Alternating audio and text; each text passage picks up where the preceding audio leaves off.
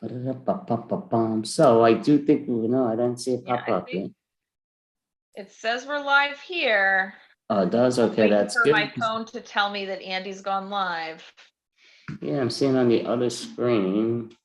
Did not say that. Usually my phone. Yep. Okay. Yep. It's telling me you went live. It's saying we're live, huh? Okay, so I just want to see this. If this is okay, so you're saying we're live right now? It said live on. We're live on Facebook. Okay, I'm gonna go to Facebook right now just to see if I see us on that. Even though we should, but I don't see it on the other thing. It usually gives me that click thing to tell me it's a heads up. So it doesn't look like we are, unless that's us right there. But oh, that might be us. Oh, that is us. That is the new video. Okay. So we are live. All righty. So hopefully it's going on to the YouTube world too. We'll find that out a little later. But we are Lina Dunn and I'm Andy Abramson. And basically this is a continuation of the extravaganza that has been going tonight, which is the National Peace Rose Day Extravaganza. And basically this is our 21st month in a row with the extravaganza, which is great. So basically, hope that the world's people are having fun, enjoying themselves. And again, grab some popcorn, grab a beer, enjoy the extravaganza. It's a lot of fun. How did you know that I had popcorn? That was what I ate for my meals today. That's what you had for your meals today. Okay, was it a flavored popcorn, buttered popcorn? Yeah, so I recently started popping my own popcorn because I'm not the brightest bulb in the bulb closet. And I bought popcorn. I thought it was microwave popcorn. It was not. It was not microwave popcorn. So yeah, that's a bummer. Even though it's still easy, I don't cook, but I know how to cook popcorn. But I mean, it's still obviously you still want the oil and all that nonsense. Yeah, but I had never done it before, but now I'm like, oh, like this is interesting, you know. So did you create it where you're gonna introduce to the world Linus popcorn and start selling it? Not that good. No. I have been surprised that I haven't like burned everything yet. I've just burned some stuff, but the fact that I haven't burned everything is pretty amazing. Oh, my cat. Your cat disagrees with you, says that you have been burning more stuff than just the popcorn. Is that? He is very distraught as of late. He is upset. He is perturbed. I had a work. I was emceeing an entire event today for work, and I had to lock him in a room because he started yelling, and he was not happy. Well, I guess if you're used to not being locked up, then you get locked up. You know, that could be a fetish thing, but I don't know if it's a fetish thing for cats. Well, I'm saying being locked up could be a fetish thing, but not for cats. That's what I'm saying. Yeah, I'm opening up the door. No, definitely not for him. He is right. Yeah, he doesn't like any restrictions being placed on him. The problem. Well, but who does? Like, really, who likes restrictions on themselves? Nobody. Anybody in existence. Yeah. Like I'm super against shoes personally. I don't know how you feel about shoes, Andy. I'm not about shoes. I don't like them. Okay. I mean, I'm a sneaker person in general, but I have to wear them for work. I don't have a choice. I recently found out that I'm not the only person in my family who calls them it, but I call all shoes foot prisons. Foot prisons? Yeah, okay. Foot prisons. They are the worst. I think we had something like sort of the same almost thing back and forth last month, but with might have been another thing, but I think it was with you with the toes, sandals, toes. That wasn't with you? I know. I mean, I like sandals. I prefer my feet to be free, you know. Okay. Leave all those feet. It's okay. It sounds like a person that gets pedicures, but we don't know. Hey, again, on Zoom, we never need to know in general. That's just the pluses with the Zoom world. I'm going to keep my feet below video. So no flying kicks from Lina tonight. So that's Though she has a big, at least from here, it looks like a real big cup. It is. Look at this. Look at the comparison. Yeah, that's a big cup. Is that a Starbucks? No, right? I don't see no Starbucks this logo. is I had an intern who left this after she left her internship at the office, and then like I took it home and washed it, and now it's mine. Okay. It's huge. It's huge. Like it's like which Oh, it looks big. I mean, it definitely. I mean, again, I'm looking at your hand, and it definitely is a big thing. Yeah, it's gigantic. But I mean that's good though, because I need a lot of caffeine to stay awake. So the more caffeine I can get, the better. See, that's sort of funny, and funny, I guess, not in the best of ways overall. But I'm hearing like a lot of people. I think coffee, as a kid, I remember coffee was popular, but not to the level it is today.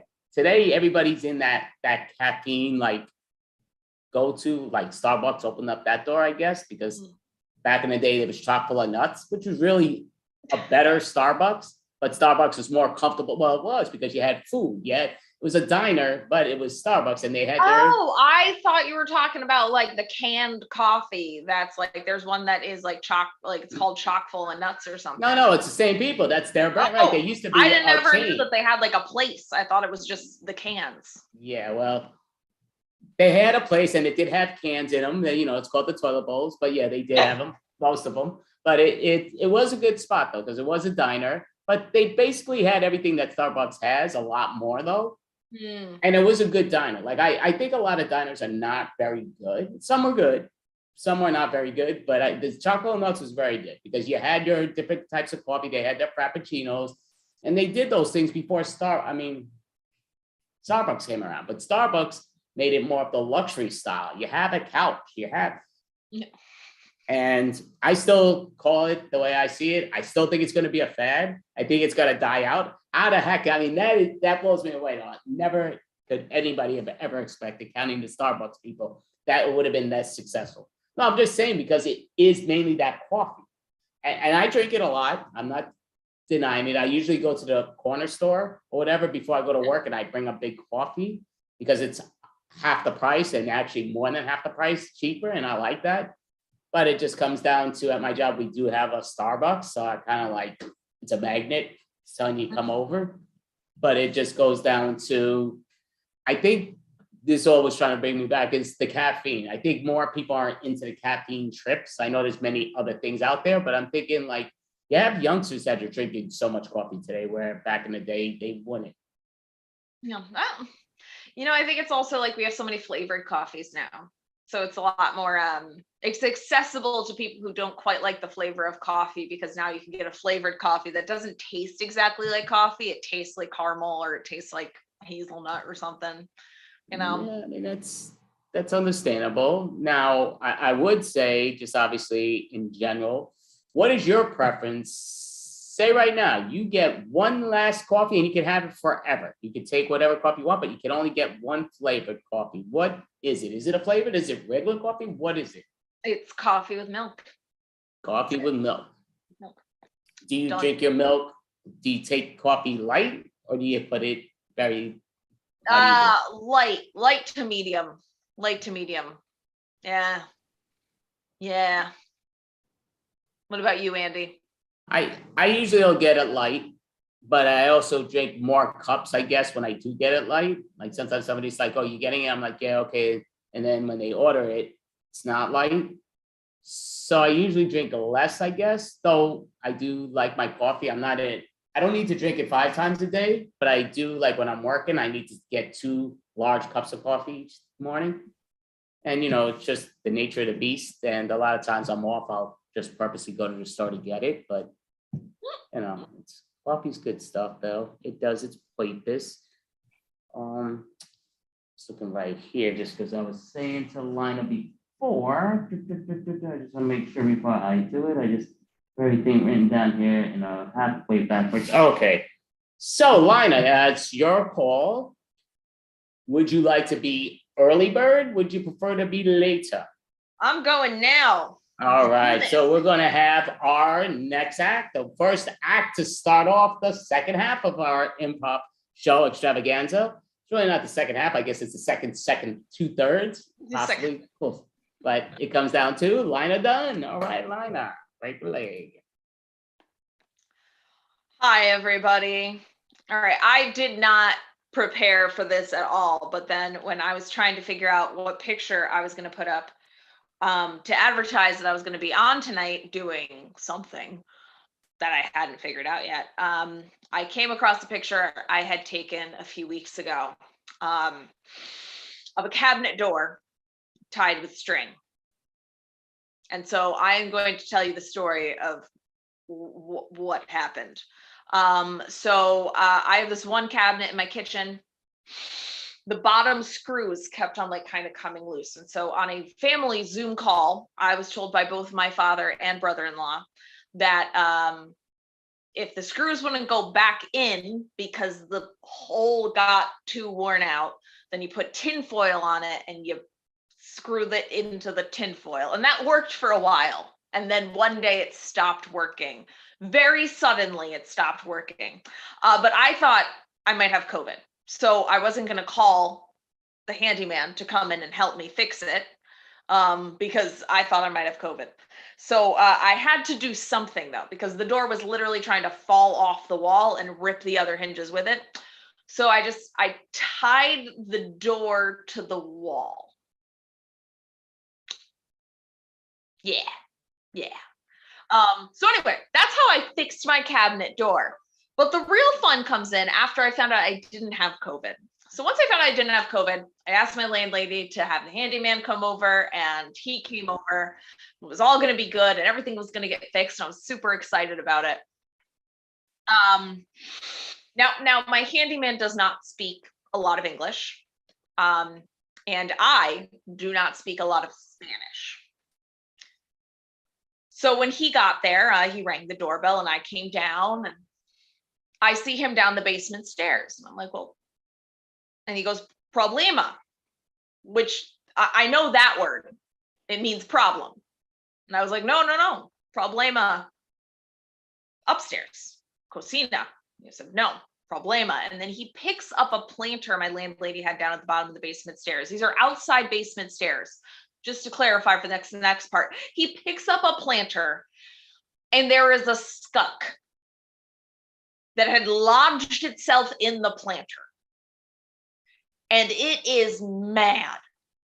It is hissing. It is attempting to bite him.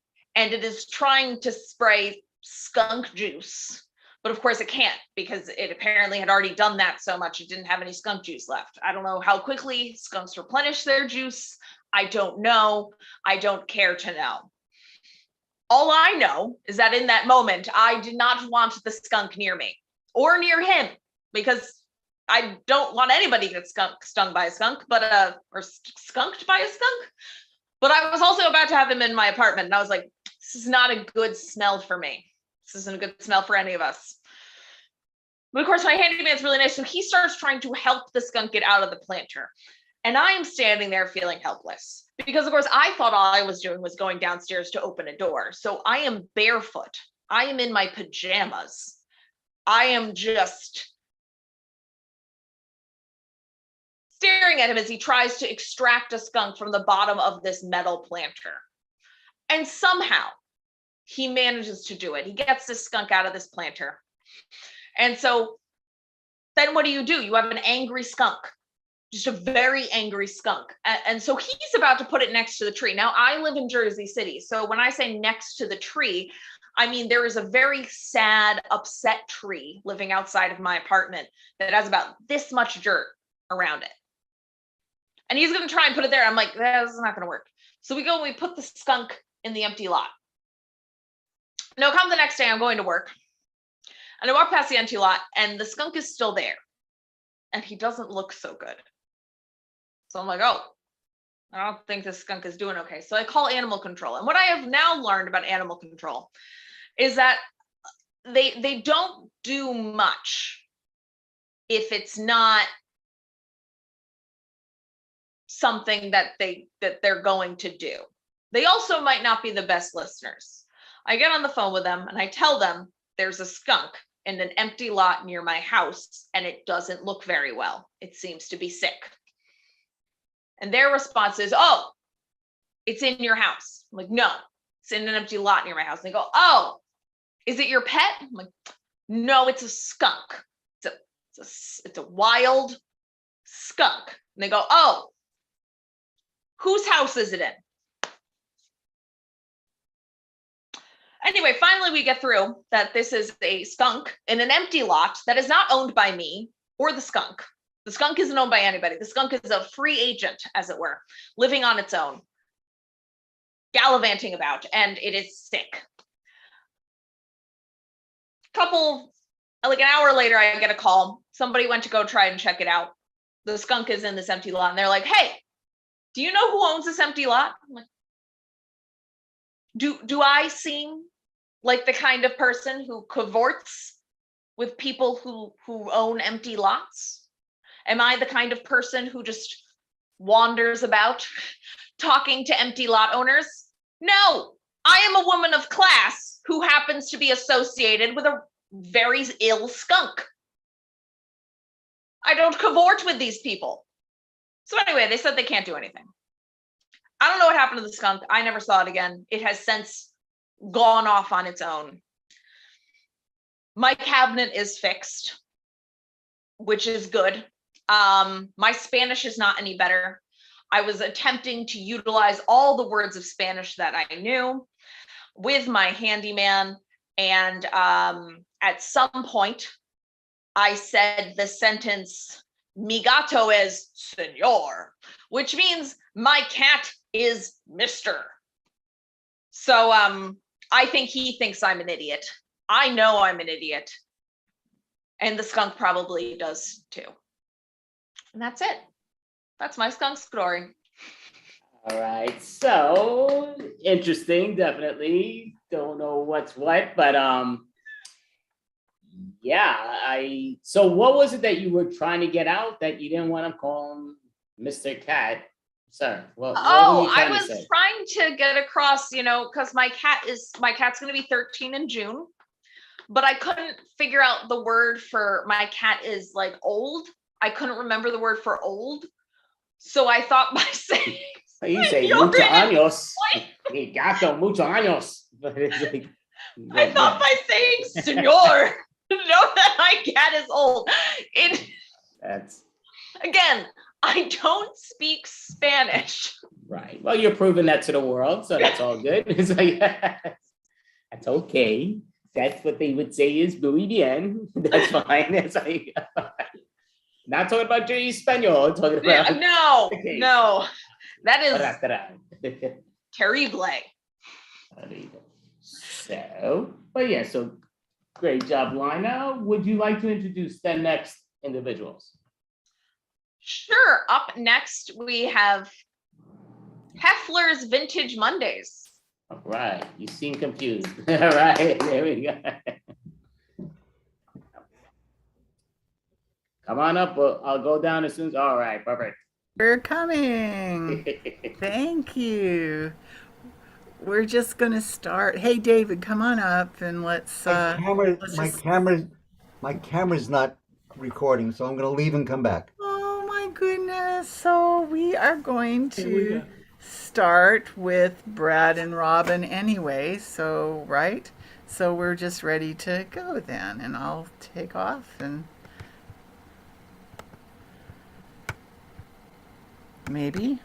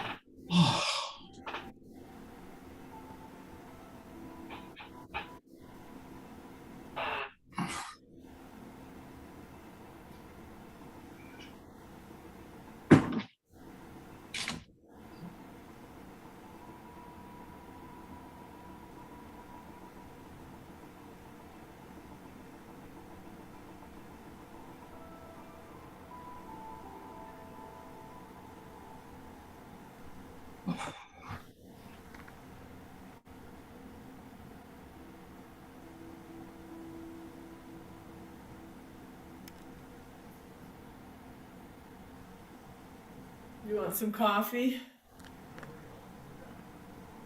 Oh, yeah, please. That'd be great.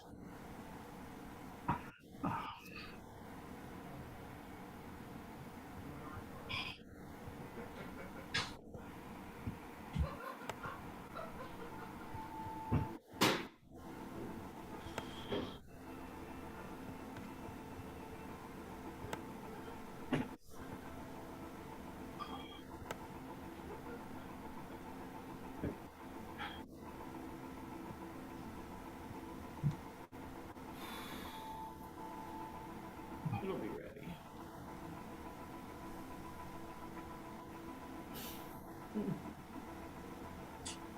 Thank you.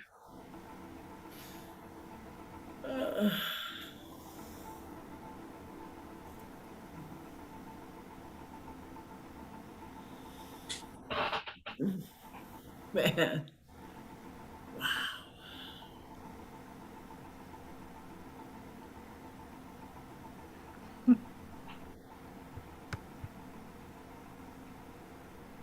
That was something.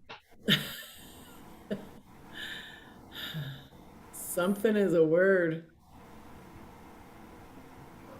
Something. All right. Oh man, we were gonna come home early. I recall you said, let's just keep going. Is that me or you? That was you. That was you. Said, let's keep going. We did. At some point, it was the proverbial point of no return. Oh God, yeah. It's like 11:15 right now. The next day. Oh my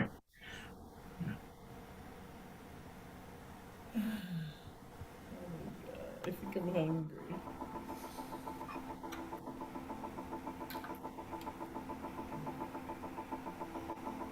Jack.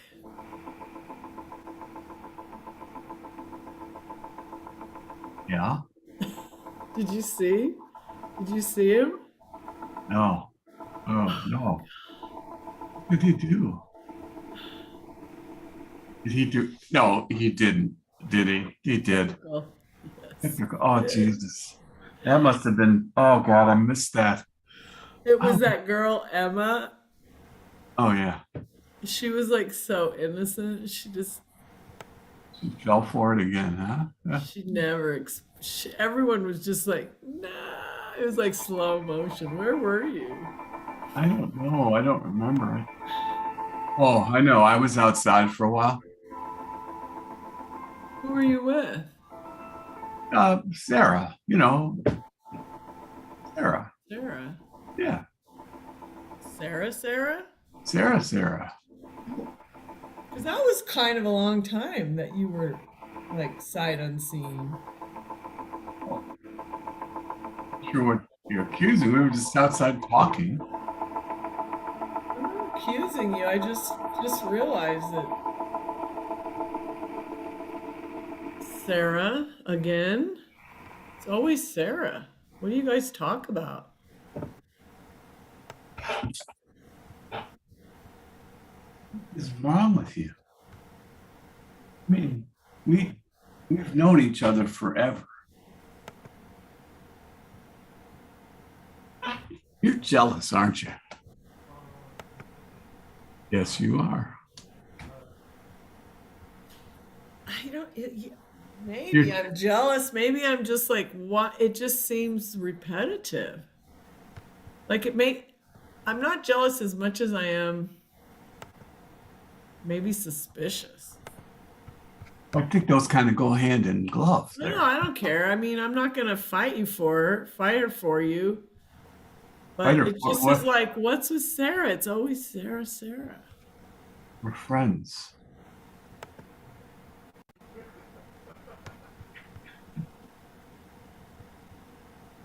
So,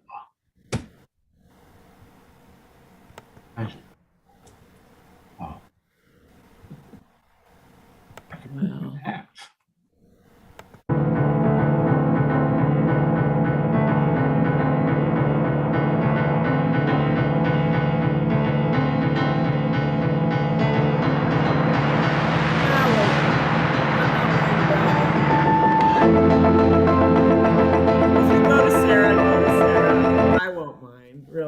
get mad. Sorry about my ringtone. It's pretty loud. I know. Then you're. Oh, that was Sarah, by the way. No. Are you bullshitting me? No, she wanted to know how we're doing. She's So calling back. she just called you right now. Yeah. She wanted to know how we were doing.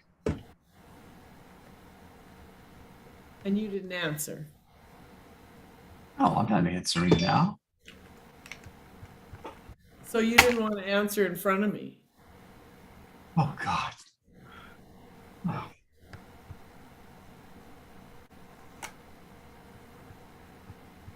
I mean, why didn't you? I don't understand why you didn't just answer it. Because we were in the middle of a conversation. If I had answered, what would you have said? Who is it? I would have said the same thing. I would have said, it's Sarah. And Like I would have that. gone and started breakfast, I guess. Maybe that's what I'll do.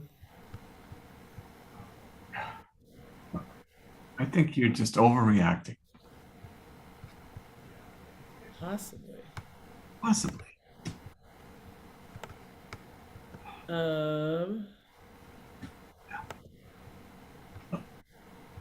I'm sorry. If I'm a little distracted just by the Yeah. situation. you have nothing to worry about. I don't know how to tell you. Really? The elevator.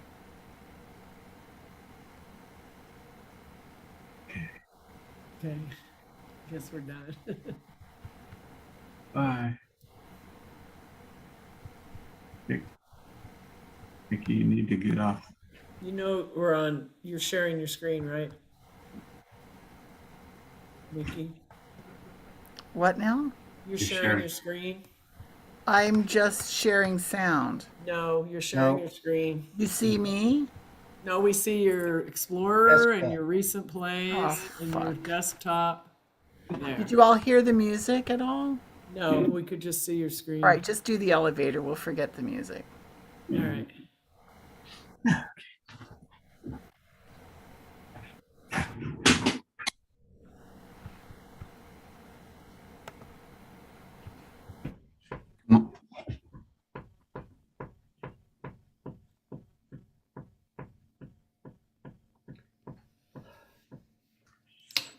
Oh, hey, thanks for holding the door, man. Sorry. Sorry. Um, Yeah. Okay. Yeah. Sorry. all right. What Um, floor? What floor? 47, please. Oh, shit. Yeah, 47. Yeah, I heard you. I hit it. Thank you. Thank you. I'm sorry. Dude, we're in a, okay. God.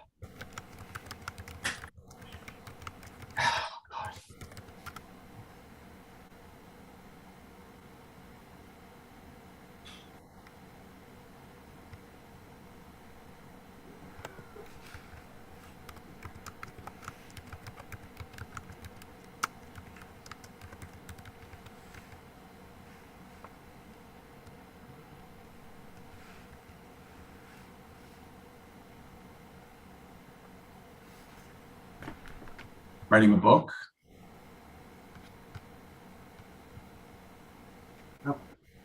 I'm journaling my observations.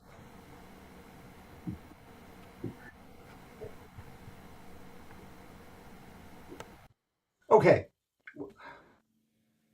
We got off to a bad start. Would you mind getting off on an earlier floor just so I can concentrate? No, I wanna go to the 47th floor. Okay, it was a big ask, but thank you for considering it, and fuck you.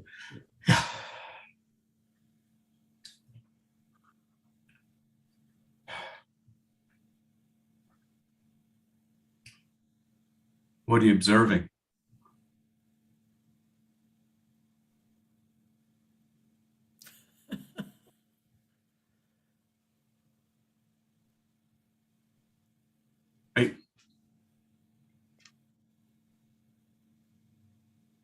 You're observing me?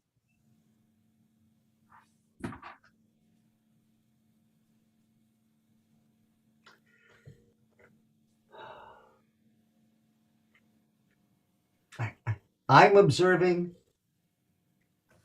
my reaction to you.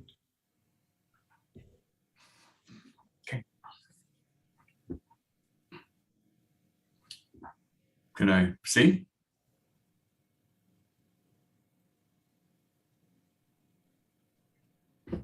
You can observe my reaction to you. Yeah.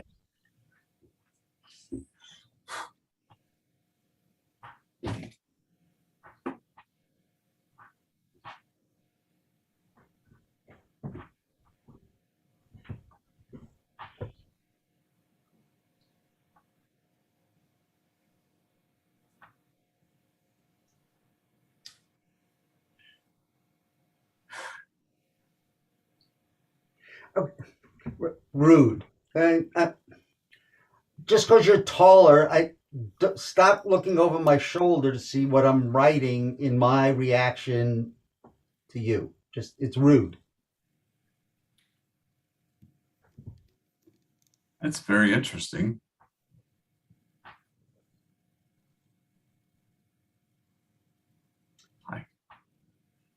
I wouldn't say that about myself, but that's okay. You observe yourself and you don't find that interesting. That's fascinating. Absolutely.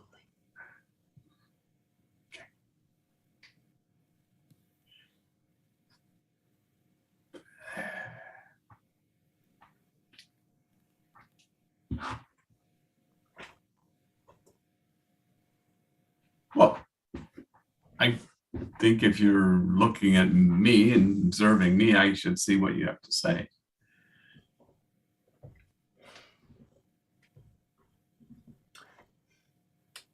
I'm not observing you. I'm observing my reaction to you. It's my reaction. You don't. Okay.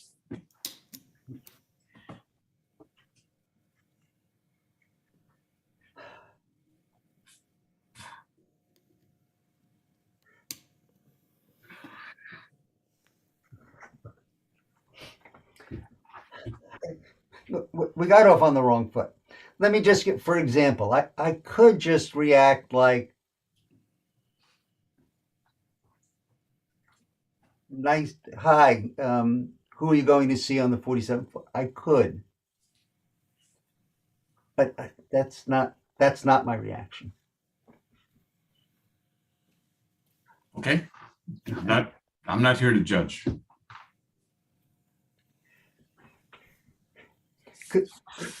Consider going back to observing yourself and not finding it interesting. I'd ask you to consider it might be informative. I'm not telling you your business. We're just going, 22 more floors together, and Oh, we have somebody new for you to observe. He's been observing me, or now he's not observing me.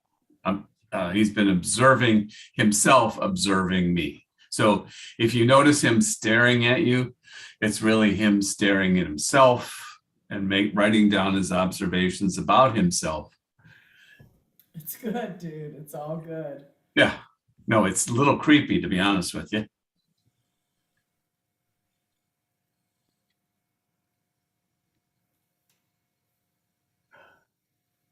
creepy. You or me? I'm sorry, miss. I didn't mean for you to come in and it's awkward, but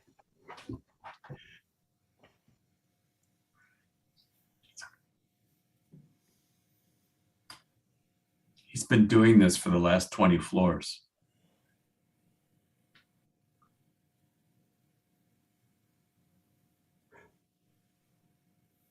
I like to use my time effectively. I'm on a personal growth and self-awareness journey. So I use my time rather than on Twitter.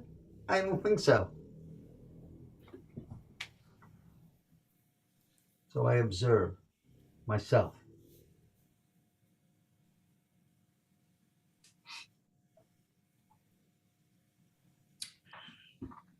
He's Here's He's- my floor. okay. Sorry. She got out in the nick of time. I've got a couple more floors to go. What did you observe about her?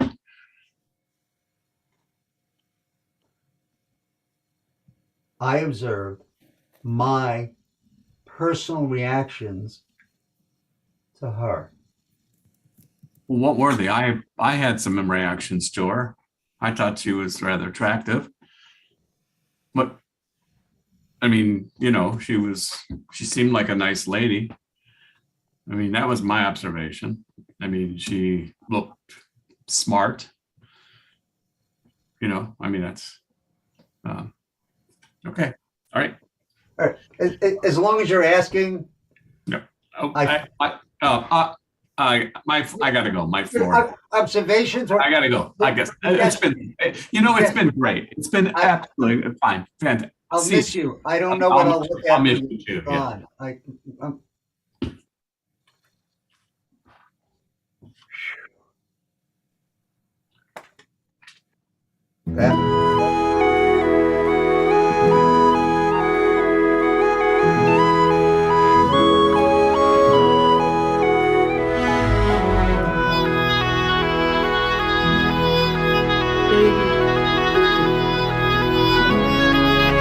I'm going to tell you a nighttime story.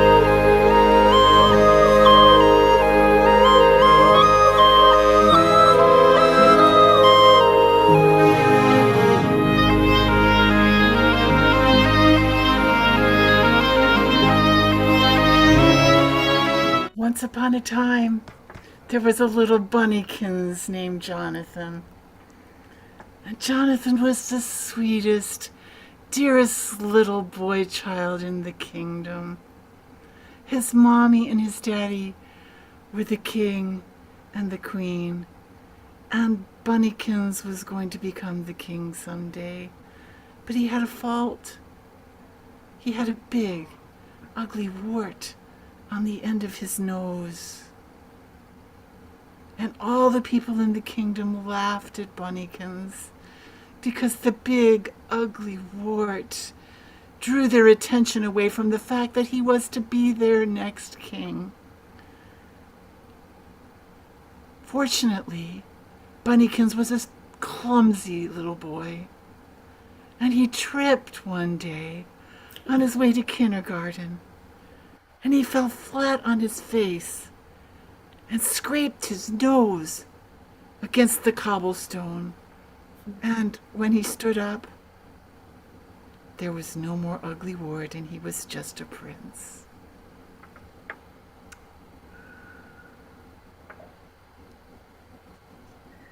Mommy, you're telling me being a klutz is okay. Thank you. Your mommy's a klutz. Your daddy's a klutz. You're in good company. Love 'em. Good night, darling. Good night, And Mom. that's our show. With a little technical difficulty with the sound, but Oh gosh, we had technical difficulties all over. Andy's phone flipped out. We had no idea what the heck was going on. It was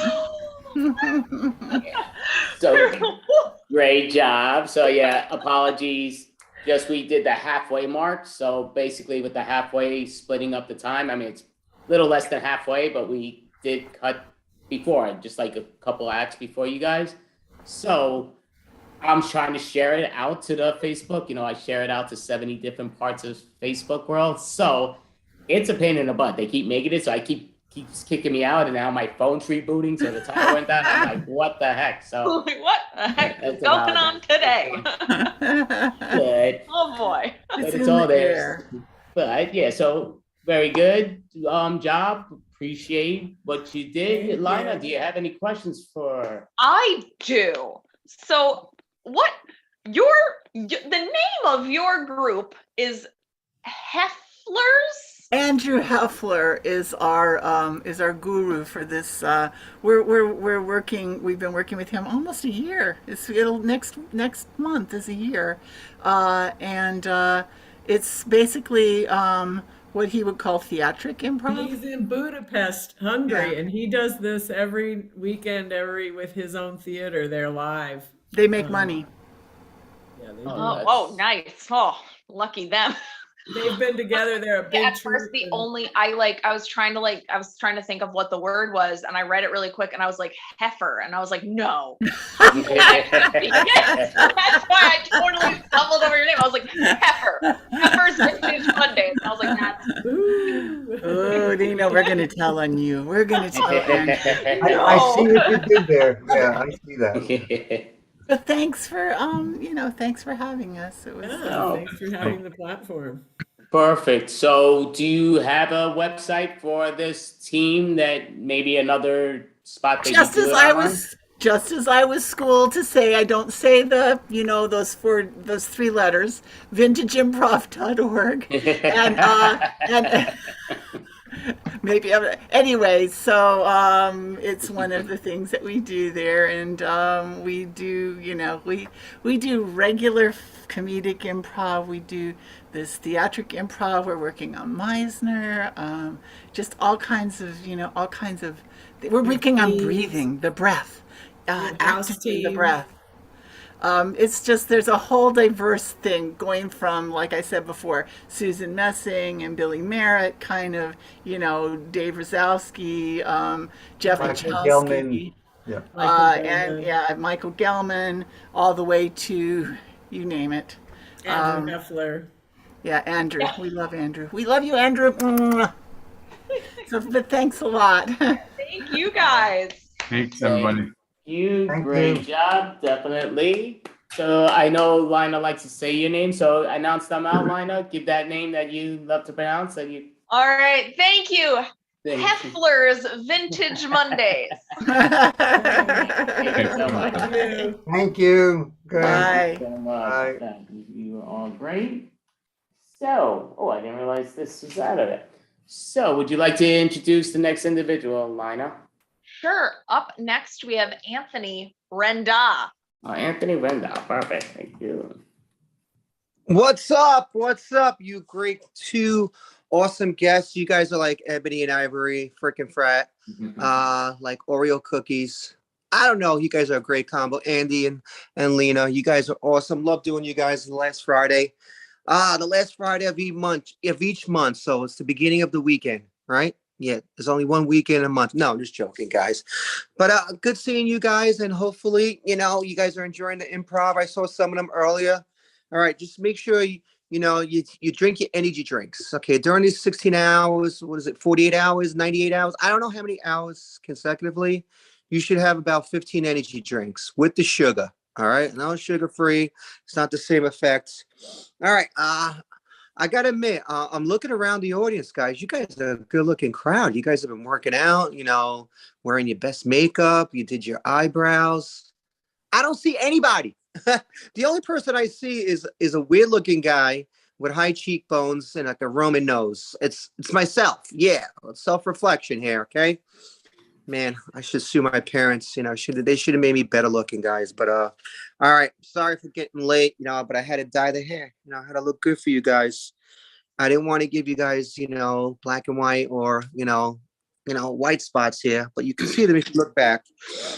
But what's going on in the news, guys? I'd like to start with some topical stuff and some current issues. Elon Musk, you guys heard? He brought Twitter for $44. No, my math's a little bit off. $44 billion, guys. It's like saying, yeah, I'm going to buy a car. I think I can spend $44 billion to Elon Musk is like you buying a car for like $3,000, like a discount car. It's not even going to cost them. I can't even buy a meal for $4.44, ever since having this cafe, which thank God I sold. Yes. Last week, guys. So no more bankruptcy. All right. I experienced it enough for 7 months. But speaking of that, you guys are following the Johnny Depp and Amber Heard trial. Actually, I just read recently, Elon Musk actually went out with Amber Heard. They were questioning whether to put Elon Musk on trial. Like, how was she as a girlfriend? Was she sane? Was she crazy, like Johnny Depp says? But if you got Instagram or Facebook, there's a whole bunch of footage and videos. It's going back and forth. It's like day 12. Did Johnny Depp hit her? And now Johnny Depp's accusing Amber Heard of being abusive. Does it take 12 days to figure this out? I think it takes like 12 minutes. Yeah. You just get Amber Heard on the testifying stand, and you're going to get Johnny Depp, 6 minutes each. I don't know what they're doing for 12 days. I would go bonkers. But they say Johnny Depp he's losing patience. He's he's sitting down with his gummy bears. He's painting, he's drawing. And in between, he's cutting people's hair. He's playing character Edward Scissorhands. So he's giving like the judge some haircuts and some witnesses haircuts in between. So he's making some extra money. And he's also taking some pirate classes because Pirates of the Caribbean Part 17 is coming out soon. Hopefully his defamation of character doesn't prevent him getting his role, Captain Sparrow. All right. Nothing's came. One of my role models and my mentors, guys, the Backstreet Boys. I've been together. I love the Backstreet Boys. I love boy bands. That would have been my second career, guys, being a boy band. Of course, I would be the lead singer because I want all the attention. Yeah, and the girls. No, everyone gets girls. But they're going back on tour after a 2-year hiatus. They've been together for like 25 years. So now they're changing the name of the band to not the Backstreet Boys. It's called the Backstreet Middle-Aged Men. Yeah. One of the guys, actually, Kevin, just reached 50. Wow. Yeah, and he's still dancing. So as a result, they've been together, like I said, over 30 years. They have to change the moves up because they're not, in their teenage years or their 20s. So now they're doing moves now with their walkers. They go on stage with their walkers and their canes. Yeah. They're training in the assisted living. They're doing water aerobics in between sets. Yeah, just to loosen their muscle. I'm just joking, guys. They're young, middle-aged, 40s. That's where I am, guys. But I have to admit, guys, we all experience this. We're getting older, right? And you hear this all the time. You get better through age, all right?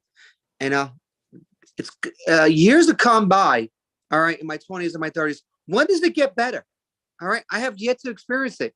Give me a specific age. Is it 32, 35, late 30s, early 40s? All right, yeah. Because now when you get older, it's things are, you have to recover longer. All right. And this is when you realize you're getting older. When you have a particular noise for like certain actions you do, like like me, I have a get out of the car noise, like, I have to lean on, the side panel, get out of bed, noise, routine I go with. Oh my God, I gotta go to work. Bones are achy. Then there's a noise or a ritual I do before having sex. All right, honey, you ready? This is gonna be the best 30. No, it's gonna be the best 25 seconds of your life. Yeah. All right, but it's amazing. Like, you move your body and your joints, they talk to each other. Like your shoulder joint is talking to your hips. Your hip joint is talking to your ankles. It's like they're having a conversation. They're going back and forth. It kind of reminds you of like Snap, Crackle, Pop, Rice Krispies. Yeah. All right. All right. I have some good ones. All right. Now, before you do something, any obstacle, like, hey, you want to garden or you want to fix a patio, you have to ask permission to your body and your certain joints. Like, hey, back, we're going to do a lot of work in the backyard, with some turf and some planting. Can I have your permission to do it? So you got to get approval from your body parts, your back, your shoulders. All right, guys. Okay. Yeah, it's not, but it does get better through age. Okay. I'm still waiting for that. All right.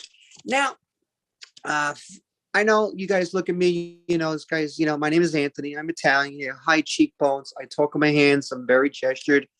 I talk like a Guido, in partial sentences. All right. And I'm tired of it. And I'm tired of being Italian, you know, talking like this. All right. So I'm saying to myself, if people can change, you know, their gender, all right, in their 20s or 30s or in their 60s, look at Bruce Jenner. I could change my name and my culture, my ethnicity. So I don't want to be Anthony. I want to be something rare and original, like an original name, like a Gluteus Maximus. Yeah. Wasn't that Russell Crowe's character in Gladiator? Something like that? Yeah. So let's go back in time, like my 5th grade teacher is calling roll call or attendance. All right. Sarah, here. Jonathan, here. What the hell kind of name is this? Gluteus Maximus? And I'll be like, yeah, here. Now, who's looking cool here? And who's looking like an ass? Yeah, you guys. No, I would never do that, guys. Gluteus Maximus, that's just a fancy name for your ass. I would change my name to something like Ernesto or Horatio, like from like El Salvador or Guatemala. Yeah, those countries are very poor. No, maybe not El Salvador, Guatemala, maybe from Portugal or Spain. So I'll be Horatio, the Latin lover. Yeah. All right. No more Anthony, the Guido. Talk to it. Does it have a good ring to it? All right. Okay. All right. Now, for those who know me, I was a former high school teacher. Now I'm a personal trainer. And I love my job. I enjoy it. I change people's lives. I motivate them, inspire them. But they say like a trainer has to be so energetic and positive and motivational. That's not me. I'm the total opposite. I'm tired. I'm frustrated, aggravated, and I'm mostly depressed. No, not depressed. So I got to put on that phony mask. Like sometimes when I'm walking the gym floor and I see some of my clients and they're doing their own workouts and I was like, hey, Betty, how you doing? She goes, I'm doing great. You know, that nutrition plan what you recommended me and those fat burners, look at me. I think I lost like 7 pounds. I'm looking good. I feel good. I was like, Betty, you look wonderful. And as I'm walking by her, I feel like saying, Betty, I think you ate the piano and the piano man too. All right. Then I'll see another of my clients, you know, walking the floor. I was like, hey, Stefan. He goes, yeah, Anthony, I've been doing the TRX and the kettlebells. I said, look at my muscles. I think my chest muscles, my arm muscles are getting bigger. I was like, yeah, Stefan, I think you look bigger. You look more depth. As I'm walking by, I was like, I seen bigger muscles on a 2nd grader. Yeah. Sometimes it's good to filter. All right. And don't say everything that's on your mind. All right, guys, enjoy the rest of the show. All right. I should have stopped dyeing my hair. Just came to the show. Yeah. Great job. Thank you, Anthony. Lina, do you have any questions? Your boy band, what would have been the name of it? Good question. Man, I would have probably called us, actually, boys, the Bensonhurst Bombers, because I'm from Bensonhurst. That would be a good name. Yeah. See, if you had a boy band name, I would have thought it would have been called the Has-Beens, because you know the boy wonders, they only last until they're young. Like New Kids on the Block still trying, New Edition still trying, but come on, they're Has-Beens. Even though I still like them, though, but you know it's the reality. Just a joke, but it comes down to. So, yeah, we heard. Hopefully, good news. You made it sound like good news that you did sell your business. Yes, finally sold the cafe as of April 15th. The lease went back and forth with the owners and the landlord. They were changing the terms. They wanted a new AC unit and a heating unit, which I had to pay for. So I did take a loss, not that big of a loss because I went through the calculations, but no more stress, no more worries. I'm trying to work with a clear mind. That's it. Stress-free. That's good. So if you could have rewound and do it all over, would you invest it in Twitter instead? Would you have bought out Twitter? I listen, anything that Elon Musk invests, I would invest, because anything that guy touches turns to gold. I would definitely invest, without a doubt. Yeah, well, $44 billion. Yeah, you know, I mean, it takes money to make money. That's a big amount.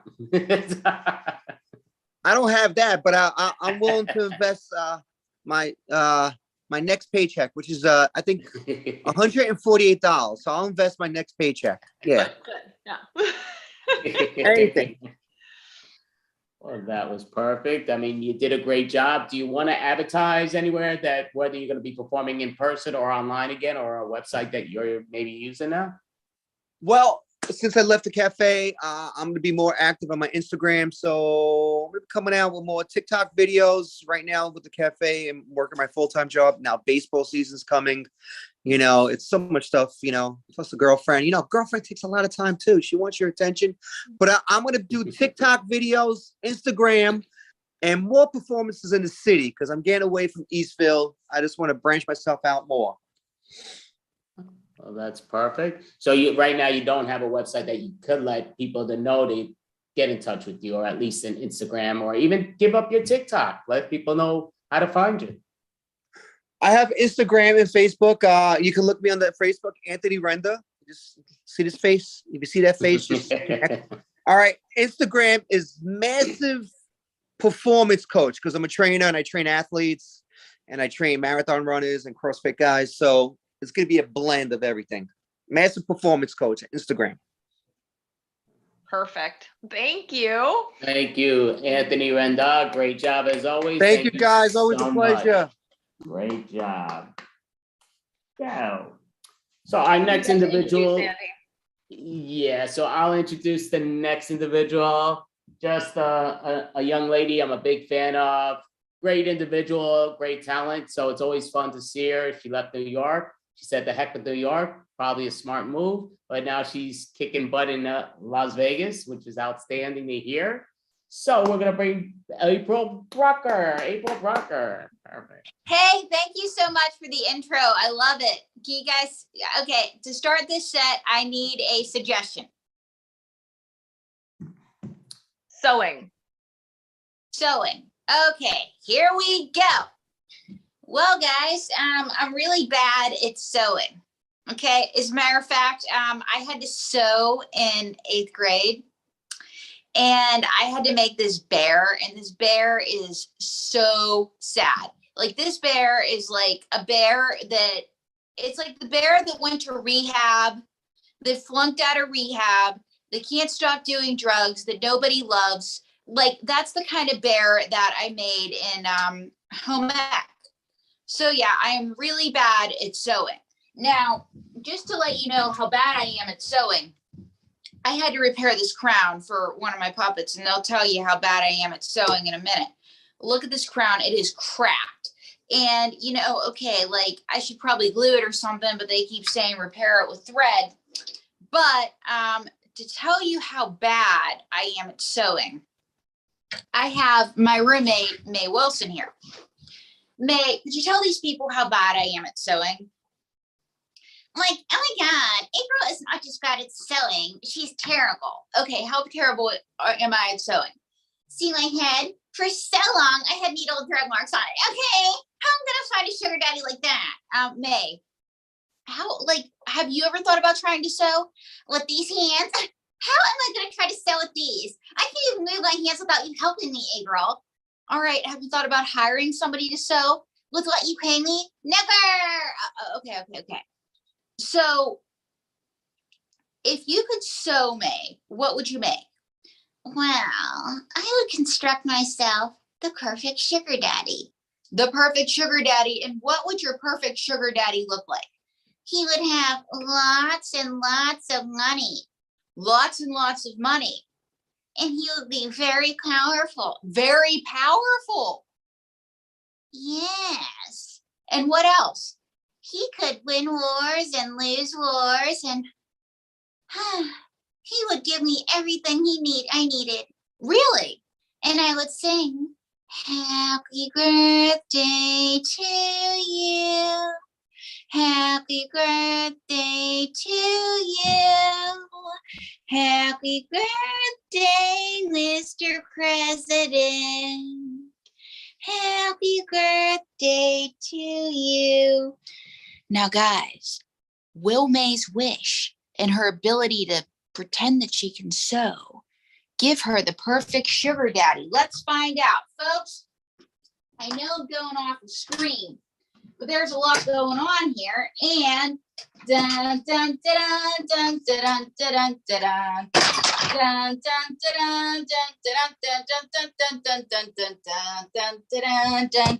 dun dun dun. Oh my gosh! You did get the perfect sugar daddy. Well, hello, young lady. I'm like, oh my God, you're the President of the United States. And you're a very lucky young lady. Oh, so Mr. President, May has a wish. Mr. President, will you be my sugar daddy? Well, young lady, here's the deal. When I was a boy in Scranton, my father said, Joey, a spoonful of sugar makes the medicine go down, and a spoonful of sugar will end that marriage. But I don't want to get married. I just want to be your mistress and take all your money. The fact of the matter is President of the United States, I'm a public servant, so not rich. What? You're not rich? This conversation's so vulgar. Yeah, my wife Jill would appreciate that, but is that Pantene Pro V? This is so vulgar. She's so shallow. What were we talking about? We were talking about sewing, Mr. President. Can you sew? When I was a boy in Scranton, my music teacher used to sing. Doe, a deer, a female deer, Ray, a drop of golden sun. Me, a name I call myself. Far, a long, long way to run. So, a needle pulling thread. Law, a note to follow. So, tea, a drink with jam and bread. That will bring us back to dough, dough, dough. Uh-huh. Who are you again? I'm April. Remember May wish for you? Oh, April. So, Mr. President, do you think home ec should be taught in schools? Here's the deal. Number one, you should always take your homework home. Number two, you should learn how to sew. And number four, God bless America and God protect our troops. Is that Pantene Pro V? Mr. President, everybody. Wow, that was extraordinary. So, wow, I say so an awful lot when I talk. Here's the thing. That was a lot of questions. Now, I just have to ask another one of my puppets what she thinks of sewing. And this is Kimmy Simon, who has some feelings about President Biden time. You didn't tell me that I was sewing on camera, April. Kimmy, this is the show that I do. So, Kimmy, what do you think of sewing? Well, homework in schools is a government conspiracy. A government conspiracy. Please explain, Kimmy. Well, you see, when you drive through the desert in Las Vegas, the cactuses have no needles. But then, when you drive through the Arizona, the cactuses have needles. The government is controlling the faces of the moon. The government is controlling the faces of the moon. But what does this have to do with sewing? Well, that's why they teach home ec in schools. Why is that? Because if the government can control what you sew, it's the beginning of the government controlling your mind. So how do you think Mae Wilson secreted Joe Biden time? Because the government's controlling this camera. The government's controlling the Sim Girl show. But I don't know if the government was controlling The Last Comedian. Oh, but they were. You see, I went to elementary school in Bensonhurst. And I knew he looked familiar. Okay. So the government is sending him to square me. But what does this have to do with sewing? If the government can teach you how to sew, they can teach you what to make, and they can tell you what to do. And so if you could say one thing to President Joe Biden time, what would it be? I would say President Biden time. The war in the Ukraine is fake. It's staged. I can see it. What makes you think so? I read Craigslist. What makes you think that they're advertising for actors on Craigslist? They're always advertising for actors on Craigslist. And what makes you? But wait, that is so fallacious, Kimmy. Well, that's another thing. Words like fallacious. The government is controlling the faces of the moon. The government's controlling the faces of the moon. The government's controlling the faces of the moon. Oh, okay, Kimmy. Anything else you want to say? Yes, here's my card. Wait, do you have a card? You sleep on a park bench. Well, how else would I know the truth? Kimmy, Simon, everybody. Wow. That was extraordinary. The government is controlling the phase of the moon. We have the president. We have May. If I could make anything perfectly, if I could sew anything, it might be my vajay. Okay, because I would like the perfect vajay. And folks, with the perfect vajay, here is Shirley. Well, hello. So, Shirley, what do you want to say? April, you're a lousy ventriloquist. I don't think I'm a lousy ventriloquist. Your lips were moving this entire time. I don't think my lips were moving. I didn't say what you said. Oh. So I was telling them that Shirley, if I could make anything, it would be Vijay. It would be you. But you didn't sew me. That's why I'm perfect, and that's why I always come on time. Oh.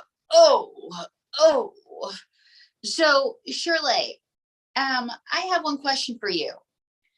What makes you come on time?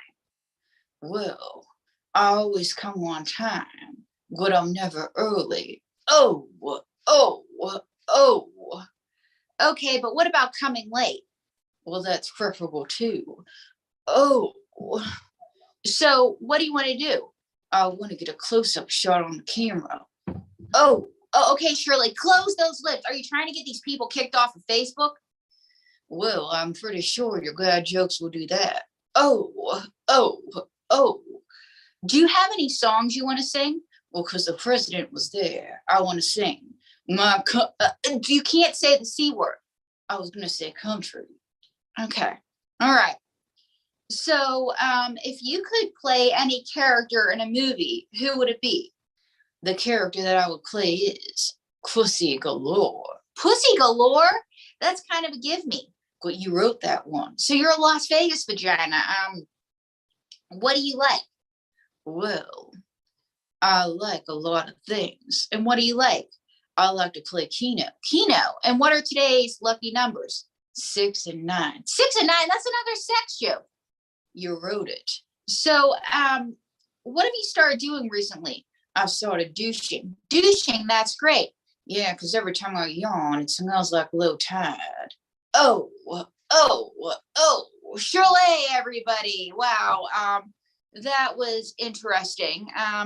My vagina is doing stand-up comedy, but this has been interesting.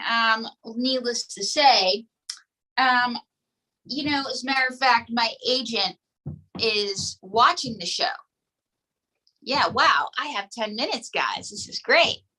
My agent is watching the show. As a matter of fact, my agent, Ron Dickles, has so much to say about this show. So, Ron, what do you have to say? Hello, darlings. This has been an interesting show so far. April, where the hell did you get this set? Kmart? Pretty close.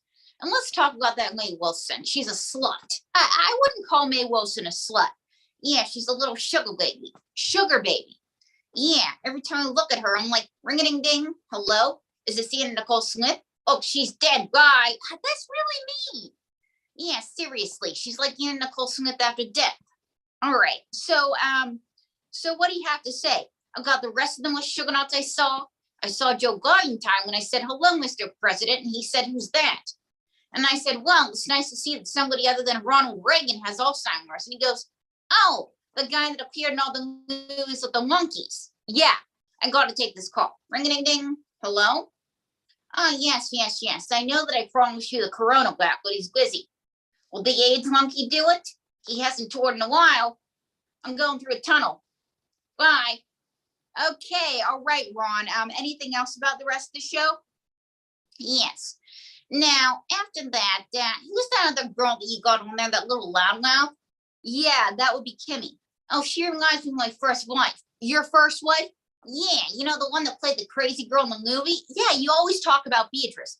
Yeah, except like Kimmy, Beatrice wasn't acting. Anything else they have in common?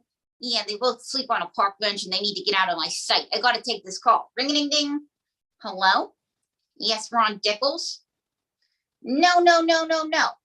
I know I promised you the Corona batch, but he's kind of out of demand right now. He's going through a bad divorce and he hit his girlfriend. But I could get you two with a clown. Two with a clown it is. Sorry about that. So, but what did you think of the vagina? The vagina reminds me of my second wife. Your second wife? Yeah. She opened her lips so much that everybody got in. Okay.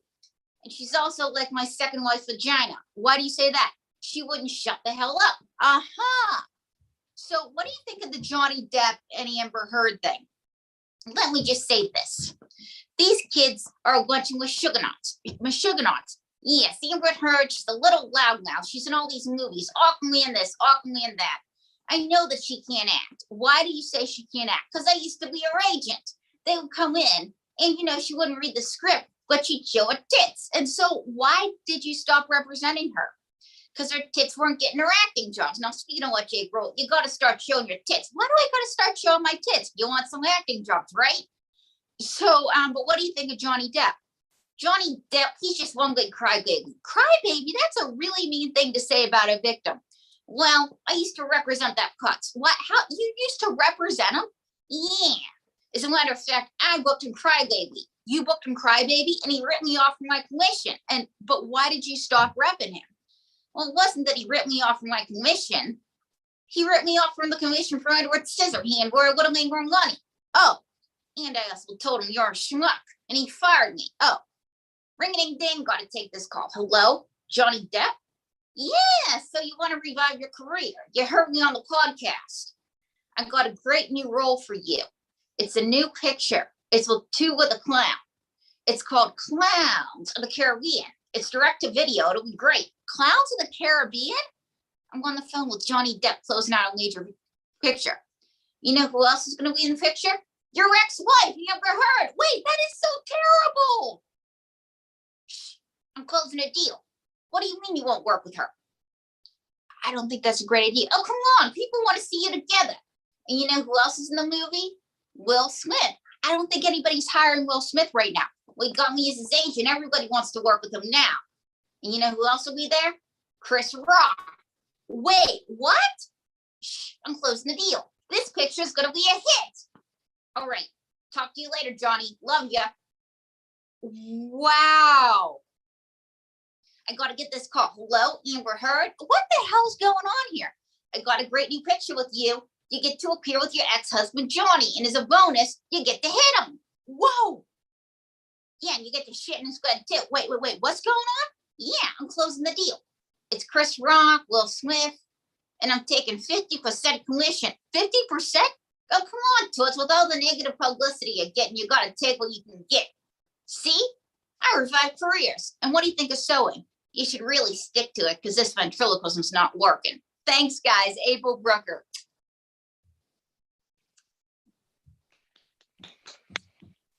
Great job. Hello. Yeah, I can't count. That's very clear today. I can't count. It's all right. I can't count ever. So yeah. I was like 10. That's right. And I was like, oh boy. So April, out of curiosity, is anything big happening? Because I know things were going very well in Vegas. Are they picking up or still Yes. being... I just covered a Grammy event at the beginning of the month. So I'm doing more red carpet stuff, and I'm filming a TV show right now called April in Vegas. Watch for it on YouTube and Amazon Prime, hopefully. Oh, awesome. Exciting. Sounds great. You have Lina? Am I headlining? Yep. No. I'm doing. Okay, perfect. You are. That's awesome. Oh yeah, she's headlining. Yeah. At least that's what they tell me I'm doing. They put me up last in the night. They're like, April, you're headlining, and everybody starts to walk out. Hi, I'm the main event. So are you still doing live shows out there? I'm going to start to do more, but right now I'm concentrating on, I'm filming a television show, which is really intense. And it looks like I just booked another television pilot. So. That's awesome. Now, is the TV show an online partial thing, or is it all in person? It's online. As a matter of fact, we're dropping the first episode in 2 weeks. So.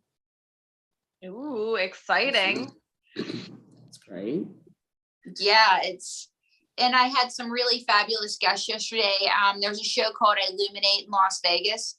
If you come out, see it. She was called the best new act on America's Got Talent. She's an incredible young woman. Morel Clotby also had another guest on yesterday, Elisa Lane, great, dancer, Alon New, celebrity mentalist, the man who knows, and celebrity mentalist. And of course, Gabriella Versace, who just amazing. She's a legend. So check out the show in a few weeks. Awesome. Perfect. Exciting. So, thank you so much, April. You're great as always, and definitely very happy to hear that things are going major positive, which is outstanding.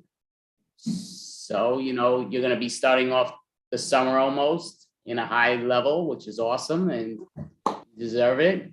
Thank you. So, thank you so much. Most definitely. April Brucker. Perfect. Great job. Thank you. So much. Thank you. Fine. Thank you. Yeah. And Lina, would you like to introduce the next individuals? Nope, that's all you, Andy. All righty then. So I'm looking at the wrong thing here. So we are going to introduce right now Yale Semi. Yale.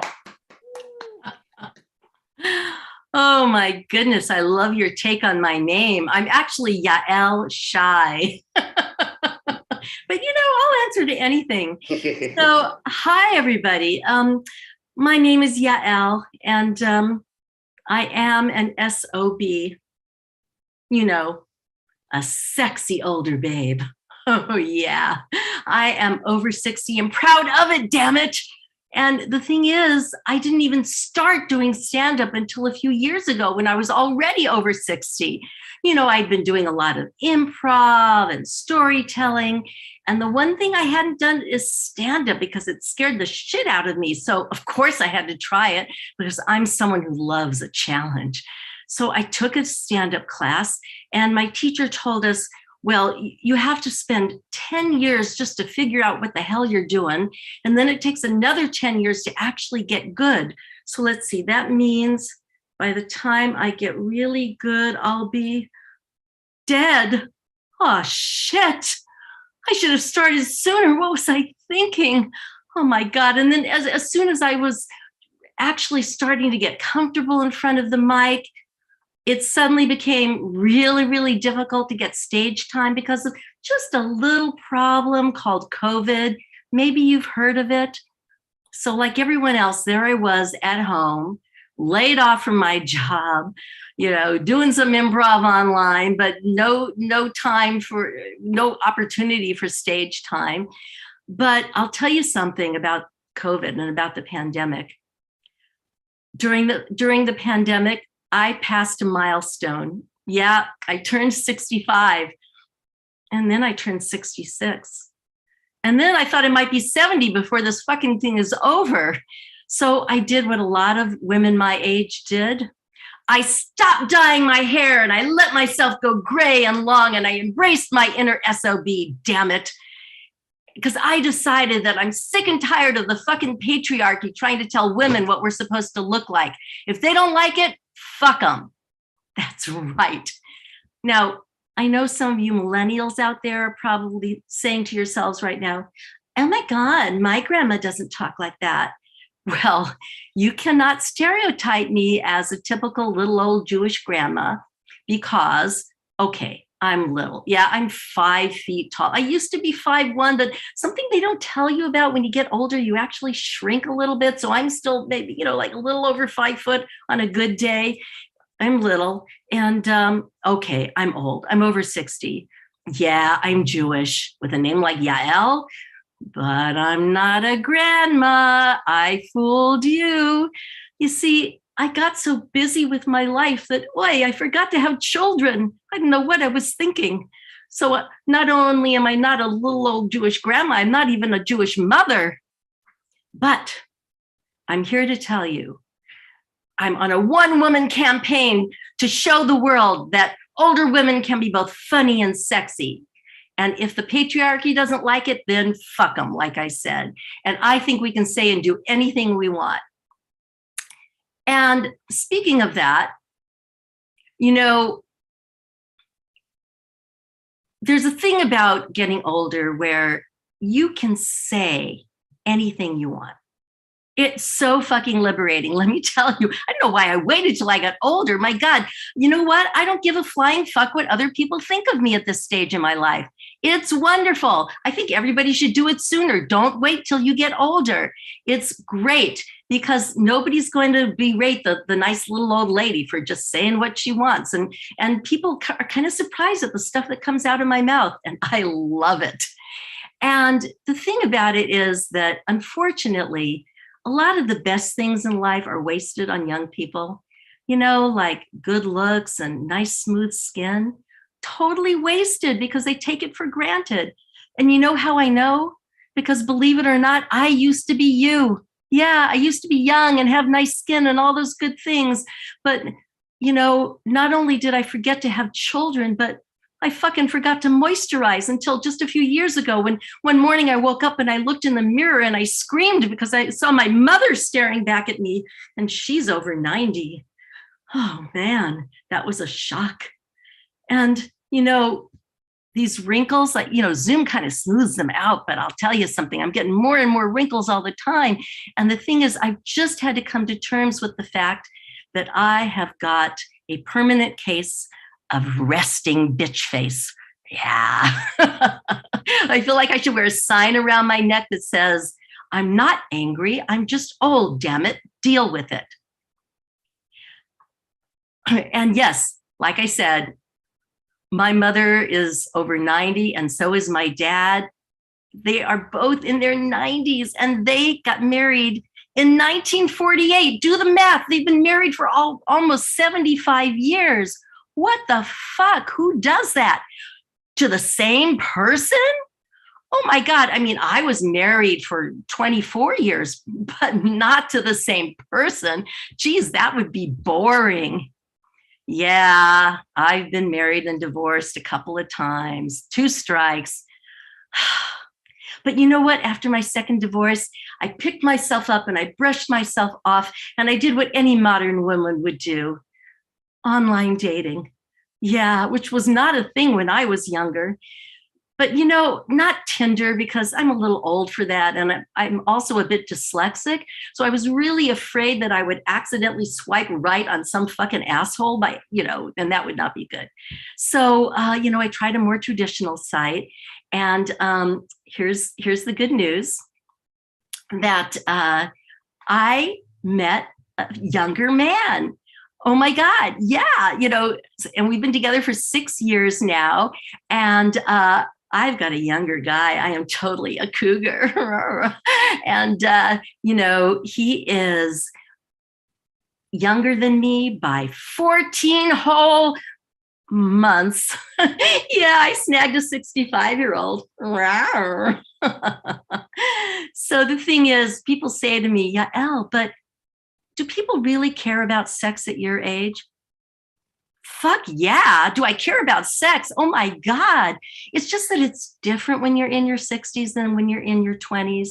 You know, when you're in your 20s, you can have sex anytime and you can go on forever and you can just be carefree and it doesn't take any planning. You can just be spontaneous.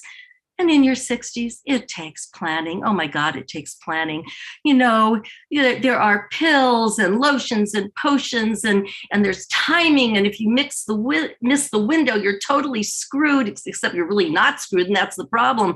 And so, you know, it just takes planning. And, you know, I have to go to Costco and I have to buy the big gallon jug of lube because at my age, it takes a lot of that shit.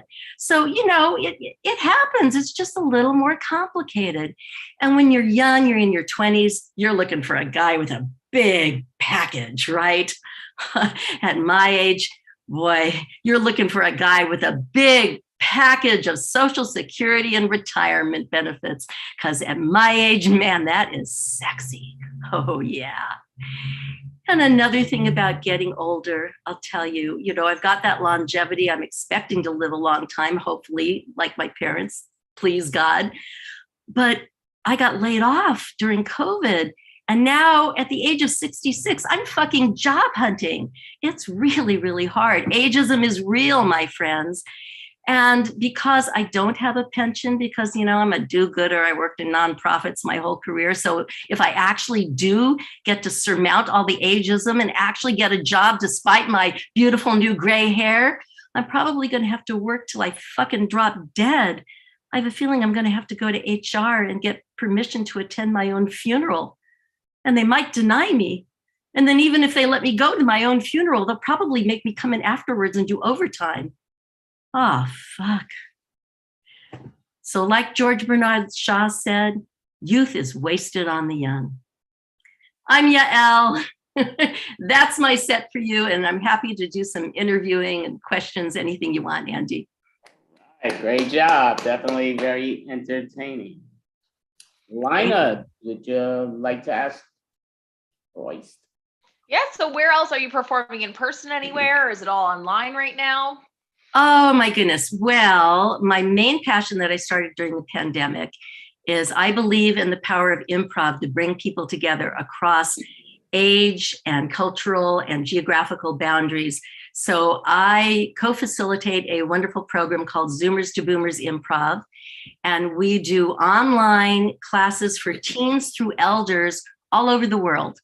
And we're actually starting a new class this Tuesday, May 3rd, Pacific time, but we have some people participating in other time zones.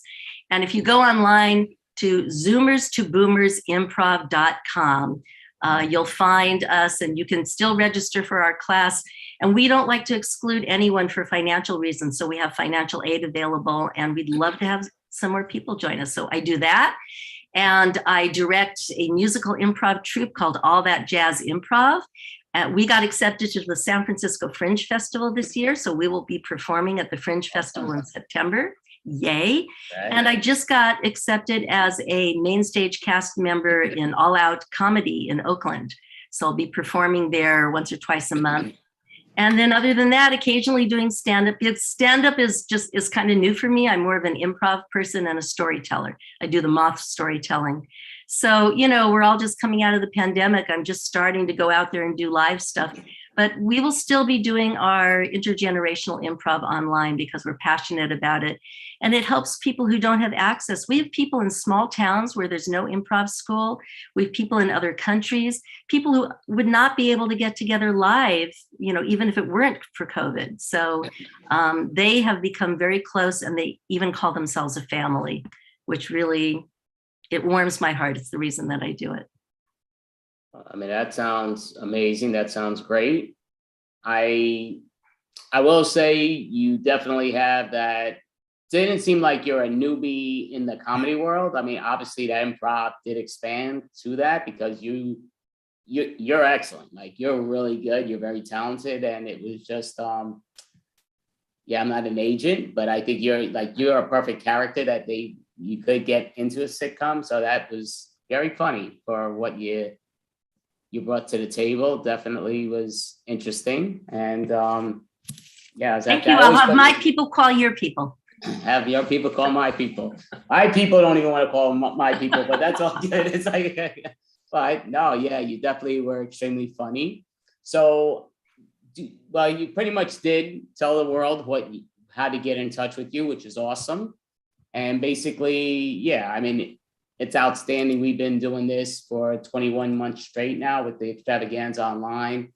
So sort of like you're saying, I'll keep going. I'll pass it to Lina to keep it going because she's going to outlive me by many, many, many, many, many years. I mean, again, I'm many, many years in advance of her. So, it's kind of like that. Regis Lee and what was the first one? Oh, not the first one, the second one. The young one. That she's not so young anymore, but Kelly Ripa, right? Yeah, Kelly Ripa. Yeah. So that's kind of like how it is, which is always great. I mean, Lina performed on my improv team. She's the first member in person when we used to perform out in New York City. So, I mean, she's a great individual, great also with a character and her comedy stuff, skits. So now I'm getting for what I was getting to someplace, but that's like, again, I'm not a stand-up comedian. But I love improv with a passion. I love it. So I want to keep it going online. So That's awesome. And it's amazing where you do get people sometimes just almost like, it's almost entertaining when people have difficulty with the camera and they're working it. Then later on, they're like, yeah, remember, I couldn't even work the camera. It's just funny though, and it's hysterical. I think it did open up a door. You said 2.5 years ago, yeah, you're going to start doing Zoom stuff. I'm like, not happening, not a chance. So, right. Something good ended up coming out of this, even in a bad situation, just because I'll never lose out on it. I want to do person, but do both. It's unbelievable. Just again, whether you're my next door neighbor or if you're 5,000 miles away, we could be on the same stage. It's unbelievable. And yeah, it is really wonderful. Can I just add one thing? Most definitely. That I'm really passionate about. The world of stand-up comedy is predominantly young males.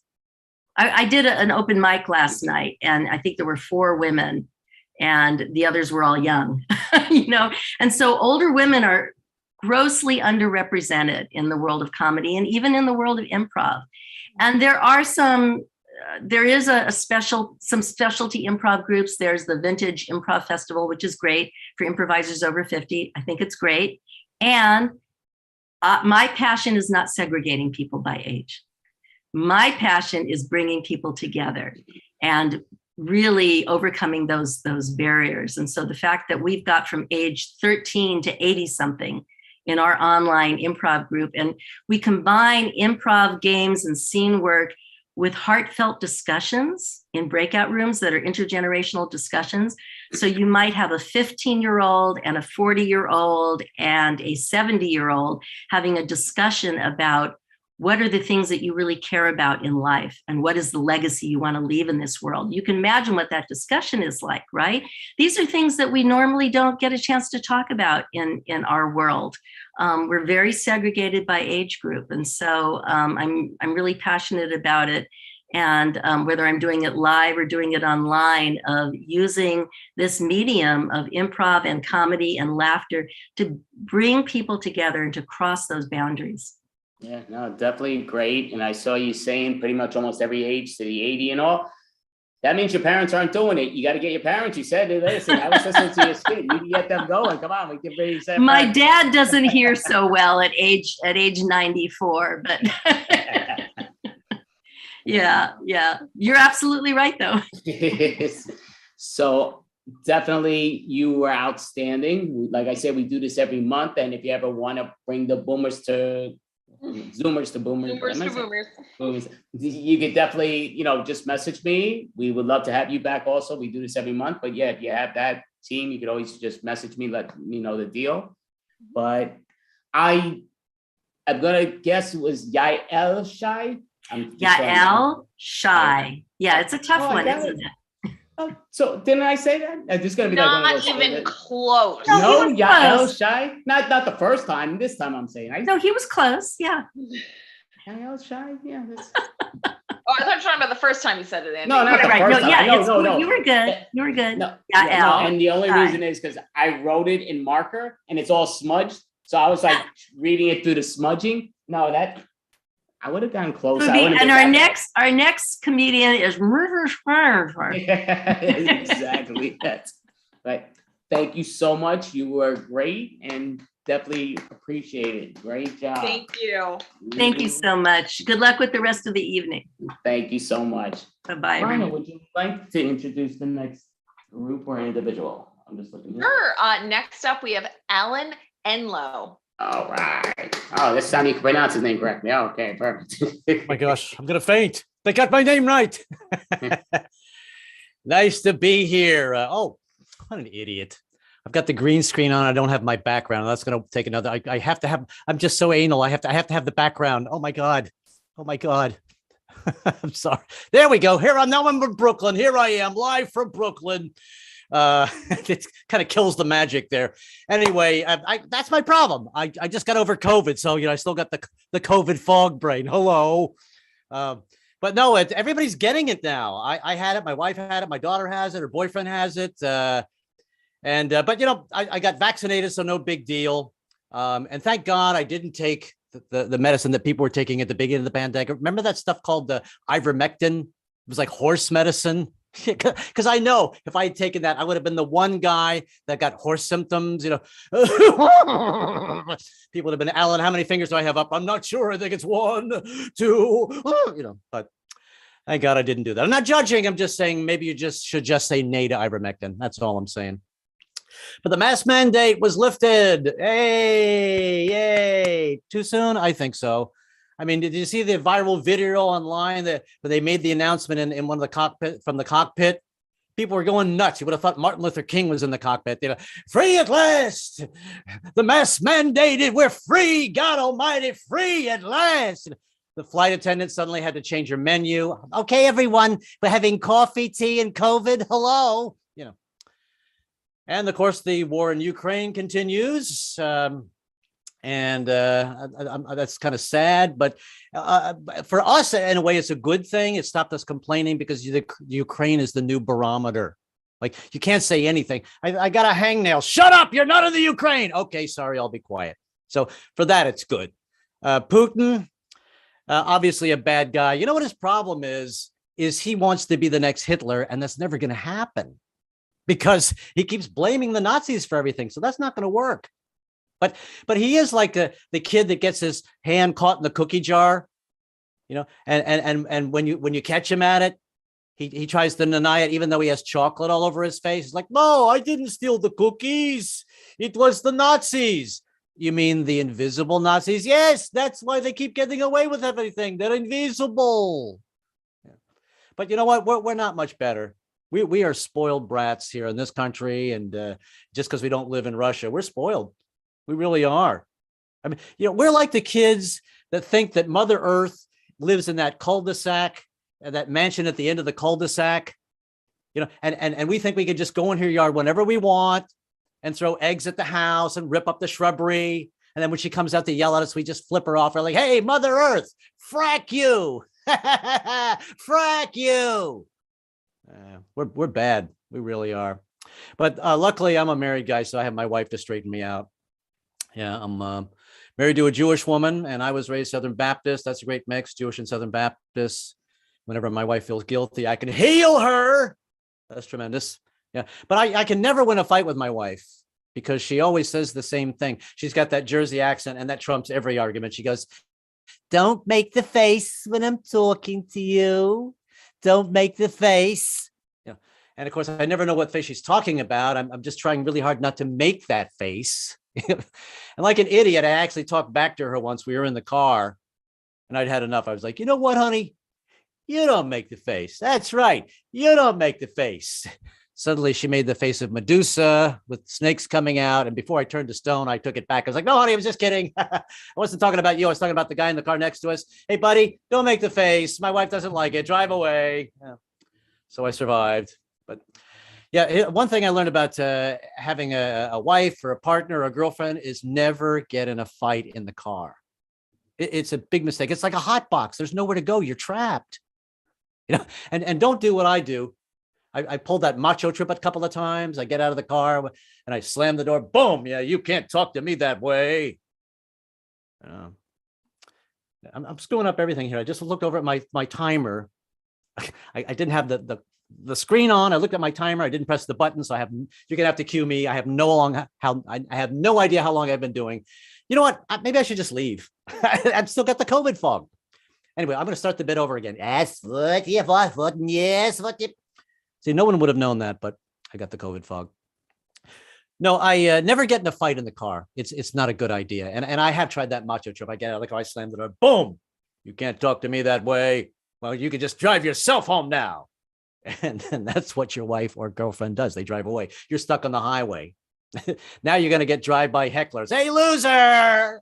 Hey, your shoelace is untied. Haha, made you look. It's not fun driving home with the cops. Yeah, because they're going to bust your balls.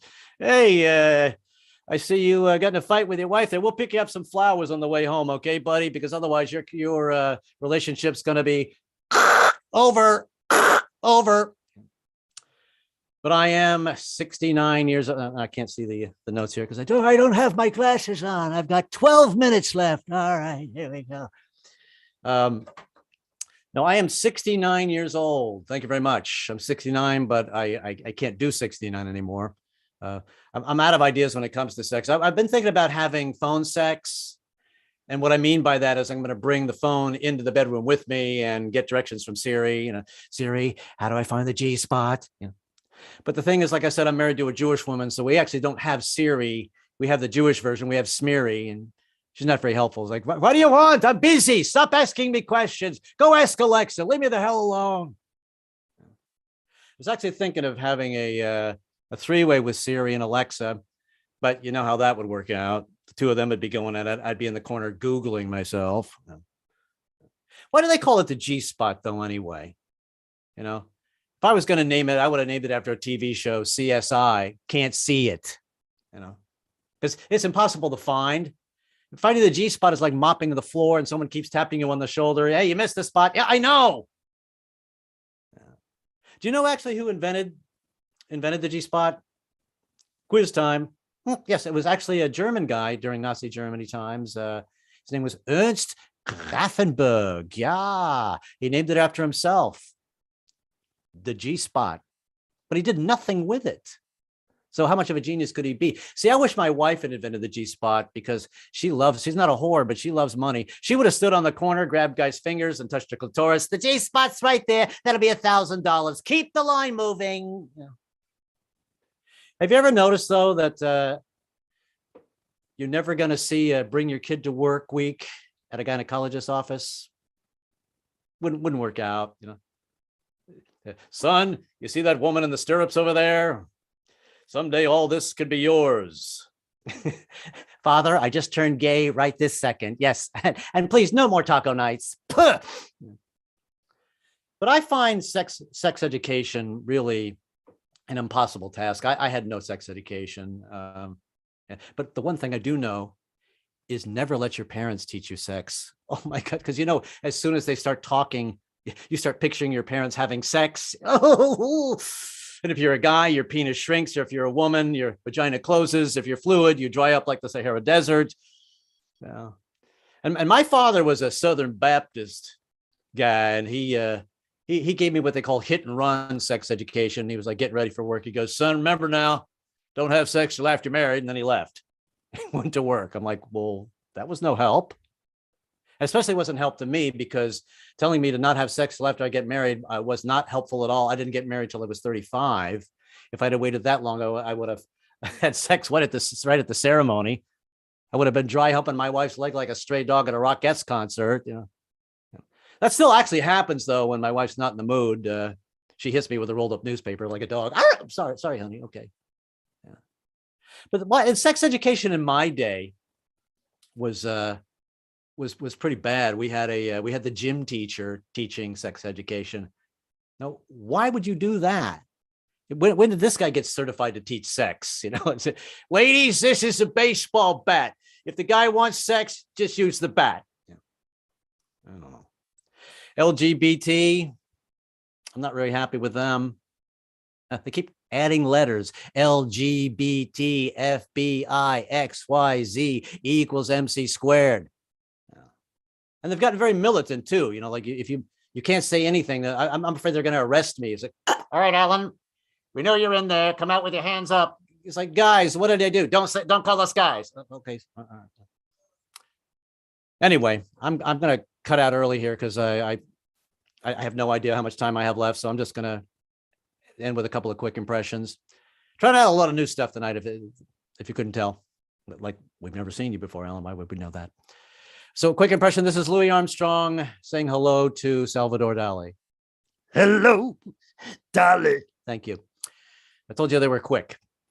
This is the Cowardly Lion. I related to the Cowardly Lion from The Wizard of Oz because he was always very defensive. It's like, I'll fight you with one arm tied behind my back. Come on. I think he should get stoned. If he got stoned, I think it'd be totally, he would calm down. Like, oh, I'll fight you with one arm tied behind my back. except that I can't find the other arm. And finally, I like doing old impressions because people don't know who the hell I'm doing anymore, so they can't really check. Christopher Walken singing one of his favorite songs. These boots are made for walking. That's it. Thank you. All right. So great job, Alan. I left my brain at home today. I look up and there's a green screen behind me. The phone's not working. I'm looking at my notes. I can't look at them. I'm like you when you were introducing the last woman. It's all smudged. Are we all having slow COVID? I think I've had slow COVID for years. That sounds like a friend. Yeah. Sounds like a Southern guy. Like you to meet my buddy. This is slow COVID. How you doing? As opposed to the guy from Brooklyn. Hi, I'm fast COVID. How you doing? All right. Can I sell you a car?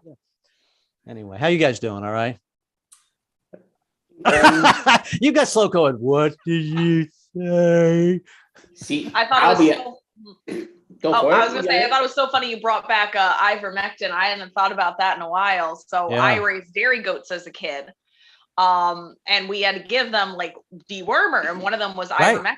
So when this whole thing started with everybody taking it, I was like, listening to the news stories, and I was like, I could swear I have shoved that in a goat's mouth. Or in other orifices. Yeah, right. Well, there is a flavored dewormer.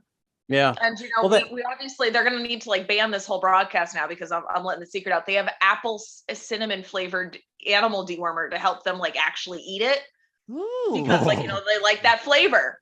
Yeah. Actually, I think there actually is a human version of ivermectin. I think that's what Joe Rogan took because he's complaining people were giving him false information. It's like, well, why are you even talking about it? Shut up.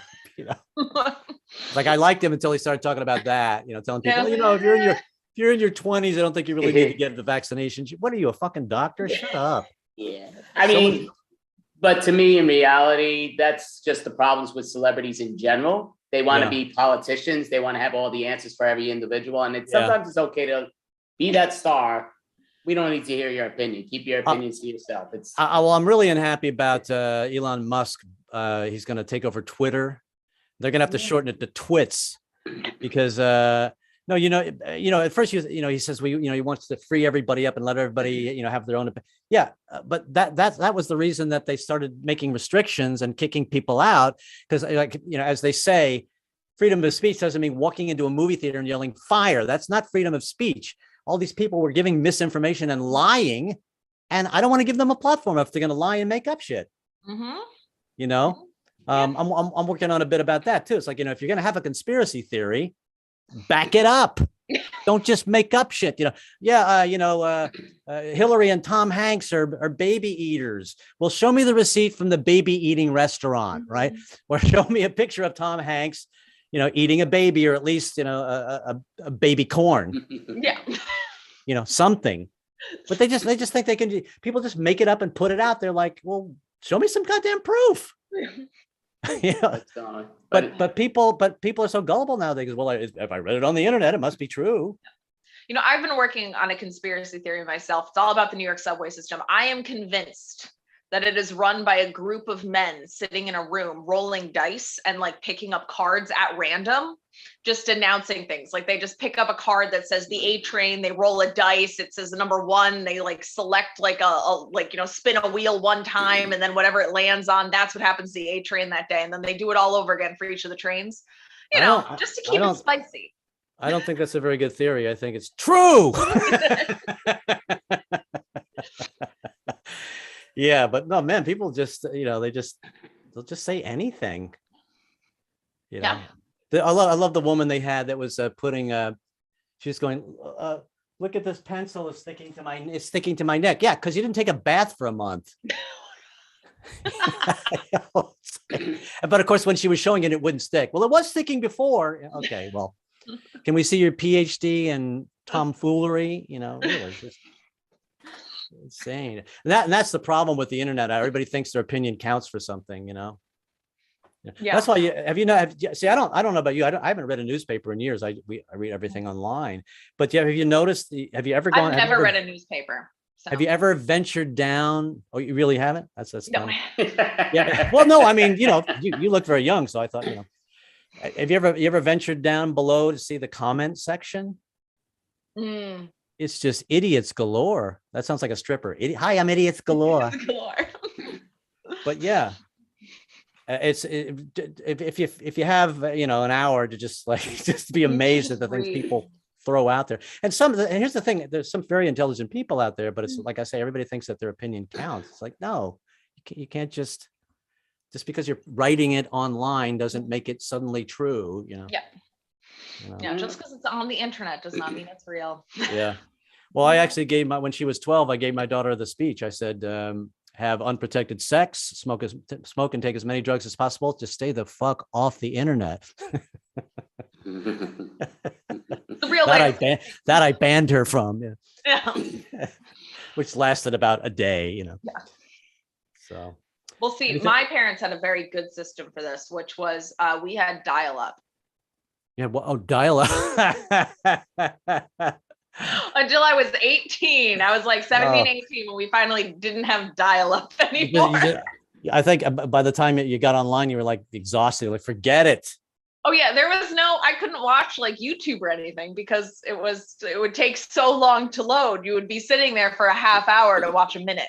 I remember going to somebody's house and it was like I went to a lab scientist's house and they had, computers in the background going, it was like, test tubes. I go, what are you doing? Oh, we're downloading. It took them it would literally take them hours to download stuff. Yeah. Okay.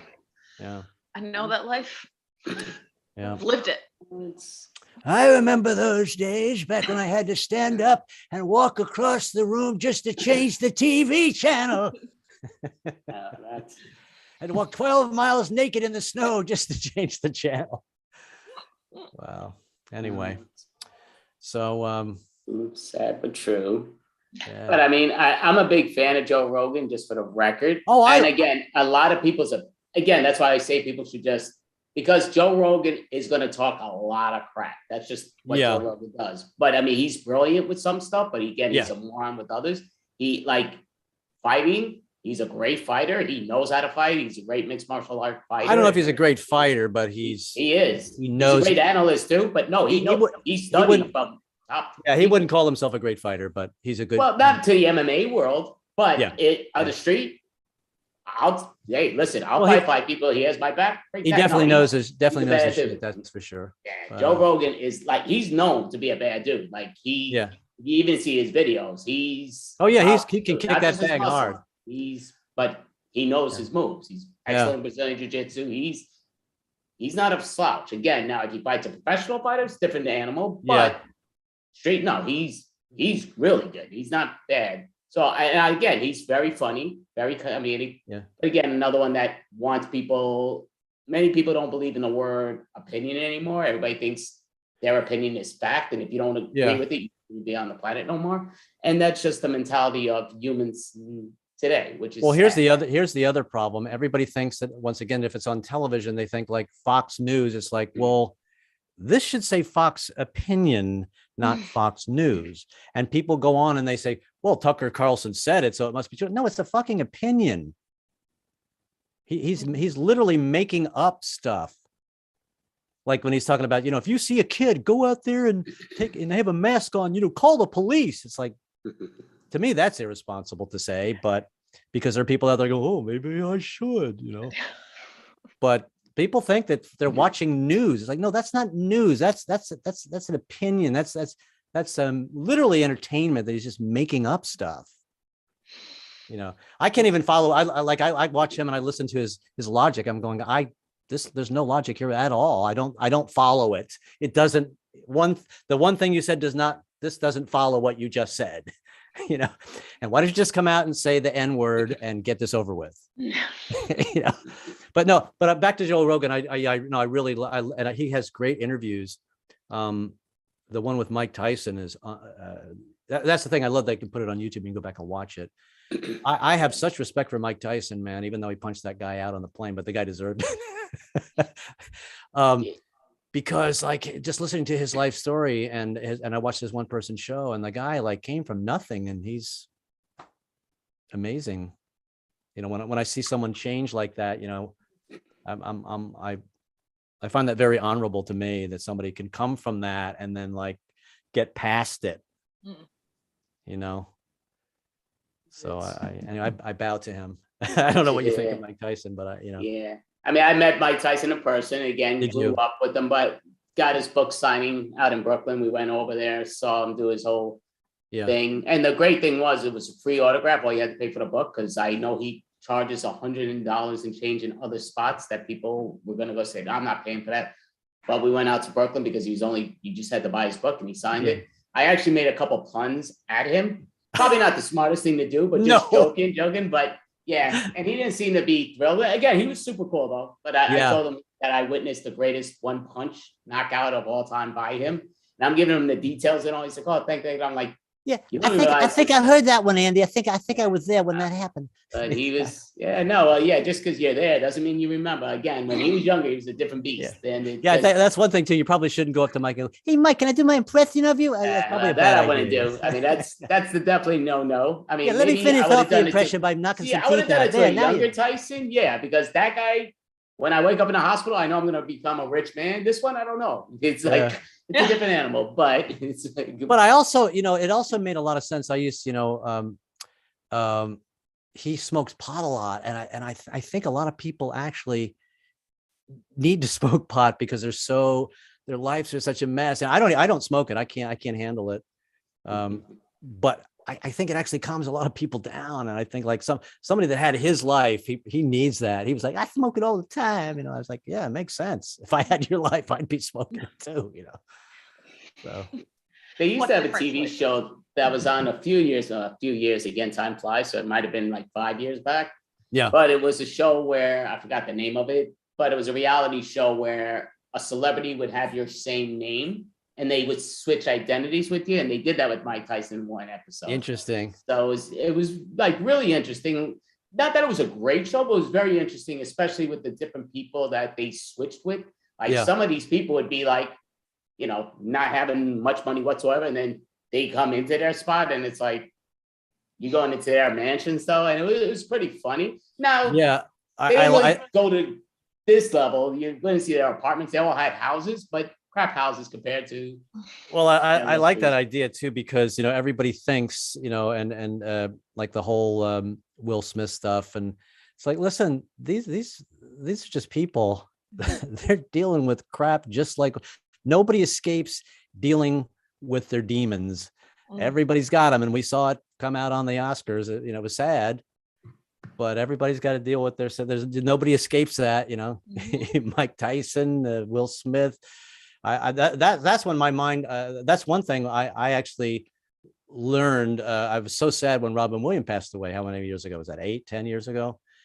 And as sad as it was, the one thing I learned from his passing away was I'm never going to be jealous of anyone again, because nobody escapes having to deal with their stuff. You think, oh, if I was just rich and famous and I was really funny like him and I had money, it's like everything would be good. It's like, no, you just have a different set of problems. Yeah. So anyway, I think we've solved the problems of the world, and fuck everybody else. Yeah, pretty much. Yeah. I think the three of us are pretty much okay. Everybody else is fucked up. Yeah. Fuck Joe Rogan. Fuck Mike Tyson. Fuck all of them. Now we can go around and spread some conspiracy theories. There you go. Yeah. So. But yeah, it's fun talking to you. This is my favorite part. I feel like I'm talking to a screen sometimes when I'm doing the comment. Well, you literally are talking to a screen. Oh yeah, maybe it's right. Maybe you're right. But I could be wrong, but it does look like Alina's really sitting on a couch. I know my thing really is that's just my wall right behind me, and this is my stupid paper that's everything's written on. But it comes down to, I think you're the only one with a real fake background. Is that really a couch you're sitting on, or are those aliens that formed a couch? Oh, everybody What is that? A wannabe Twilight Zone? That was the Twilight Zone. That Wow. sounded, no, that's what I said. Was that a wannabe Twilight? Do that again. No. That sounded not. No, that was the Broadway version. Bah, That's jazz the hands. Twilight Zone. That's all. Okay, no. I caught what you were doing, but no, that's not the Twilight Zone. Yeah, no, she was doing a jazz version, a Broadway version. Yeah, see, he's agreeing. He's like, yeah, that's not. Every time I get introduced on one Zoom show, they always go, "Please welcome Alan and his neighbors, the Huxtables." That actually is my apartment right there. Oh, Yeah. Oh, is you it? can- now you we can know see where my- you live. You can see my wife up there going, "Would you talk softer? I'm trying to watch TV. Be quiet."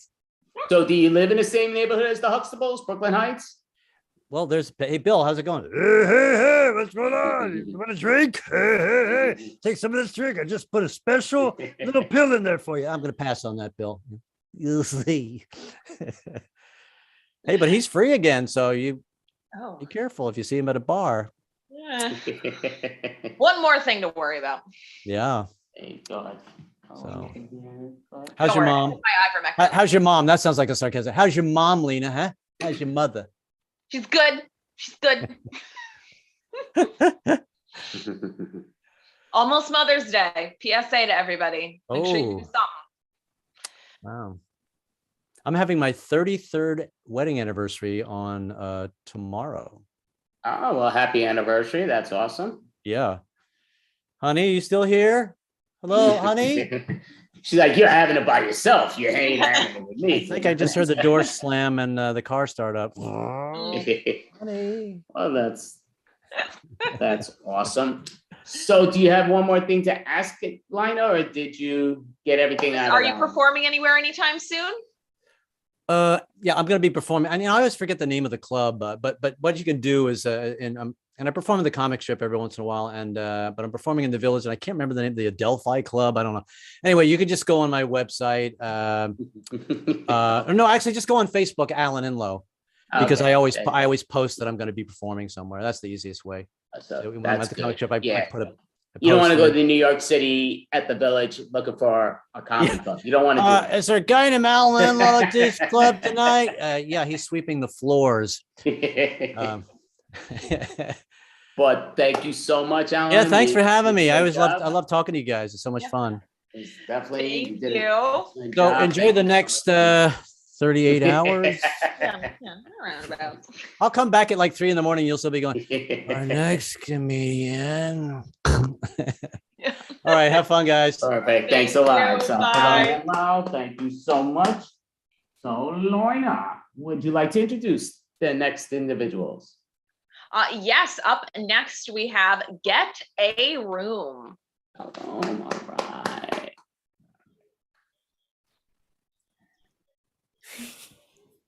Hey, hello Extravaganza. My name is Hilary Fabre and I, for one, am completely normal. I've had no problems in my life at all, and neither is our troupe.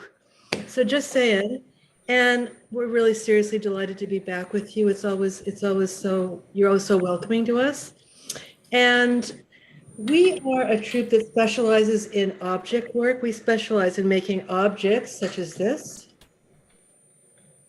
or this, come alive. And pretty soon you're going to be seeing a photograph up on the screen that only one of us, not 3 of us, only one of us has seen. And we're going to be using this room to choose our objects. So with no further ado, we are Get a Room, and here we go.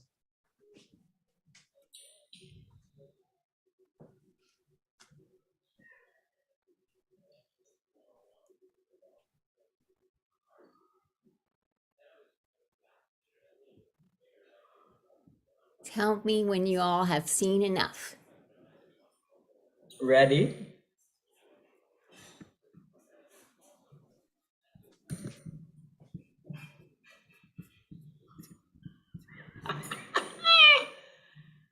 Round.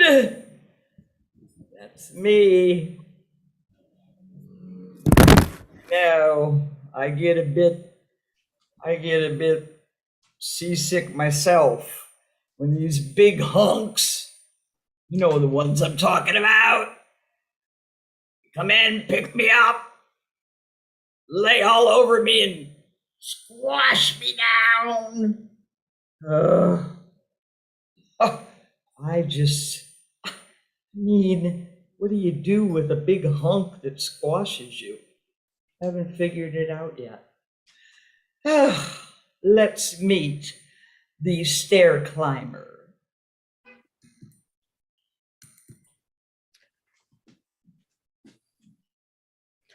Well, I am a stair climber. If you climb me like this, you can lose weight, which is, I know what you want to do, so you can feel really good about yourself. Watch this. Sometimes I get too ramped up and then I feel a little crazy.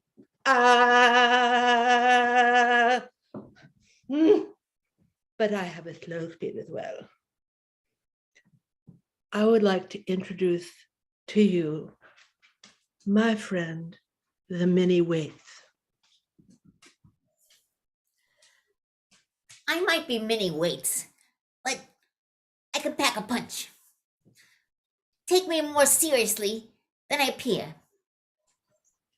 Okay, I'm small, but I'm heavy. Okay, I'm not heavy. I'm not big, but I'm serious.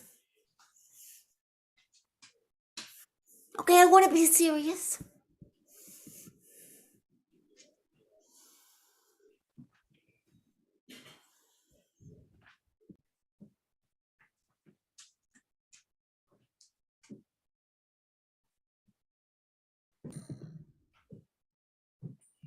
I mean, between you moving straight ahead and me going around and around, sometimes it makes me just want to barf. Me too, really too. But I think you're so round, and I like that. I like the round. The round is good. I like my round too, but what I don't like in this room is the smell. It is totally disgusting. I agree. It's vile. totally BO, I think they call it. More like dirty socks. More like that. Or Yeah, both. like a bunch of dirty socks that haven't been laundered in forever. Hey, want to see how fast I can go? Want to see it? Want to see it? Want to see it? Want I to see do. it? I Want to see it? do. Want to see it? I get really fast. I go really fast. I go really fast. I go really fast. I go really fast. Really fast. Really fast. Really fast. Really fast. Oh. Sorry. Sorry, excuse me. Oh, now the smell is worse. Oh, sorry. I'm not sure who's going to clean that up. I hope one of those big hunks comes in here and moves me away from that pile. Maybe it's going to be the babysitter that they sometimes send in here to do a little workout, and then she has to clean up after everybody. Maybe it's going to be her. Oh, yeah, she works hard for her money, huh? Yes, she does. She does. She's so young, but she doesn't know it. I know, to be young and dumb and full of, oh, I wish I could lie on you. I wish I could stretch out on all that roundness you are. I wish I could. I know sometimes people use me to massage their back. Oh, I don't have a back. No, you're too busy going forward. Yeah, sometimes. No, don't do it. No. I have a quick stop.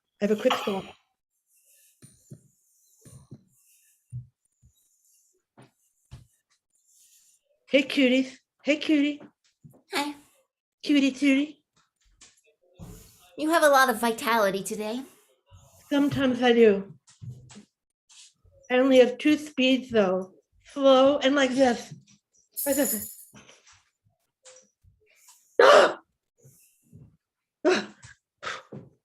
Sorry. Getting tuckered out? Yeah, but I like seeing you. Because you're really, really cute. And I like you. No, cute. Don't call me cute. I'm sorry. I'm sorry. I'm sorry. Yeah, I'm gonna rephrase that. I'm gonna say that I like you. I just like you. Don't you think I'm tough? So tough. So tough. Like so tough. So tough. I'm tough. Wow. You're so tough, you're changing my speed. Yeah, that's what I am. Thank you for noticing. That's okay. I'm sorry. I'm sorry. I'm sorry. I'm sorry I didn't notice before. I'm sorry. I want to get that word mini out of my name. Why? It sounds too cute. That's kind of cute. Yeah. Yeah. It is. I'm sorry. I'm sorry. I didn't mean to say that word. Ah! I like your face. Your face made me laugh in a good way. Like you made me laugh. You made me happy. You're making me happy. I don't want to make you happy. I want to scare you. I want to intimidate you. Oh, don't you come near me. Don't you come near me. I'm going to slam you. Stop being such a toughie. Stop it. Serious.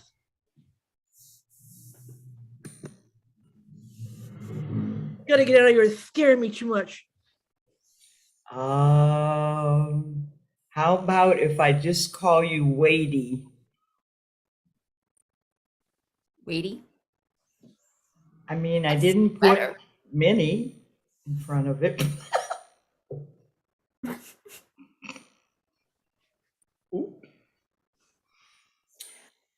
Are I'm you still teasing trying me? to Are you wipe the teasing you me? know what off my mouth. I mean, that damn walker she kept making me so sick to my stomach that I just couldn't even concentrate on being round. Does it take a lot of concentration to be round? It takes hella concentration to be big and round like I am. Wow, I never appreciated that about your job. I mean, each of us in this room has our functionalities, and they're what makes us unique. You know, you always seem so naturally round to me.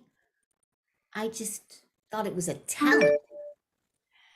Yeah, well, I do tend to think of my roundness as quite talented. But the Just fact that saying. you have to work at it, you know, that talks, I mean, you have to put effort into it. Well, I mean, it's sort of like you trying to not be minimized. Oh, sorry. Oh, weighty. All right. We both have to put effort into who we are. Yeah. I mean, I'm big and you're a little bit big, and that's just our functionality. Yeah. We really have that in common. I'm coming to understand that. Yeah. I mean, it's not every family that has their own room filled with functional things like us to take advantage of. No. Not every family has a home gym. But it seems to me like the Mongors haven't been coming in here too often lately. I mean, like, I notice they're getting a little bit stuffy or puffy. Puffy is what I mean. Puffy. They could use us. They could be lifting me. Absolutely use They us. could be rolling on you. They really need to visit us more often. Yeah, I mean, if you have a room in your house that's filled with functional items like us, use us. Mongors? Oh, I hate when I get round up like that. Oh, look who's visiting. Winston, come on. Winston, where are you? Come on, we're going to the pool now. It's the babysitter. Winston, Don't go to the pool. Stay here. come on. It's not time to play hide and seek. We're not doing that now. We're going to the pool, the piscina. Get the pool. Hey, listen, your mother's not going to be there. It's going to be great. I got some really good snacks. I got some chocolate. I took it from the cupboard. There's all this stuff your mother doesn't let you have. All this stuff. I got some. Oh, guess what? Come on. I got some Coke. I got that. Come on, Winston. Don't be a brat. I'm sorry I called you a brat, but come on. Where are you? Stay here. Stay. Oh my God. You know what? Talk to us. You can't. I feel like staying in here and working out if you're not gonna come on. Well, look at those weights. Ugh, I want to have those weights. Give me those weights. Ugh. Yeah. Ugh. Oh my God. Look, those things on her chest are lifting even as we watch her. Oh, hey, wow. She's good. She's strong. A lot in this room. I get so bored. I'm gonna lie on top of this big black ball thing. I'm gonna lie on top of it. This is. Oh my God, my back. Oh, I think I'm getting my getting my period. Oh, black ball. Jeez. I'm functional. Oh my God, I feel like I'm having a massage right now. Functional again. Oh God, Winston, if you don't come on out, I have to stand here because I'm having a good time now. Come on. Stay here. Give me the weights again. Yeah.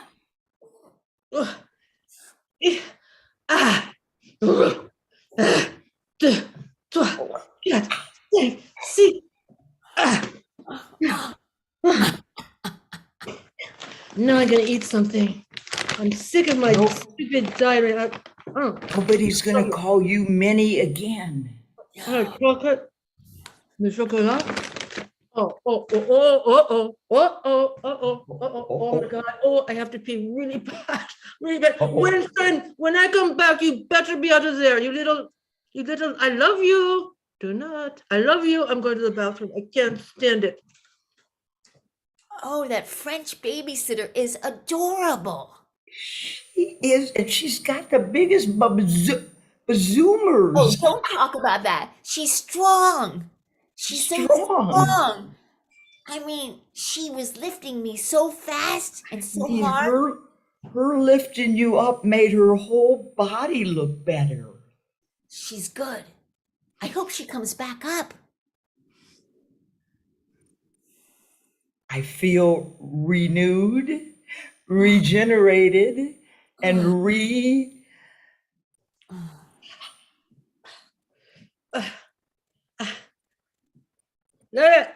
Hey! We got visited and used. French babysitter was here. Oh man, you mean I missed her? Missed her. I missed it. Shit. Damn it. Come on. That's not fair. That's not fair. Oh, stop trying to talk like she does. You don't have that French accent as good as she does. I can pretend if I want to. She likes to do this. Watch this. No, don't do that again. No. Then she stops and has some chocolate.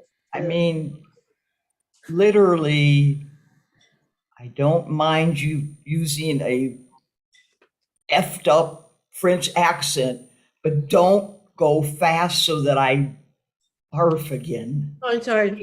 I forgot. Sorry. I'm sorry.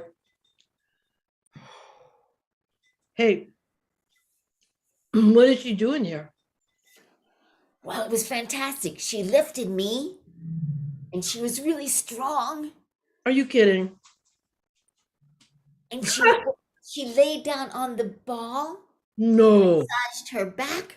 Really? Wow, that's oh wow. Okay. Yeah. I mean, it felt like we were doing what we're meant to do. It's a really good feeling. You know what? She's lonely, huh? She's super lonely. Yeah. Yeah. I think she'll probably come back. Really? Doubt it. I'm She's going to not- keep thinking she will. Really? Maybe. Do you think she's blue? I think she's so blue. Yeah. Oh, I'm just going to roll on to my next endeavor. Well, me too. Me too. And now, love letters.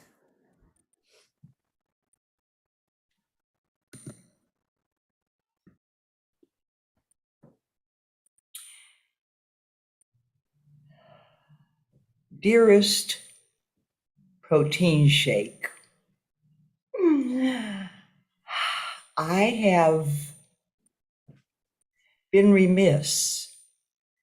I mean, it seems like forever since you've been inside of me.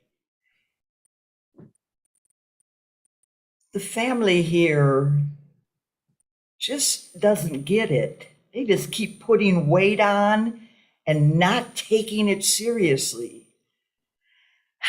Signed, Blender. Dear Sock, too bad you lost your mate. Sorry about that. But I really like your stripes. I do. And it just, I don't know. I wish I could find your mate. That's all I can think of right now. I wish I could find your mate, but maybe you don't care. Good thing you're not dirty. You don't smell at all. Just saying. Yours truly, protein shake. Dear protein shake, are you sure you wrote that letter to the right item? I mean, I was trying to say how much you mean to me, but I mean, get my name right. Signed, Blender. Dear Blender, I can only hear out of one of my ears, and the other one is filled with crusty protein shake. I'm so sorry because I could really use someone like you in my life. You could put more interesting things inside of me. I'm really sorry that I called you a sock. I just made that up off the cuff. Get it? Off the cuff. Oh. Dear TGPS. Forgiven, forgiven, forgiven, forgiven, forgiven. The last forgiven I'm writing in capital letters. XO, XO, XO. Blender. Dear Blender, you're really cute when you repeat yourself, but that's kind of what blenders do, huh? You go around and around and around, and oh, if you would ever put strawberries and whipped cream and blend them up for me with a tiny bit of that nasty protein powder, I'd be happy. Yours, protein shake. Dear Blender, remember me, the coffee frap? Remember how yummy I am? Okay, so I'm high calorie, high fat, tons of sugar, but I'm yummy. We make a great partnership. We make people happy. We make people much happier than any old protein shake. Don't you want to be together again? Love, you know who. Oh, dear, you know who. I must have a bit of a protein crusty shake left over in me from decades ago. I mean, getting two lovey-dovey letters in the same day? I mean, I'm blending all these things together and I'm just super turned on. Signed, Blender. Ah, dear coffee frap, are you from Starbucks? You must be because you're super tacky. Starbucks thinks they're all this and that and grande and lale and poulet and bale. They're not. You're made of syrup and powdered milk and fructose sugar. And you're not very fancy, except for that little dollop of whipped cream on your head. I find you most unattractive. Signed, Protein Shake. Dearest Protein Shake. Sorry, your crustiness is kind of unblended your appeal to me. I guess I wrote the first couple letters when I was feeling despondent. I've now gotten a really enticing letter that I can't wait to answer. Sorrowfully, not Blender. Dear Blender, I'm so looking forward to our reunion. I'm so looking forward to turning you on again. Passionately, Coffee Frap. Dear Blender and Coffee Frap, the two of you deserve each other. You were so disingenuous, so tacky, and so unattractive. I wouldn't be caught dead with either of you. Signed, Protein Shake. I think we're all set. I'll be seeing you soon, Blender. Coffee Frap. Adios, Blendy baby. Oh my. Don't be heartsick. Oh.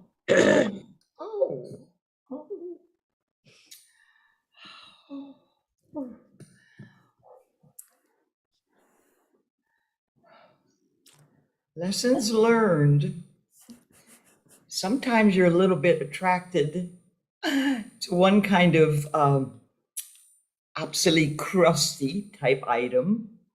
And then you come to your blended senses and you pick your true love because they are unusual. Lessons learned. Every frap has its lid. Lessons learned. Even a miniature weight can get beyond labels that people have given to it. That's our set.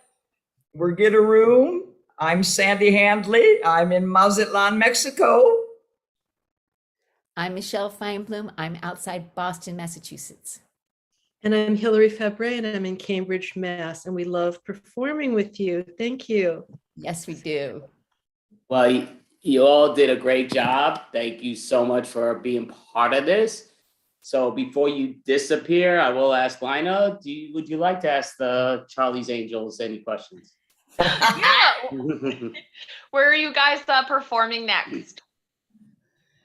High wire, right? I wear. Wire.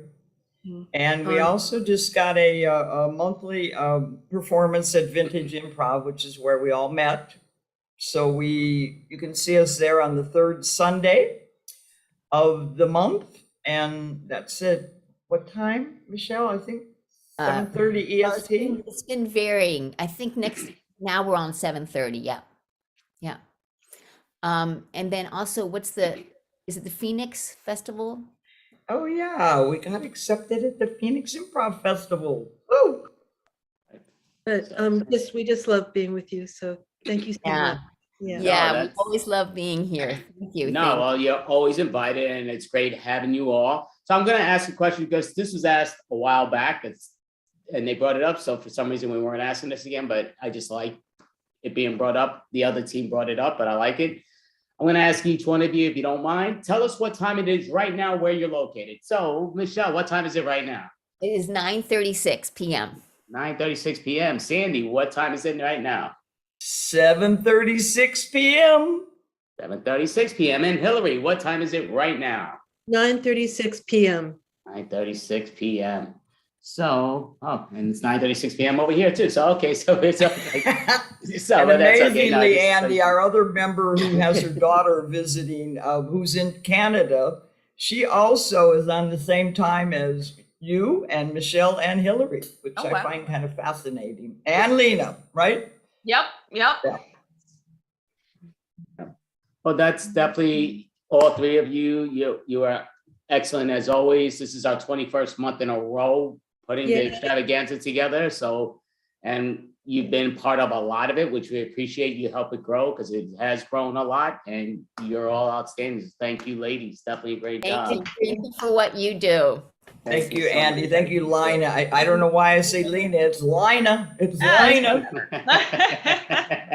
Thanks, Lina. Thanks, Andy. Okay. See you next month, Gil. All right. Yeah, that'd be great. Thank you. So, Miss Lina, okay, that was all your countdown, which is great. Thank you. Do you want to introduce the next individuals? Sure. Up next, we have an amazing group called the Improfessionals. Professionals, what do you think? Okay, perfect. All right, so we're actually on pretty much on cue, on time. That's good. Actually, about 30 seconds above time. That is awesome. So I do believe everybody has a number but myself, so we'll just change that. So what I will say, just in general, if you can make it, even though a lot of games we may not need it, but certain games we might, that's the reason I put the numbers, so everybody sort of knows what it, just because like on Zoom, usually you could set it up the way the host has it, but when you have it the way it's done, it won't accept me doing that for some reason because of the extra in and outs, which is weird. But so I would mark yourselves the way you see it, the numbers, just so everybody sees it in the same sort of order. And we're just gonna go with that. So, and we are gonna play different improv games, some short form, some long form. And I was planning originally to pull out the wheel, but I said, you know what, we'll skip the wheel today. So we'll use that for we'll definitely use it for a future show. We've used them in the past. Just taking me a few seconds to put people in the number order. And I'm sorry, this is, you think there would be a button that you could do this in. How do I keep messing this up? So I'm putting it in order 1, 2. Okay, I'm putting my 3s and 5s together for some reason. Okay, there we go. Counting is hard. It's not seeing the numbers hard. I got to look on the screen over there just because the TV's bigger, but it's in a different order too. Okay, almost there. 8, 9. Okay, perfect. So I would just say set yourself up so you sort of see it the way I see it. Just because there might be games that we'll do that you need to be in that order for a purpose reason. And you know what? Just since we're saying that, let's just introduce ourselves. I forgot. Hey, world, we are the Improfessionals. So we have Lina, we have Leah, we have EJ, we have Mel, we have Angel, we have Alex, we have Summer, we have Carla, we have Karthik. I'm Andy. We are the Improfessionals. So we do have members from different parts of the globe, which is awesome, and it's outstanding. So that some people here are in different time zones, some are on the same. So be it. So it's a lot of fun that we could all participate on the same stage and kick butt, because I know these individuals will just do that.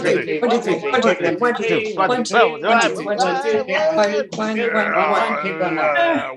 there it goes. So I have no clue what EJ's doing, but hey, it seems to be entertaining yourself, so that's all good. So it's like, so basically, we'll start getting into some games right off the bat. Just heck, I kind of want to do that for the warm-up, like they do. I love Crazy Eights in dropping classes. That's just like a go-to. But I thought this would work.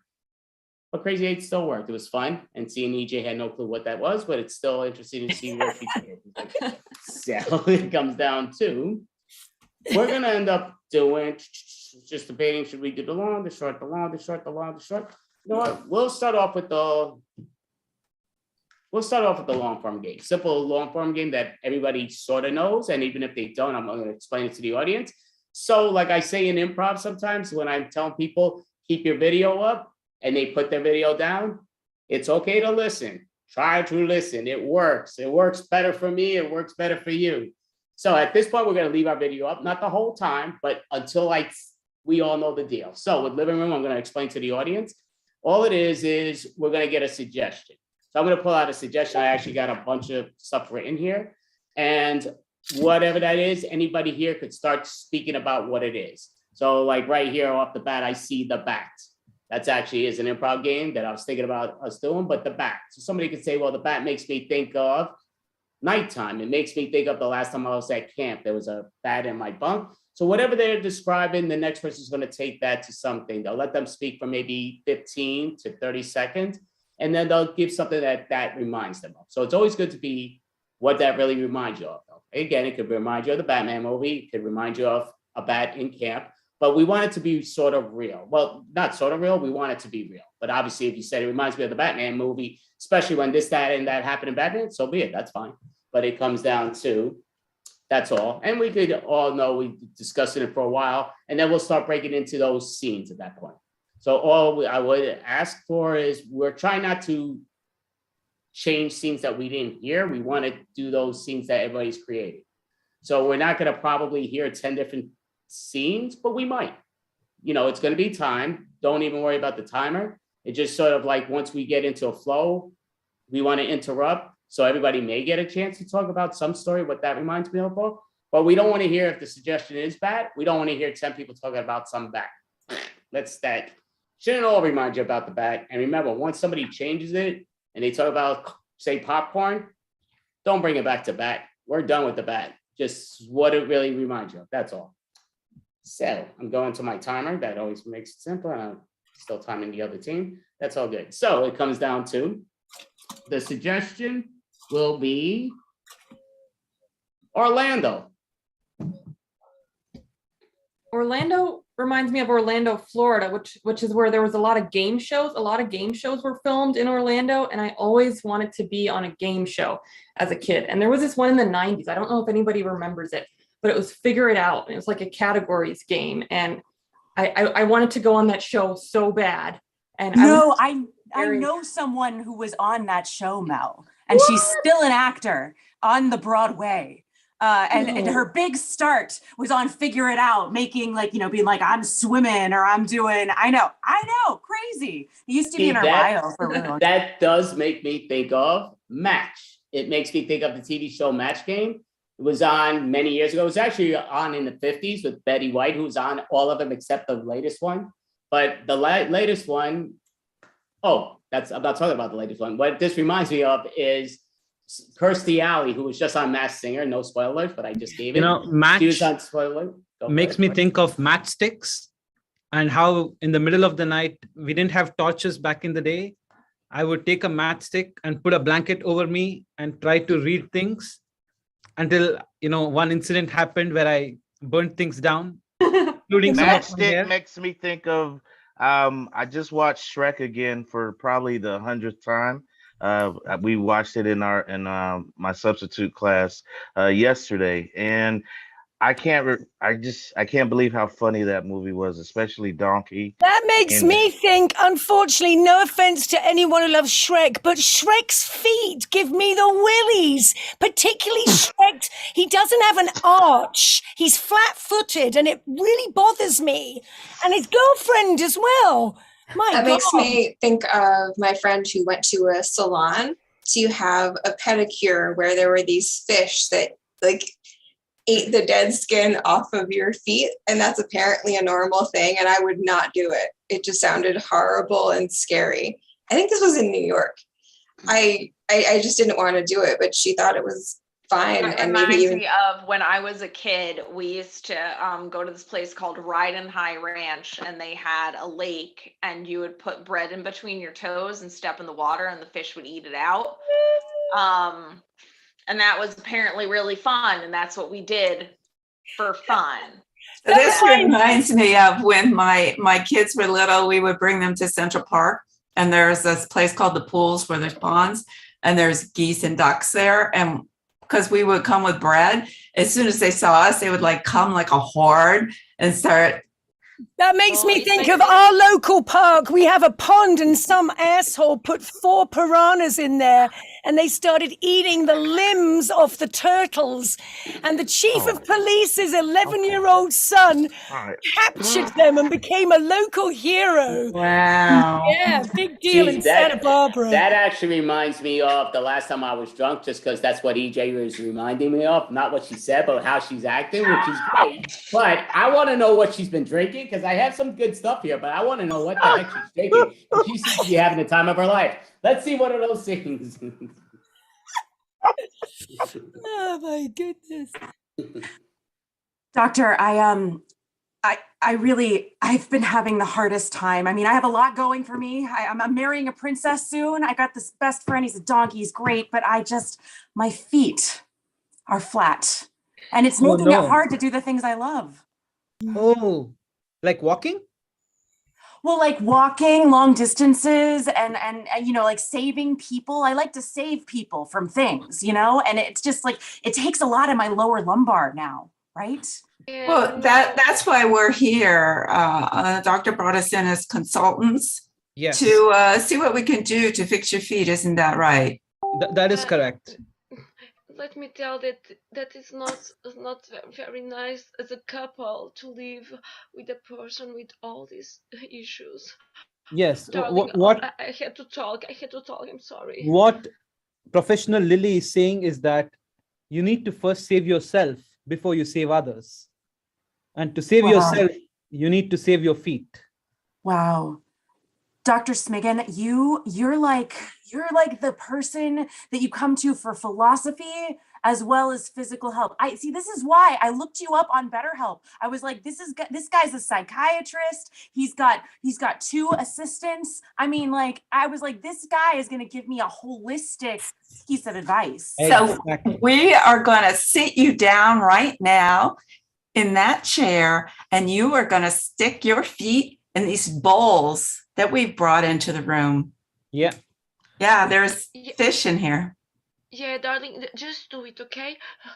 Sweet, We need to take sweet, care of you. sweet. Ooh, ugh. I hope they don't put any stinking feet in this water. It just I can't stand it. Last week there was a woman with bunions. Gosh.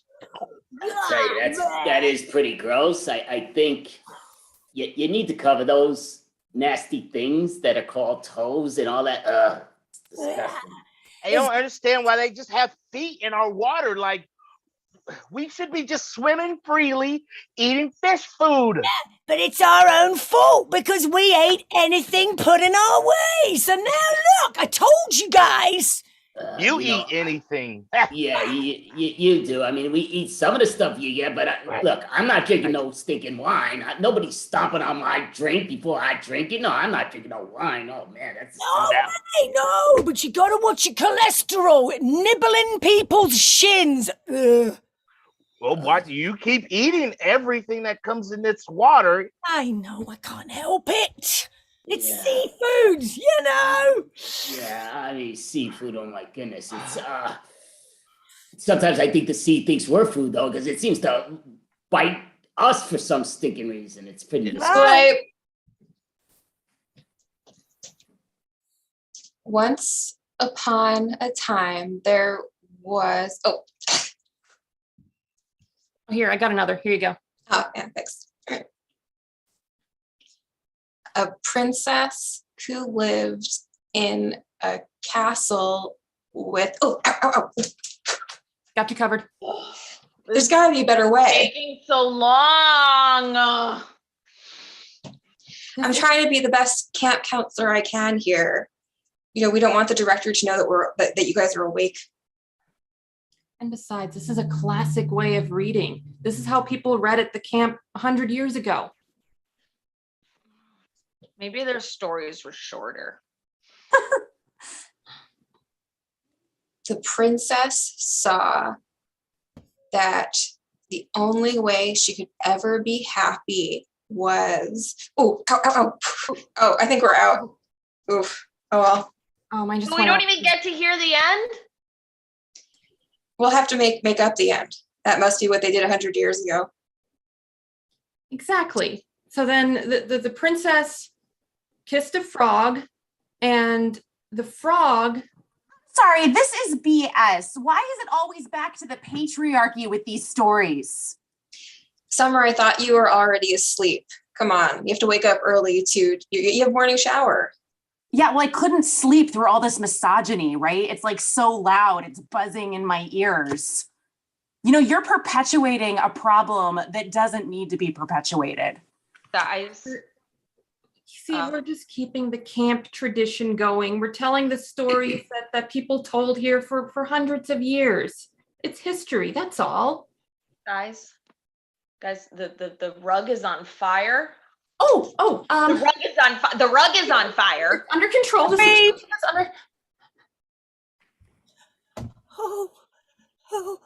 Oh, madam, please, buy my matches.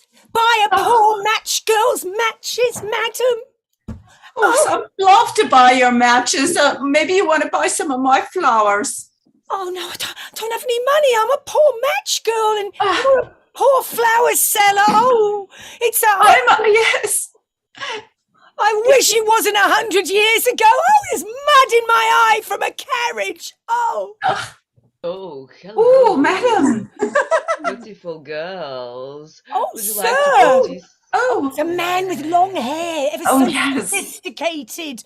Oh, Yeah. You know what? matches, sir? Matches? Of Flowers? course, give me some. Flowers? Also. From a flower girl? Oh, he's got them all. That'll be 25p. Yeah. You know what? You are amazing sellers. You could be winners at a game show. Oh, Victorian girls like us on a game show? Who would have thought of such a thing? Isn't that Lop your head off game show? Oh no. You get the answers wrong and Welcome to the game show Burn It All Down, the only game show where you act out the way you died in Victorian England. And spoiler, it's a lot of burning. Contestant number one, why don't you introduce yourself? Hi, my name is Wood, and I want to be set on fire. Wow. There is a lot of wood that got did in the 19th century, I tell you what. Contestant number two, why don't you tell the world how you might have died, but through movement?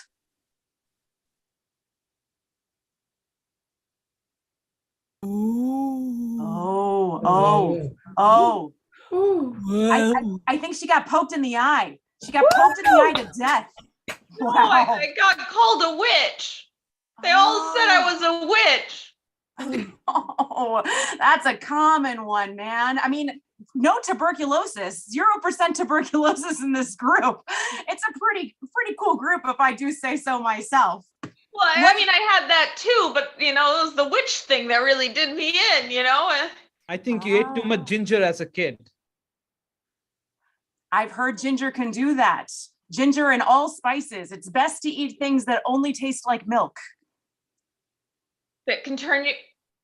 I'm not a witch. Then why else would they kill you? I don't know. They're idiots. We're not here to relitigate how you died. We're just here to tell the America about it. Yeah. We're gonna swipe everybody back to the living room. So the next suggestion I'm taking, I'm just taking the improv games that I'm seeing listed here. So not talking baseball.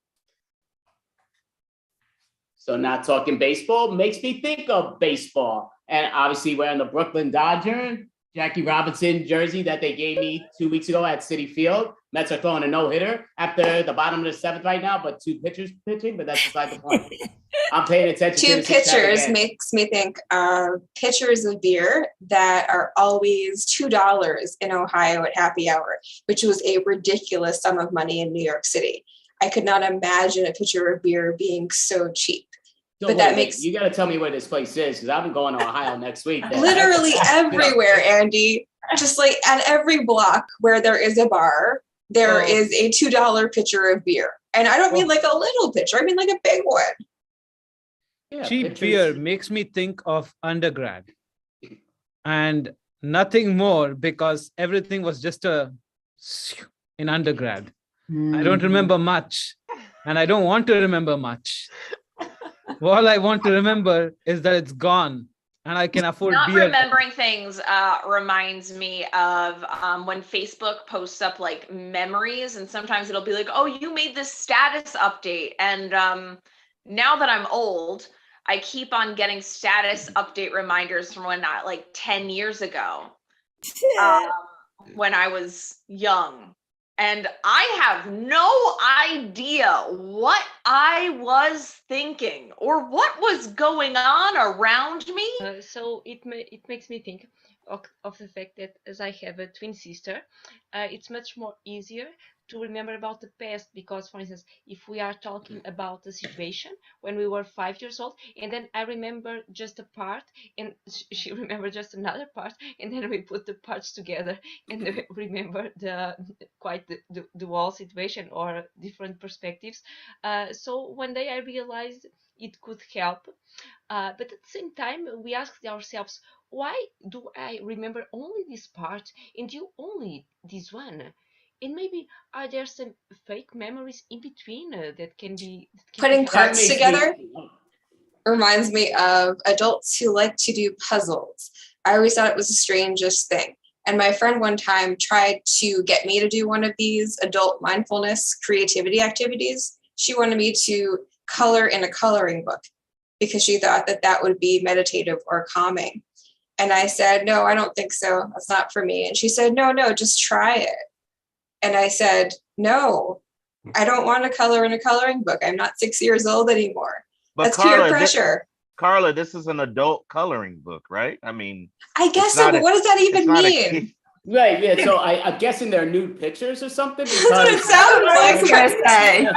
It's nude pictures. It's adult, I don't know. Right? A crayon wouldn't even, go ahead. No, just talking about that, we were speaking about this earlier with some other improv team, but this reminds me of speaking about the adult coloring thing, is back in the heyday, I was in that heyday, but being a teenager, well, maybe I was I was a young preteen maybe, but I'm not that old, but not saying there's anything wrong with being old either, but it comes down to, my mother would get like catalogs, and that's what we would do to have fun in the bedroom by ourselves. So it comes down to today. Whoa! You made me. I don't want to hear anymore. Let's see one of those. Let's see one of those scenes. But not the last scene. No.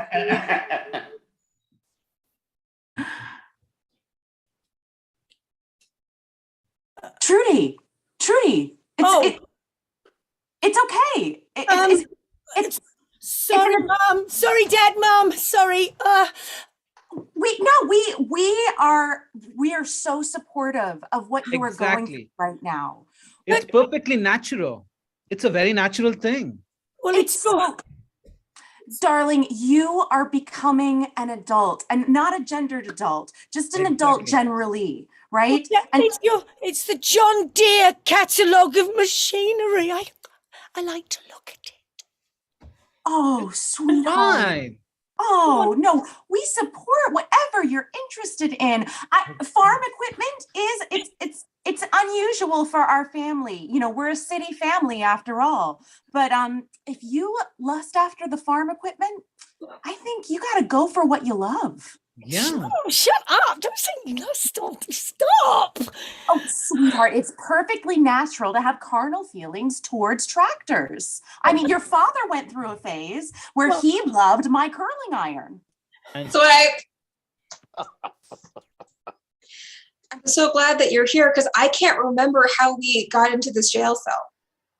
Well, I remember the first part where you threw the bottle. I kind of remember the second part. It's a little bit blurry, where the bottle hit the ground and sprayed in the bartender's eyes. Right. And then I remember the phone call he made to the police. Oh, yeah. Right. I forgot this is that what part. happens when you're undergrads and you're drinking pitcher after pitcher. Good afternoon, ladies. Here we are for the art therapy session to help you to improve your memory. Here you have these books you should color. Oh, this is a great gel cell. I mean, they give us therapy sessions and everything. Yes. Seriously, I knew it was a good idea to move to Massachusetts.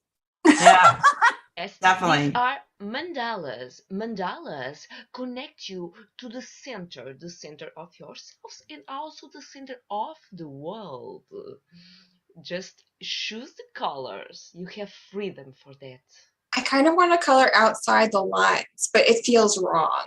Oh, I only want to color inside the lines. I mean, that's why we're twins. Yeah. Yeah, we're opposite in every way. You're right. Your personalities are rather different. One, it's more towards the outside, and the other towards inside. Our mandalas tell us everything. That's why I went outside the bar to throw up, and you did it on the counter. Yes, and that's when the police came, right? I wish I could remember. Oh, it's so blurry. Oh, if you keep coloring, you will. The memories will come back slowly as your anxiety gets down. I'm starting to remember our birth, Carla. Oh, oh, me too. Oh, yeah, and you went first. Twice. Right. Twice. Okay, you can do it. You can do it. Just let the baby come out, okay? Let the baby come out. Push. We're with you. Nope. Push. Nope. I'm gonna keep it in. Push. Come on. No. All right. This is my choice. We're gonna do another few months of this. I'm good. No. We're your family. We're here for you. We're gonna get through this. Come on. We'll take care of him for you. I feel like I'm being pressured right now. I feel like I'm under a lot of pressure from you guys.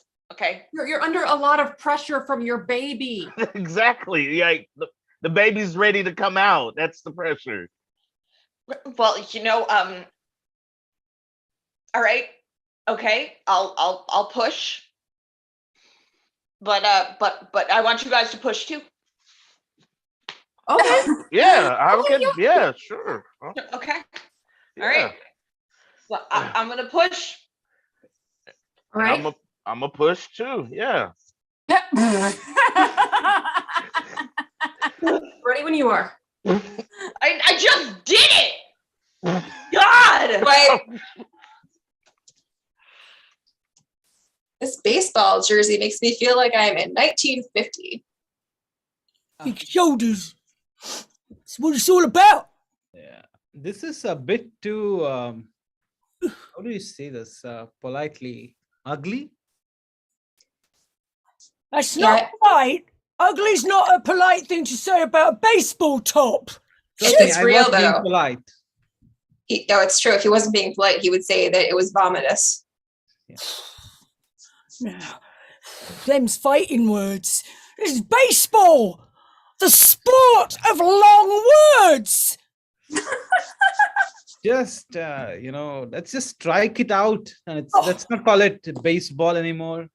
Let's just call it bat and ball. That makes a lot of sense to me. I always thought there was too much talking in baseball. Yeah. Call it scratch sniff. Scratch sniff. Well, I Call can it what scratch. it is. Let's call it what it is. I'll give you strike one for that. Go again. Swipe.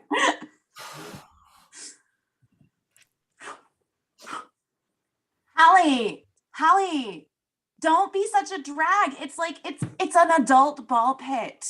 It's Okay, like an adult all pit right, for but I feel adults. like a fool sitting in here throwing balls around like I'm a little kid or a dog or something. Oh my God, Hallie, it's like the coolest bachelorette party I've ever been to, with the adult ball pit and the adult moonwalk and the adult pin the tail on the donkey and And the like, clown, the childlike clown. Yes, it was like a super pomo. Like, I don't know why you're being so weird about this right now. I just kind of wanted to get drunk and throw up. And what kind of party is it if you don't do that? Girl. Listen,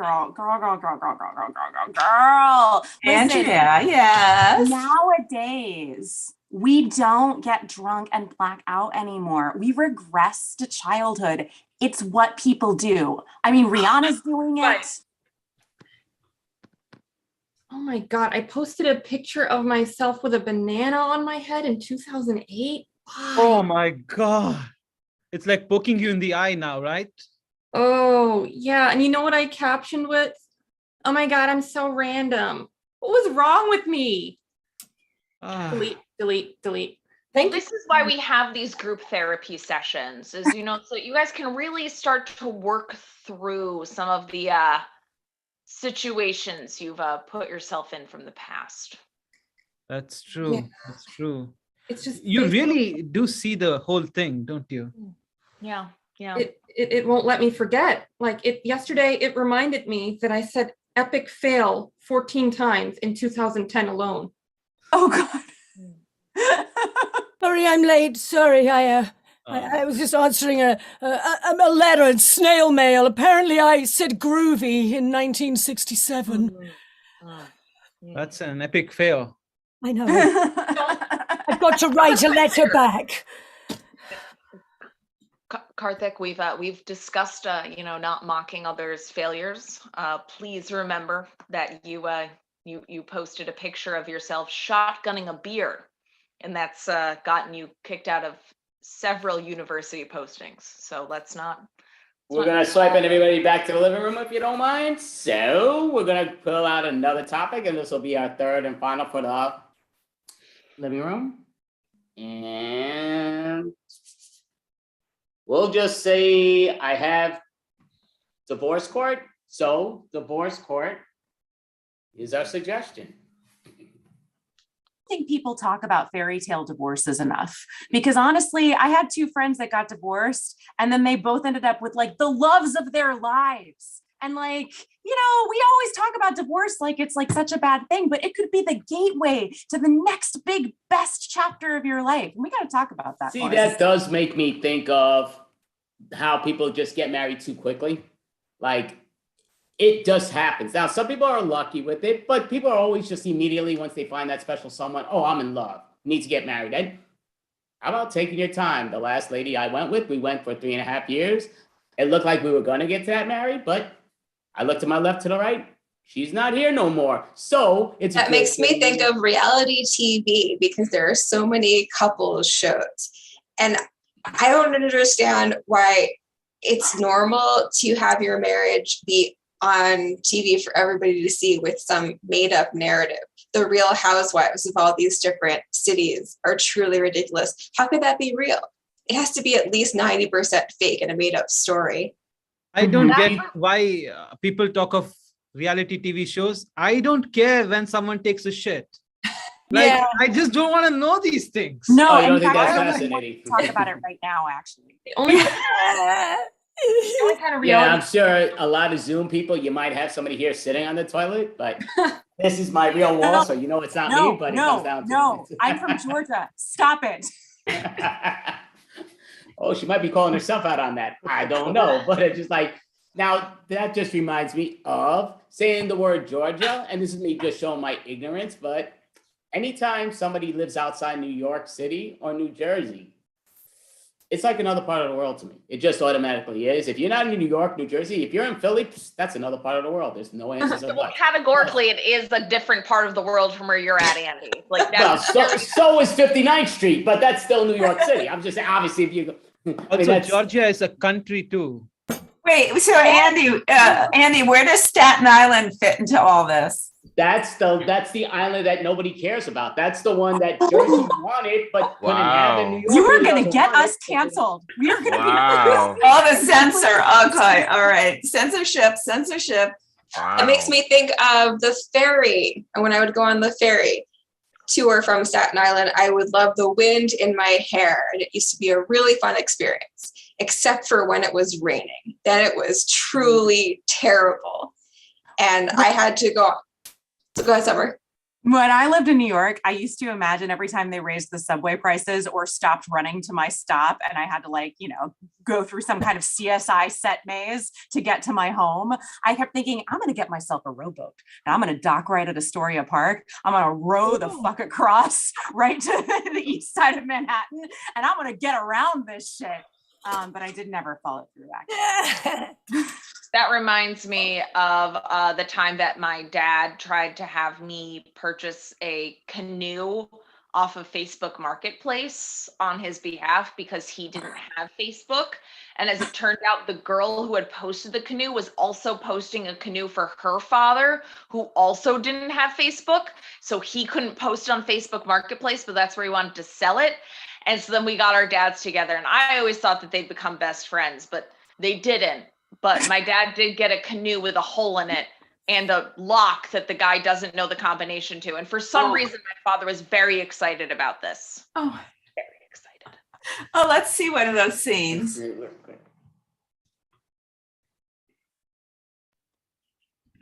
So we have been dating for 3 months now, and the elephant is in the room. When are you going to propose to me? I've been waiting, and well, see, that's the elephant. I told you, wait till I give the signal. I haven't even got the first sentence out. Just smile and don't say anything for a minute. I know 3 months has been a really long time, and you've pipped me to the post. I was going to use this inflatable elephant pinata for you to beat and find your engagement ring. I love you!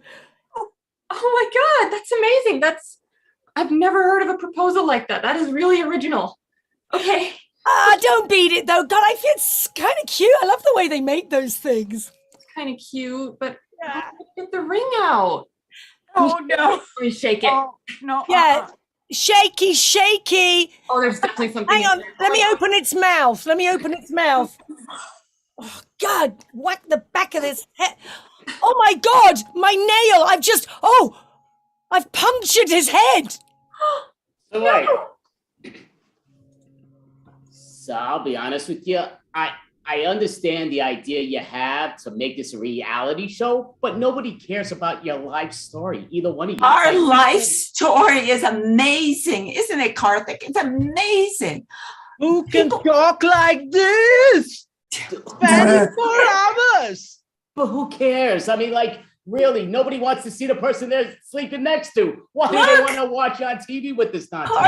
Karthik will allow a camera in the bathroom. Oh, yeah, this is...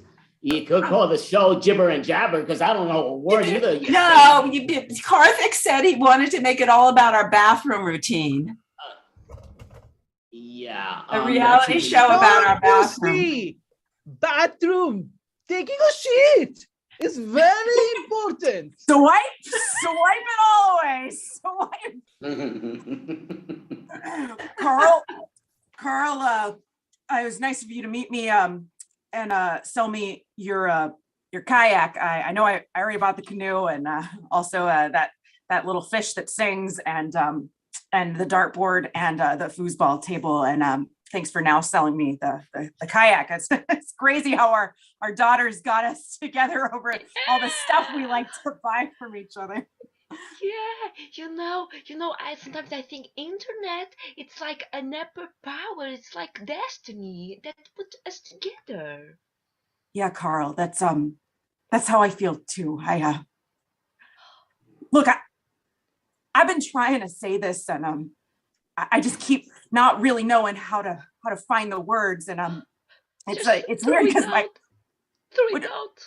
well, it's just because when my daughter's not here, it's like, she's like my heart, and I don't know, when my heart's in the kitchen making Kool-Aid, I don't know how to show my heart to you, Carl, but I just really want to be your friend. I don't even like kayaking. I want to be your friend. I'm so happy to hear this, because destiny put us together, and I was feeling alone, and so maybe my mind created this need of all these objects, but I just needed maybe a friend like you. Carl, it's tough. It's tough being a man in the world. Louise. You gotta be tough. You gotta know about sports. You gotta have a membership at Bass Pro. It's like it's a lot. Beer, to drink wine. Right. And you gotta not like the wine and like the beer. It gets confusing.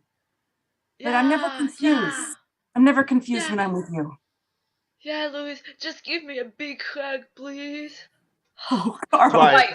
Swipe. Honey, I got a promotion, okay? Daughter, EJ, daughter, we're moving to Georgia! Yeah. Oh, I knew it! Yes! Going to Georgia. Anywhere but Georgia. You had to get out of the New York zip code. You just had to do it. You had to stick your foot over the line. Dad! I mean, I'm getting more money. Mom, tell him! We can't move to another country. We don't have our passports. That's right.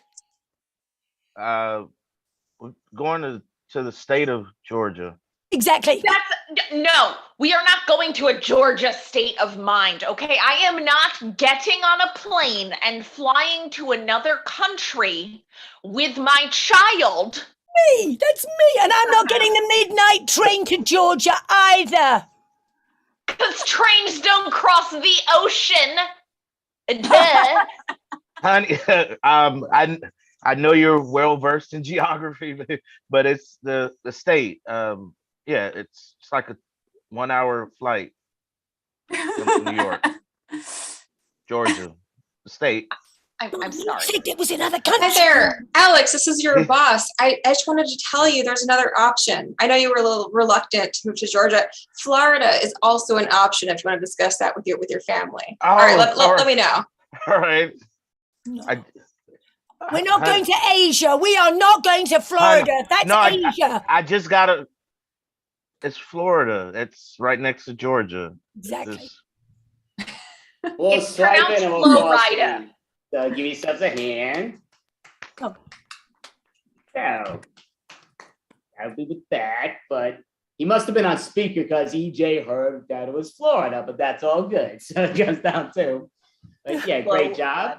And that's living room, long form style game. And you guys did great. A lot of fun performing that with y'all. So sort of somebody made me think of this just with what was going on in one of them. No, there's actually two, but you know what? We'll do the Orlando. Since I said this during one of the practice, and we haven't done Orlando in a long while. Usually Orlando's not done with this many people, but you know what? Who cares? Like, why not? So with the Orlando, just so the rest of the world knows what it is, I believe you've all done it, but you might forget what it is. And it's basically, they're going to get a suggestion, a story is going to be told to the other individual. Everybody else is getting put to the breakout room. So they know not to do blah, blah, blah. They only have themselves to entertain, talk to each other. They won't hear anything that we're doing. And then we're going to be calling one by one. And the difference is, not saying that this is going to be the way it is, but it might be. I might tell a story to Lina. Then Lina will tell Leia a story, the same story I told Lina, she's going to tell to Leia in charades. Leia's going to tell that same story that Lina told Leia is in words. And so forth. So it's going to be words to charades, words to charades. So our goal is whatever story comes out of my mouth, if there is a story that comes out of my mouth, or whoever starts it, you want it to finish. So I just got to look at what's the deal here. So I just got to go wait. Okay, so we're not going to do that, but it comes down to, I'm going to give a suggestion for Lina and Leia. We're going to do this twice. So everybody's going to get the opportunity to do both ways. Not a big deal, but the key is it's fun. This is a short form style game, so it should go quick, even with this many people. But again, it's going to be fun. So I'll just give the suggestions. I think I did that right? So yeah, okay, I did that right. Okay. So good, I got these, right? Going into breakout room, Andy? So yeah, so everybody could be in the breakout room, except keep yourself and Leia here, if you don't. Got it. She moves her hands a lot quicker than I do in getting these control things. So that's good. Thank you. I'm looking for my time. Okay, there we go. So yeah, once you see the breakout room, I'm going to be going. So, and you can chat in there, here and there, but okay,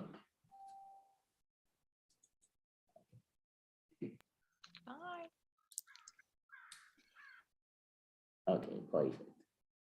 All righty. So I'm just going to keep my video up just for a quick moment, and now they're all out. All right, so I'm going to give a suggestion. Lina's going to tell a story to Leia, word from word, and then she's going to translate it. Leia's going to translate it in charades, and the next individual, then words, then charades, and words.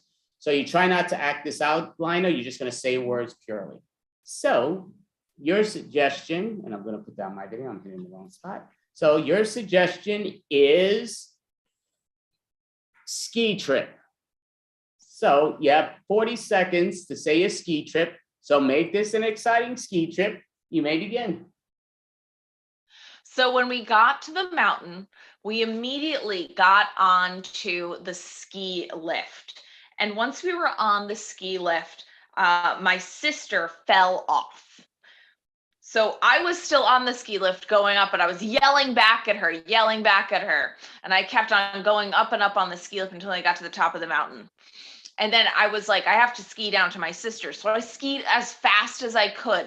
And I was whipping around, trying to get around all the trees and everything. And I hit a tree and I broke my arm and it hurt really bad. And All right, then, so we'll call scene. So great job. So that was 40 seconds. So now we're gonna have Leia's gonna tell this. Wait till we get to the breakout room. So if you don't mind calling back EJ, just because you do this quicker than I do. And so you're just gonna wait till EJ sees you. She'll give you the thumbs up, and then we'll have you doing your charades.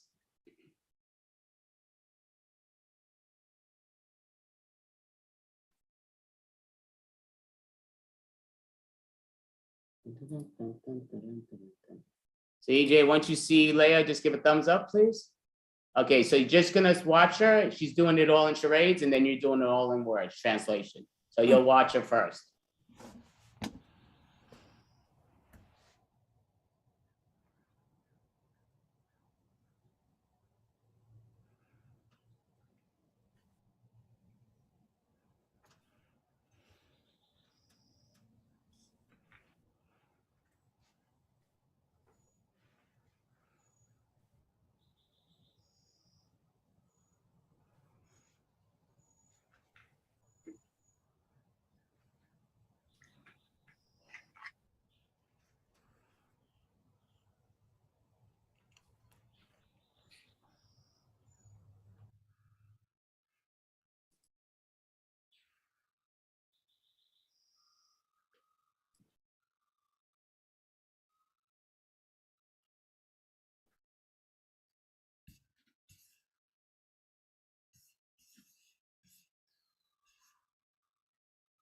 Okay, so now you're gonna tell that, give it a moment, EJ. When Mel comes in, you're gonna tell her this, but don't move around. Do not move. Just saying this all in words. I know you love to move and we love seeing you move, but this is just words.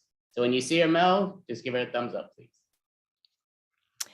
It was just another day at work for me. I left in the morning with my work bag on my shoulder, went to the subway, sat on the train, looked at the map on the subway and realized, oh, I was on the wrong train. So I got off and was on the platform when I fell off the platform onto the rails. A train came and actually I injured my elbow, but got away. Somehow got away, got up on that platform, injured elbow, started running and put on some big boots and started trudging and then jumped on one of those kind of quad bike, jet ski, land jet ski type of things. And I was zooming around. And then, oh my God, I careened off onto the left, really, really damaging that elbow I hurt earlier. And that's why I have a dangling elbow arm. Perfect. Okay, so now we're gonna have Mel's gonna say that all to Angel in charades. So I'm going, right? Yeah, you're gonna guess, please. Yeah.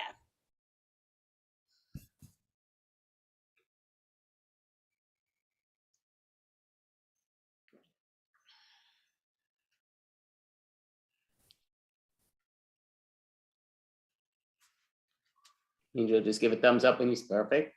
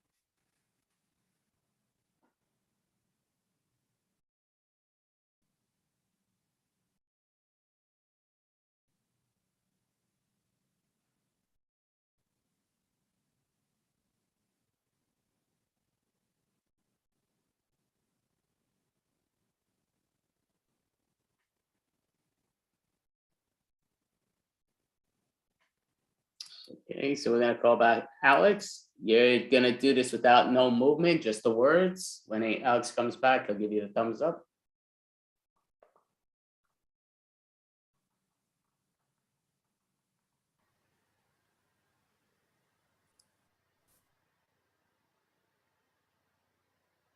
Alex, when you see Angel, give a thumbs up, please. Okay. Yes, so it was a normal day. I woke up in the morning. I was still in time, so I was taking the metro to go to work. I took the metro.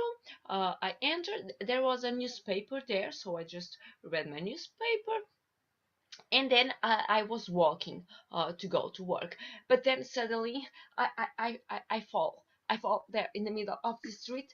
I couldn't understand what was happening, and then I said, "Oh, I will not be walking again here on these terrible streets. I will ride a moto." And that's when I got my motorcycle, and I was so happy riding my moto to go to work, and I felt so powerful. I was not walking, I was riding my moto, and then I had an accident. I had an accident and I broke my arm. It was bad, but then Okay, so we're gonna call Summer back. So you're gonna say this story to Summer without any words.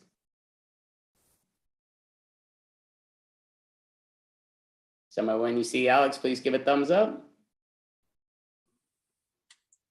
Wait, no, just kidding. It was a lie.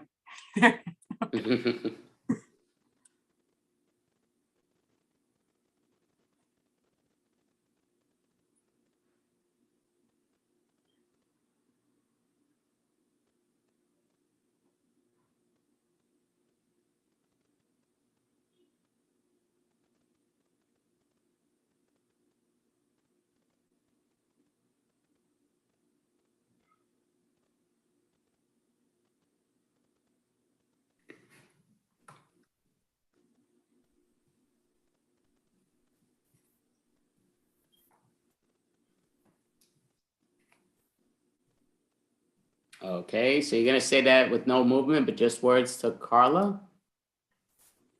So yeah, you'll tell that word for word as if this is your story.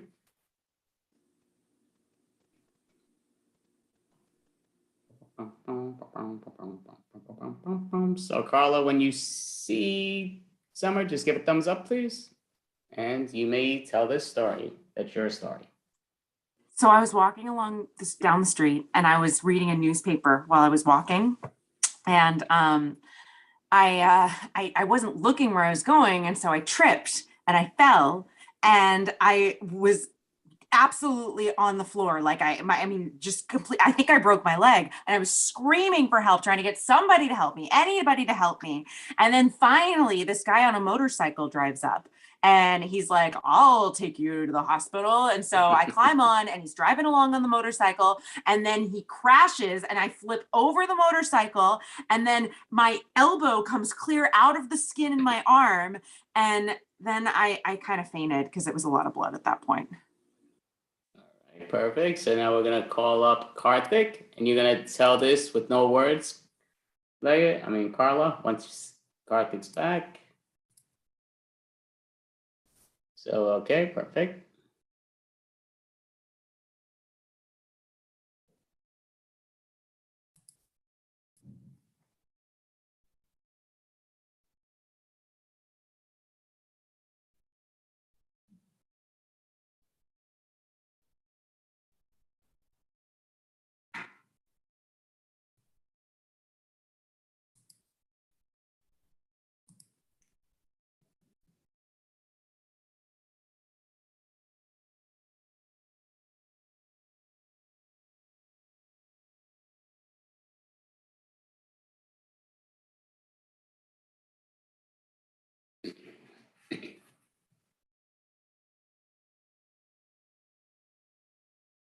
Okay, so Karthik, you're gonna stay up there by yourself, and you're gonna tell the whole world the story that we just saw. That's your story now. So it was told in 40 seconds. I didn't tell it, but go for it. I was walking on this bright, beautiful day, listening to music, grooving with the streets, when I got hit by a bike and I fell down. And then I'm in so much pain, and I look up, and the bike guy says, "Why don't you hop on over and I'll take you to the hospital?" So I get on the bike and I'm going, and I'm a bit perplexed by the situation. And when then there's a huge hump, and I fall down again from the bike, and now I hurt my elbow, and I'm in a lot of pain, and the bike has gone. All right, scene. So everybody can pop up their videos for a quick moment. So yeah, we're gonna give a quick hand. So great job done. Just for the record, I won't tell you how close you were to the story. Not close at all, but you can rewatch it on the video. You can watch your video on YouTube or Facebook, as it'll be on. Usually when we do this in improv warm-ups and all, we tell them what's going on, but they have to rewatch it themselves. We're not gonna waste time on retelling it. Cool. So we're gonna end up doing everything backwards order, but this time it's gonna be finishing out in charades, which is fine. That's how it's done sometimes. I prefer it the other way, but again, you could do it both ways, so we are gonna do it both ways.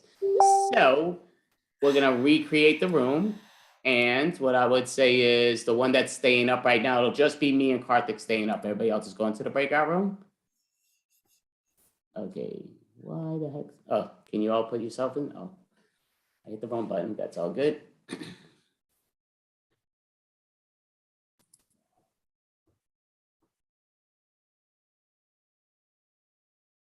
I know. Okay. Okay, perfect. So now, Karthik, you're going to give me a suggestion, and I'm going to tell you a story that becomes your story. So, and I'll time it. So give me a suggestion of anything. Carrots. Basically, we're in my backyard. You know, we're at the house, we're at the backyard, and we see a rabbit. So the great thing is I'm like, oh, I got to pet this rabbit. And, you know, my brother's like, don't pet the rabbit, you moron. That thing's going to tear you apart. I'm like, it's a rabbit. When do you see Bugs Bunny in the terror? So me and him are arguing. So I'm like, look, here, I just have lettuce. So I pull out some lettuce, and the rabbit's coming closer. So he's like, oh, it is cool. See, I said, see, look, and the rabbit's eating the lettuce out of my hand. I'm saying it's great. All of a sudden, the bunny jumps on my shoulder, hops on, and jumps on my brother's head and starts biting him on the head. I'm like, what the heck is wrong? I'm actually like worried for my brother. He's screaming like crazy, pointing at me. I'm like, what do you want me to do? He's like, call 911, you moron. That's the scene. All right, so I'm gonna put down my video. You're gonna wait till we bring up Carla, and you're gonna tell her this story word from word without any words.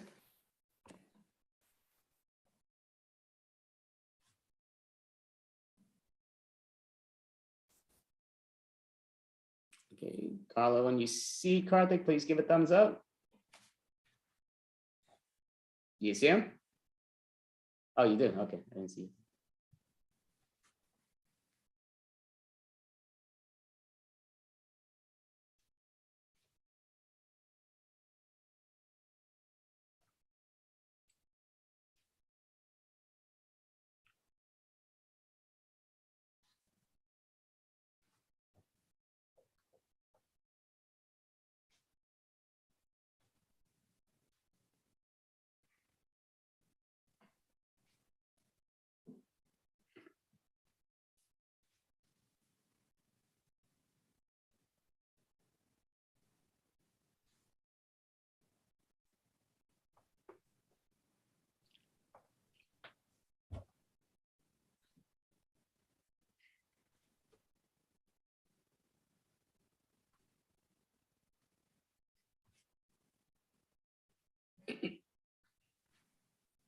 All right, so thumbs up there. All right, so now you're gonna tell that word from word with no movement to Summer. We're just waiting for Summer to come back. So you're gonna try to get this as much as possible what he told you. So when you see her, Summer, give a thumbs up. Okay. I was so excited to get a new puppy. So I built him a doghouse. And the puppy liked the doghouse okay, but liked my food more.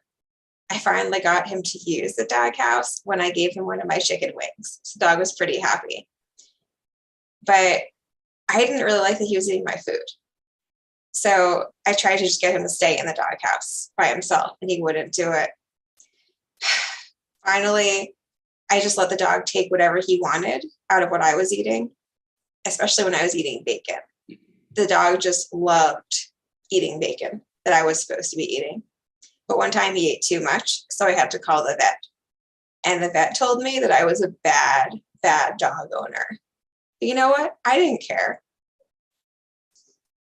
Okay, so now you're gonna tell that word from word to Alex without any words. So we'll wait till Alex gets on, and then you will do it charade style.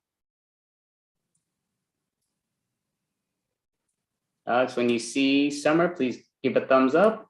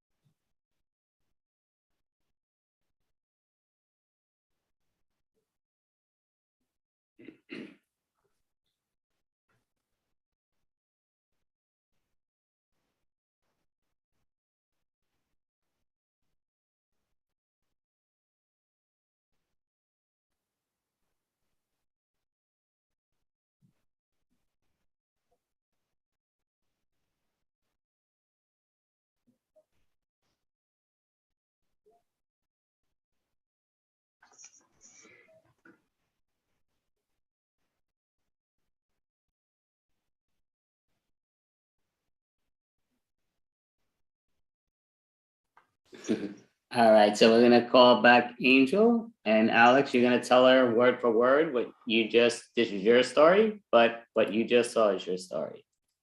Wait for Alex. Dun, dun, dun.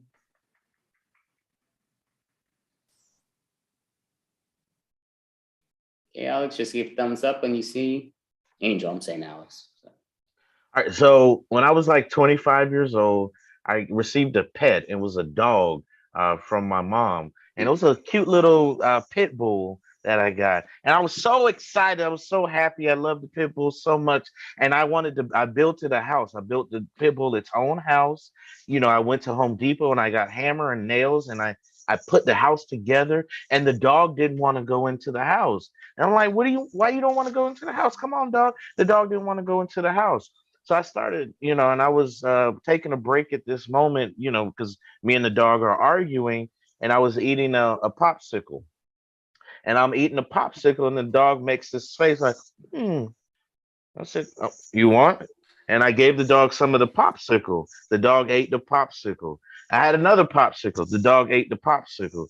And then I had a different flavor it was a chocolate popsicle. He didn't like the chocolate popsicle. So I was like, what's wrong now? And then I called the veterinarian to ask them, what should I do? And then while I'm talking to the veterinarian, I'm eating a animal cracker. And as I'm eating the animal cracker, maybe the dog wants the animal cracker. And the dog ate my animal cracker. And then he went into the house. Okay, so we're gonna call back Mel. So you're gonna tell that word from word without any words, Angel, once Mel gets back.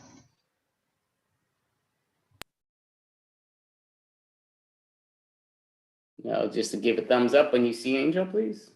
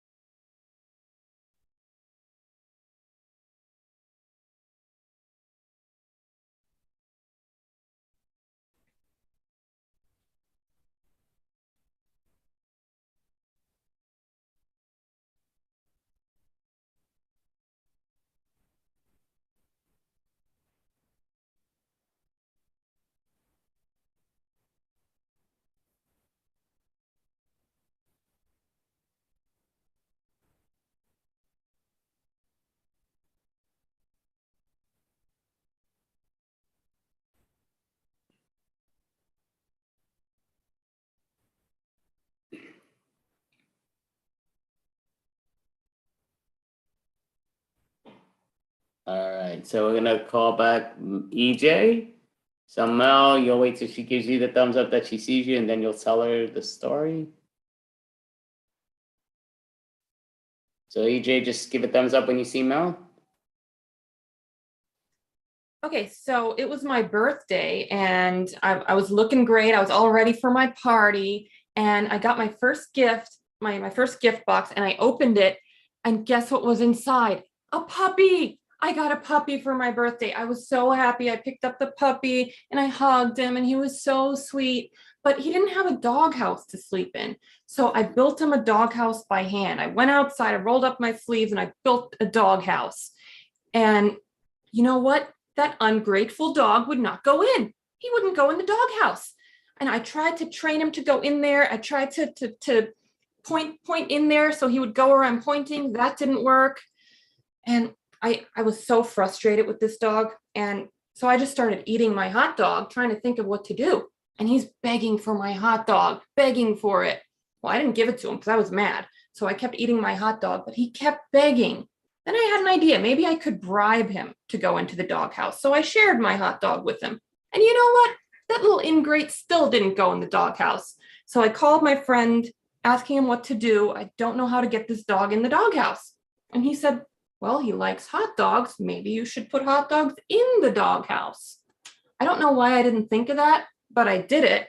And the dog went in the doghouse finally, and everybody was happy. Okay, so perfect. So we're gonna call Mel back. So EJ, you're gonna wait till Leia sees you. You're gonna try to tell the story that you were just heard. You're not gonna try to create anything. You're gonna try to do that same story, but this is your story now. But try to do the same thing, but no words. So Leia, when you see her, she's gonna give it to you in charades. Just give a thumbs up. All right.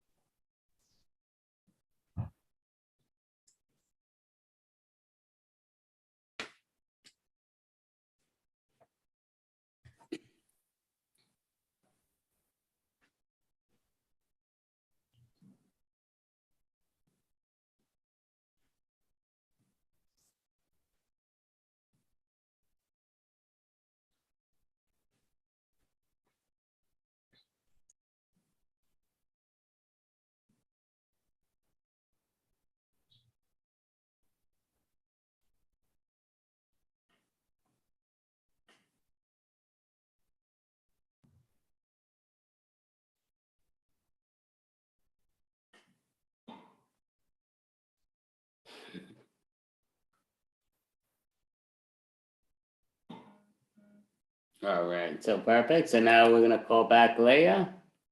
Lena, should I say? I'm sorry. Leia's gonna tell her this word from word, no action. Just wait till Lina comes back. And when you see her, please thumbs up. So I woke up and I was really happy. It was my birthday. So for my birthday, I got a present, and inside the box was a puppy. And he was so cute and so adorable. I decided I had to build him a house. So I built a little dog house for the puppy, but he wouldn't go in it. And I dragged him, and he still wouldn't go in it. And I got so frustrated with him. And then I had to go eat a sandwich. And I'm eating the sandwich, and the puppy's sitting there begging for food. So I get the idea.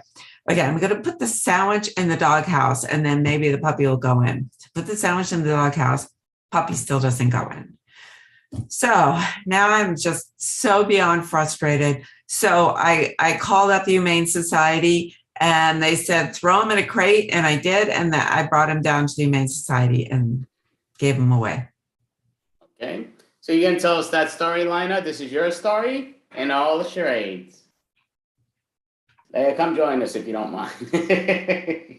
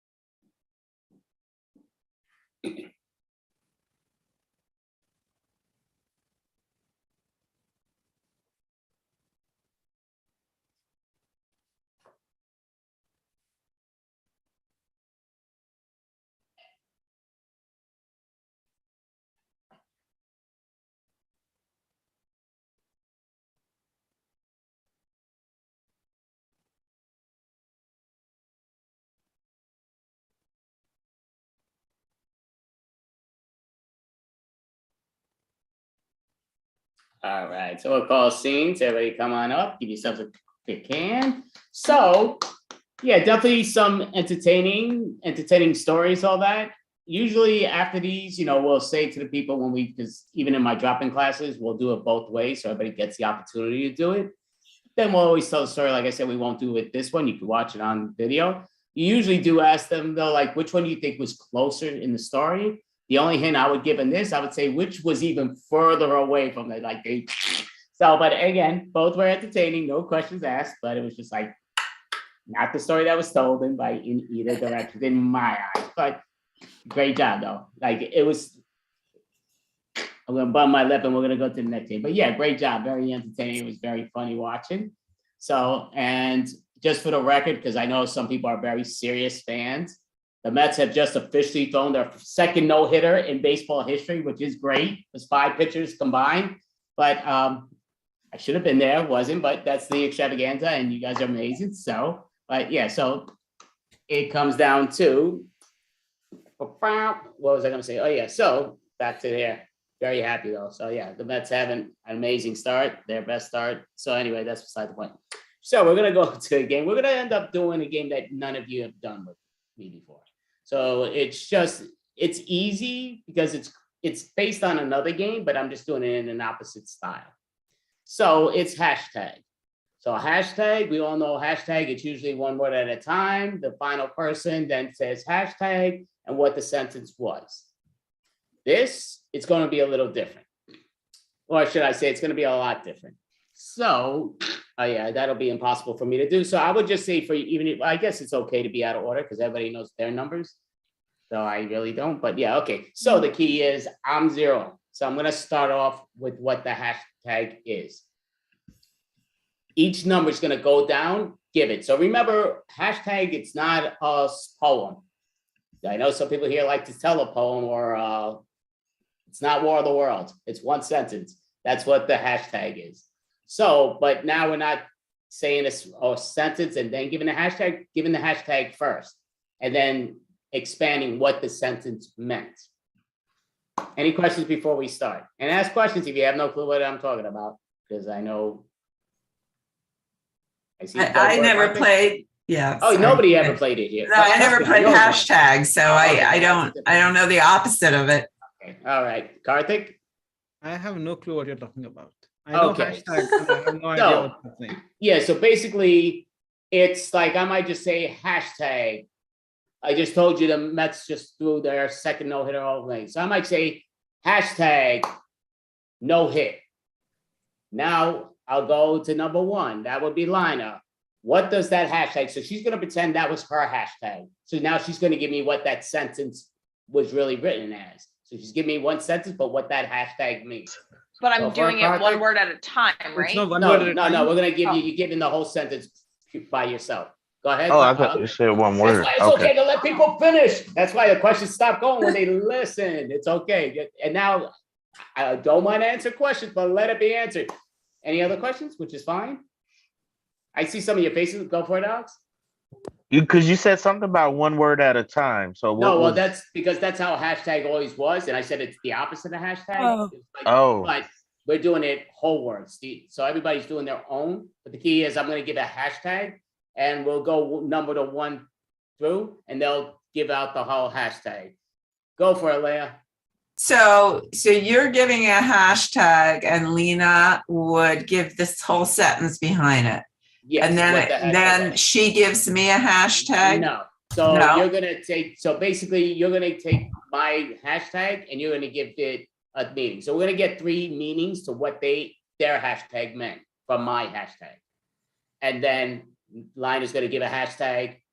She's gonna get 3 meanings for what that hashtag is from 2, 3, 4, and so it's gonna get pushed around so everybody does it. Okay, I think I get it. Right? Yeah. So. Easy enough, but yeah, so don't overthink it, have fun, but you want it to make sense to the hashtag if possible.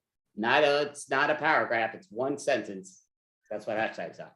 So I'll start it off, and Lina obviously is the first one to go, and we're doing it in number order. So that was outstanding. Hashtag that was outstanding. Just had my first donut.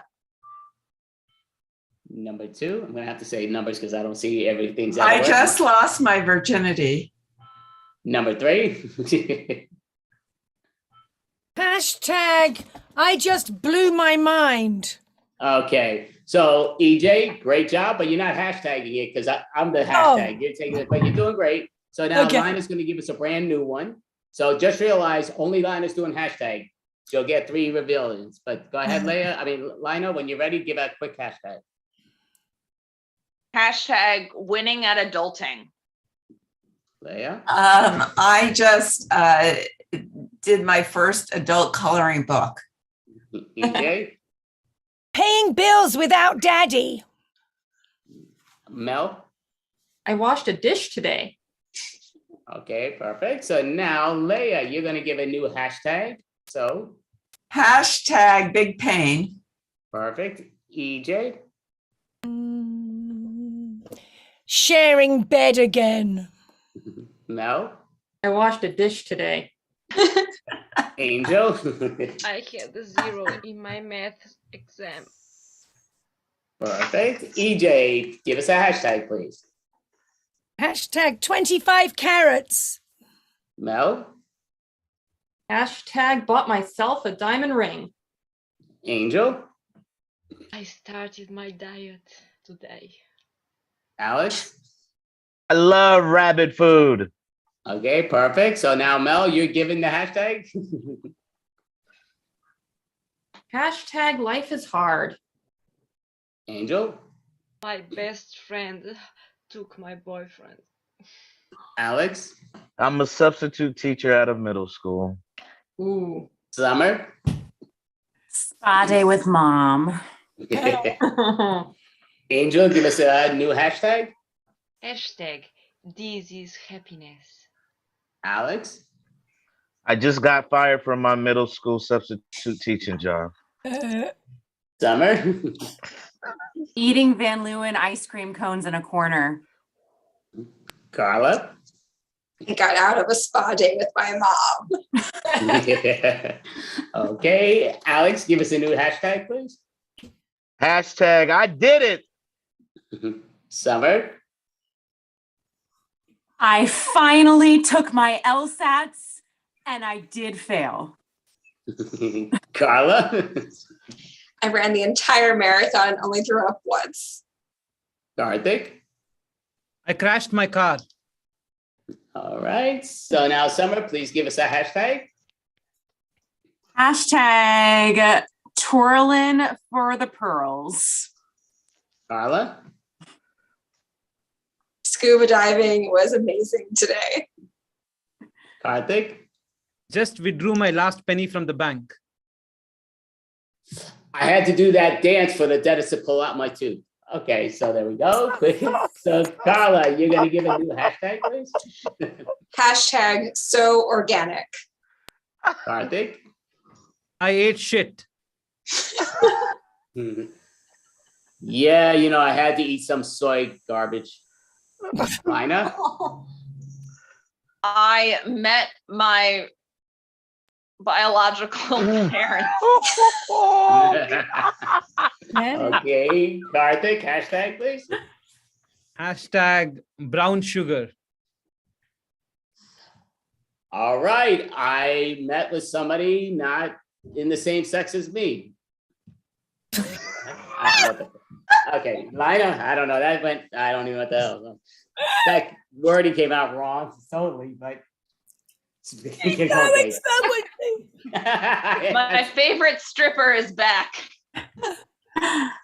Leia? Holy crap. My dentist has taken away all my candy. All right, so we'll call it there. So you give yourselves a hand. So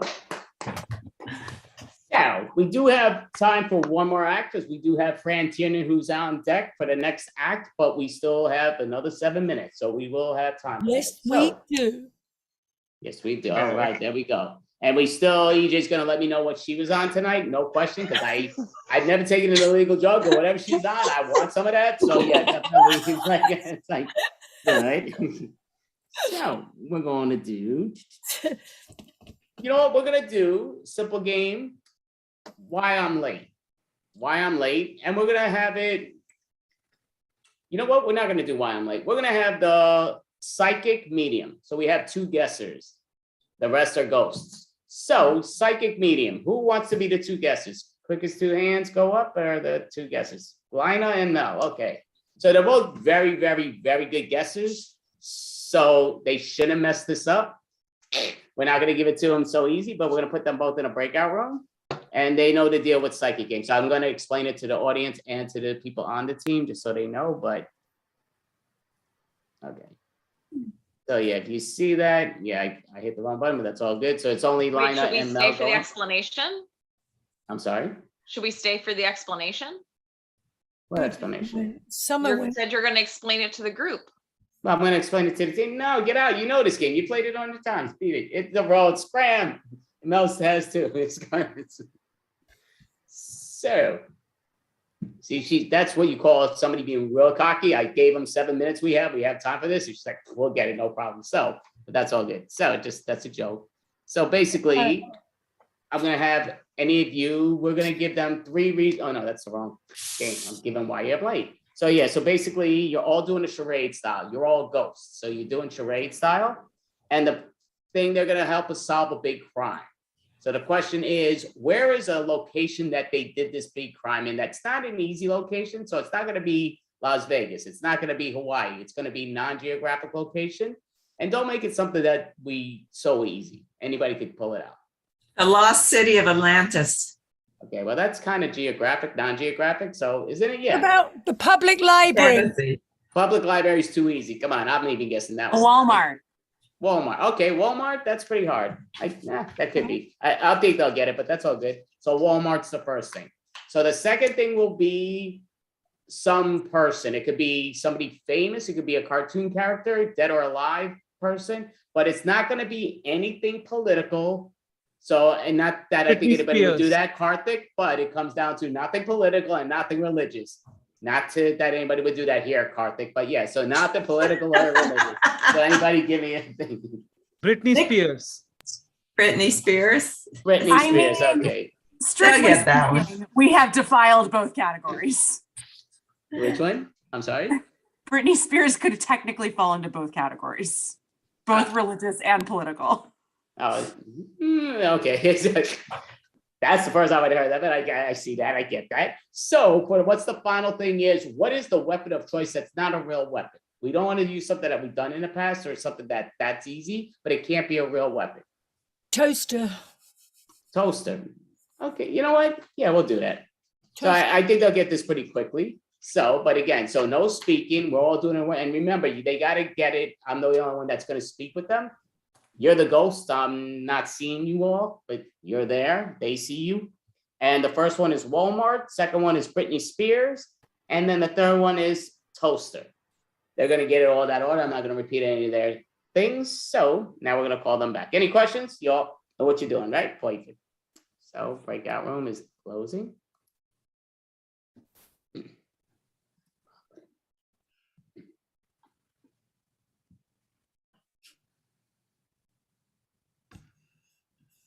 Oh, Jesus. All right. Yeah. So they sent you to the medium psychic to solve this crime. I don't believe it, but okay, go ahead. Our boss has said to bring you clowns in.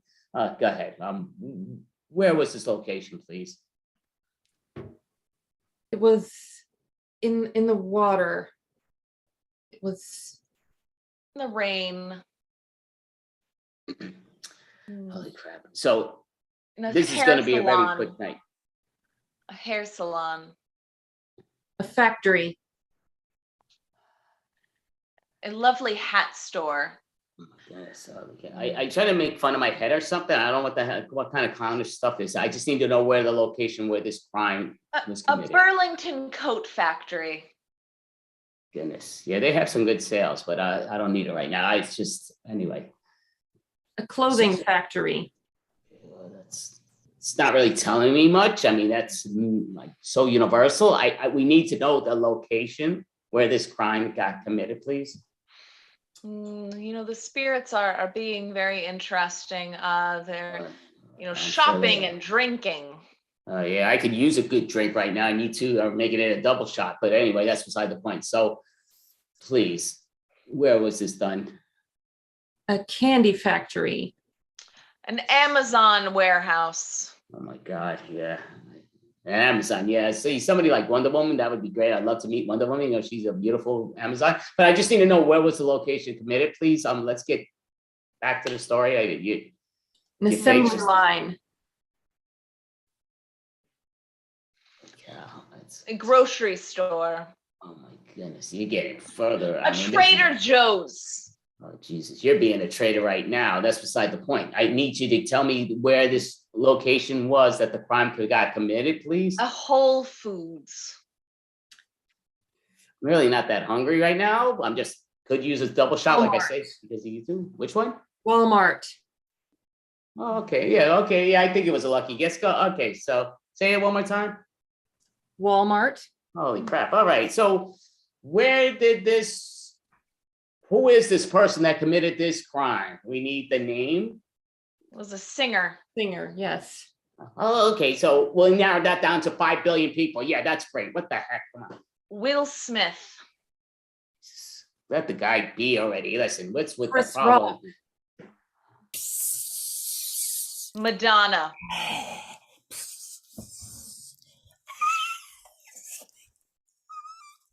I think my dog's coughing up there, so you guys really need to hurry up because yeah, I don't know what's going on, but There was a snake involved in the whole situation.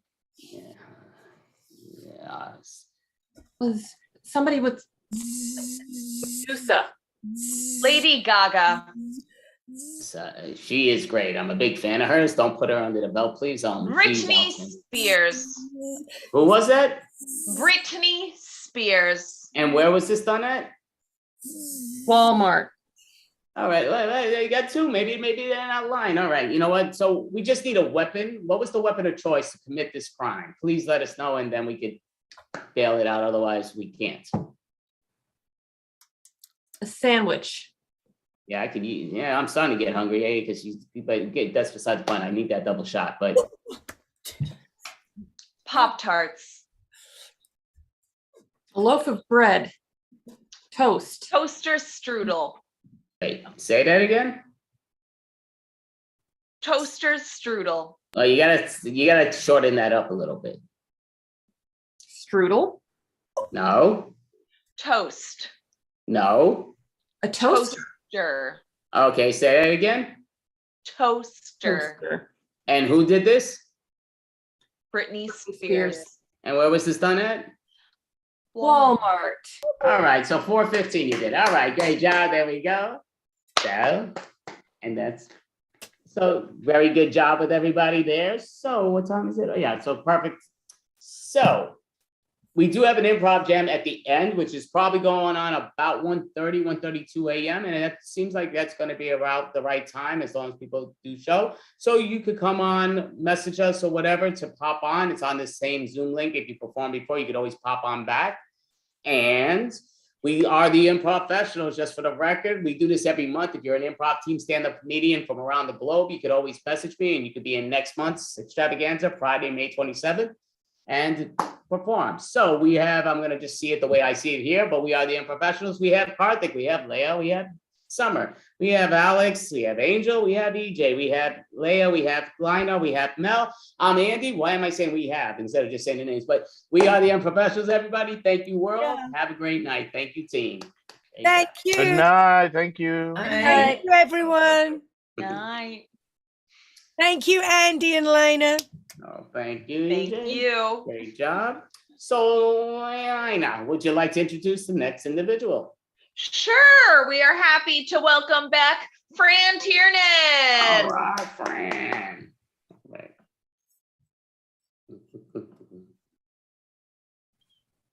Aloha. Good morning. Well, it's morning somewhere. So, it's great to be back. Sorry I missed the last show.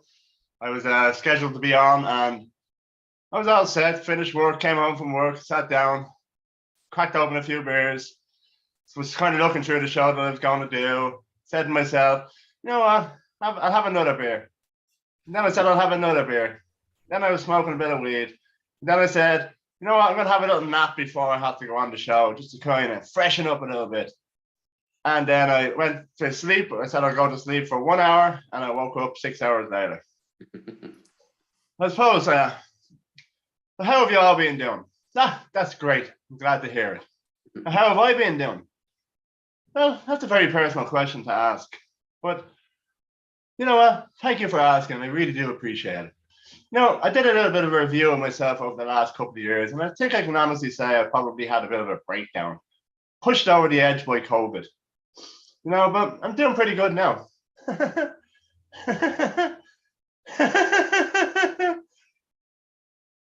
No, seriously though, I'm doing pretty good. The breakdown, I think, was an inevitable thing to happen. I was kind of living life on the edge a little bit too much.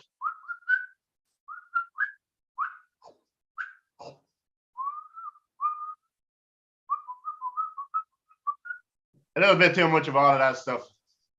And it's kind of inevitable to break down, but you know what? I think it was worth it. I'm happy enough with that. And then I kind of figure it's a bit like a Vindaloo.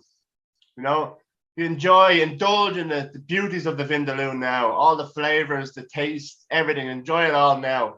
You know, later on, you're going to pay for it with a Johnny Cash, a Ring of Fire. That's what life is like. And I definitely did overindulge a little bit. The years have been a bit rough on me. I'm only 21. Imagine that. No, much older than that. I have been trying though lately now to live the healthier lifestyle, and probably like all the major cities around the world, Vancouver is a pretty good city as well to be able to do all the healthy stuff, eat the healthy food, drink the healthy drinks, live the healthy lifestyle. You know, we have everything going on around here. Your kombucha, your chai teas, your yoga, your Zen meditation, your hot yoga, your meditations, your your fucking yin and your yang, your fucking feng shui, your Ben and Jerry's, everything. Something going on everywhere. And I tried the hot yoga there recently now for myself. I was so unprepared for the first time I went down to do that. So unprepared. I turned up in a t-shirt, pair of shorts, and a little small little sweat towel over the shoulder. Holy mackerel. I did not think it would be as tough as it was. You know that? I did not think it would be as tough as it was. Now, I thought I was flexible. I thought I was a bit nimble, like a cat. But I wasn't half wrong, though.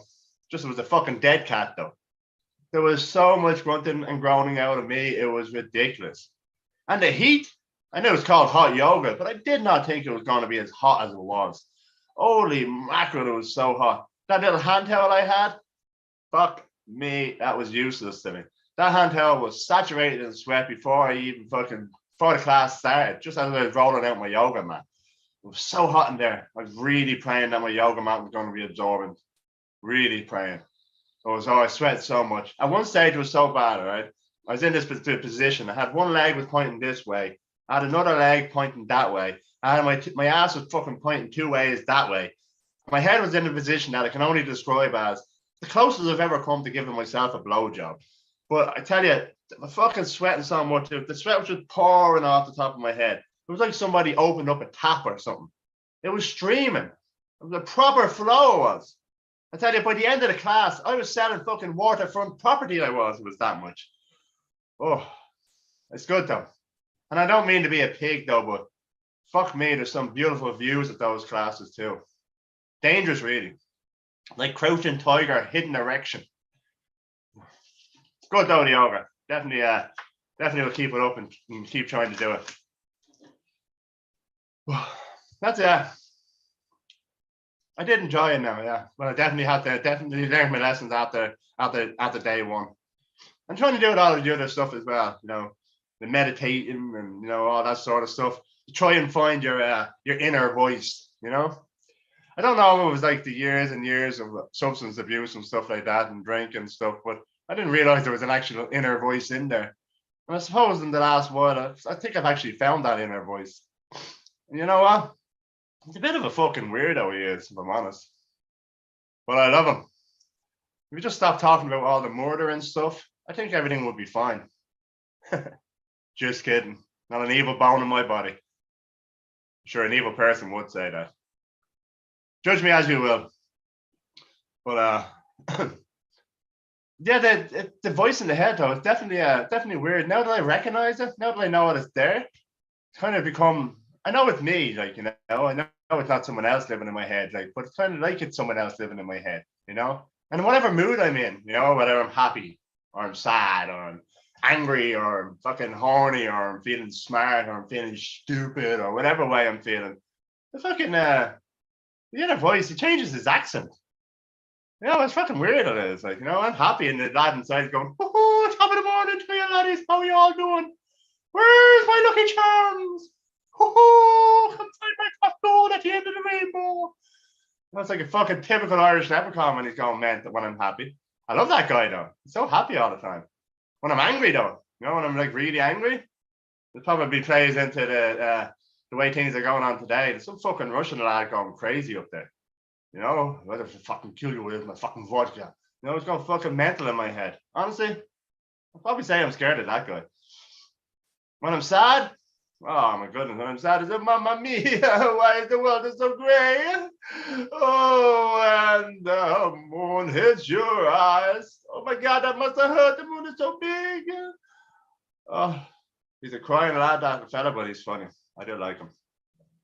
I'm feeling a little bit romantic. Is voulez-vous coucher avec moi? C'est toi. I would like my slug to slide into your shell. Dirty French man there. Excited now? When I'm excited, it's like like a Latino fire lit underneath me. It's great, it is. It's kind of entertaining now, all the different voices and stuff.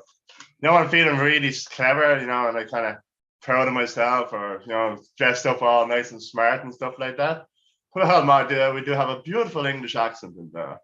Let's go enjoy some tea in the garden as we'll sit on the patio and enjoy some beautiful Mozart. Indeed we shall. It must be refined and elegant. I do like that guy. He can be a bit of a punk, so after a while. Well,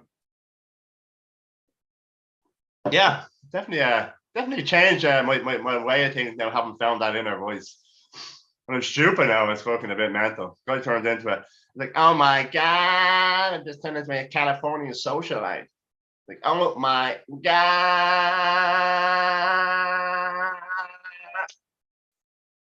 That one gets annoying after a while, that one. I like it now that I found that inner voice. There's someone there, you know? And start to listen to myself and figure out all the good things to do. This is normal, right? Like everybody has this going on in their head and stuff like that. I hope I'm not fucking going mad. No, I have been getting a little bit paranoid lately. Everywhere I go, I keep thinking people are laughing at me. It isn't good for the line of work I want to get involved in. I'm getting paranoid and angry when people are laughing at me. And the old memory is starting to go too. I had a good joke about memory loss. I'm fucked if I can remember it now. But that's been the review I've had in myself over the last 2 years, kind of figuring out what's going on in the world of Fran, finding my inner voice, trying to be all relaxed and calm and nice and happy and all sort of stuff like that. And it's, I suppose, the way forward. And it's funny as well if you think about it. Like I'm being honest now, I probably did have a breakdown now. Probably started just before COVID.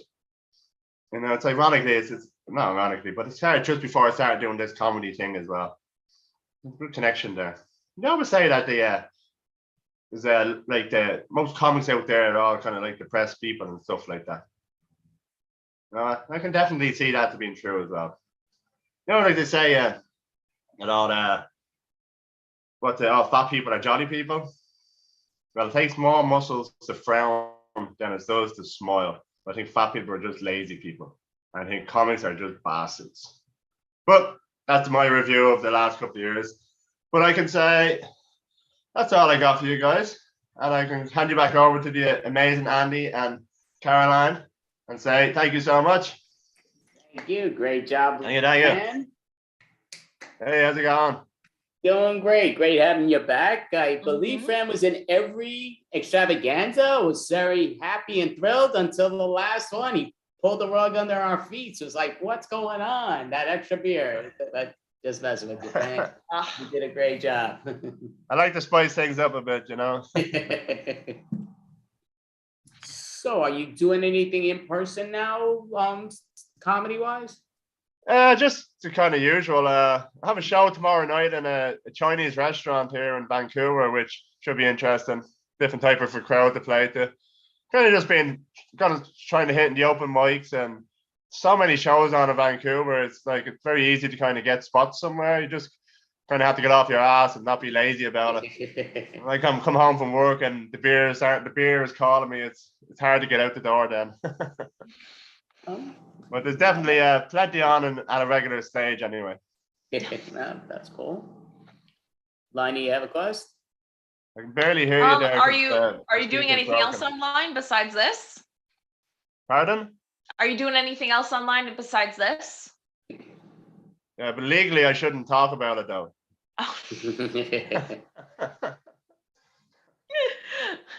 No, this is all I'm doing online. It's just this at the moment, like. Sure. Well, that's cool. So I know the last time when we were discussing things with you 2 months ago, you were sort of saying, and now you're saying things are even opening up more, which is great. Have you taken advantage of, are you performing maybe 4 or 5 times a week in person? Or are you not really to that level? I want to, but I'm just a lazy bastard. But things are opening up though. I have been getting out a lot more though, getting out and bars, restaurants, and there's been events and stuff going on. And I have been going to a few shows, but there definitely will be things are really opening up here in Vancouver, so it's great.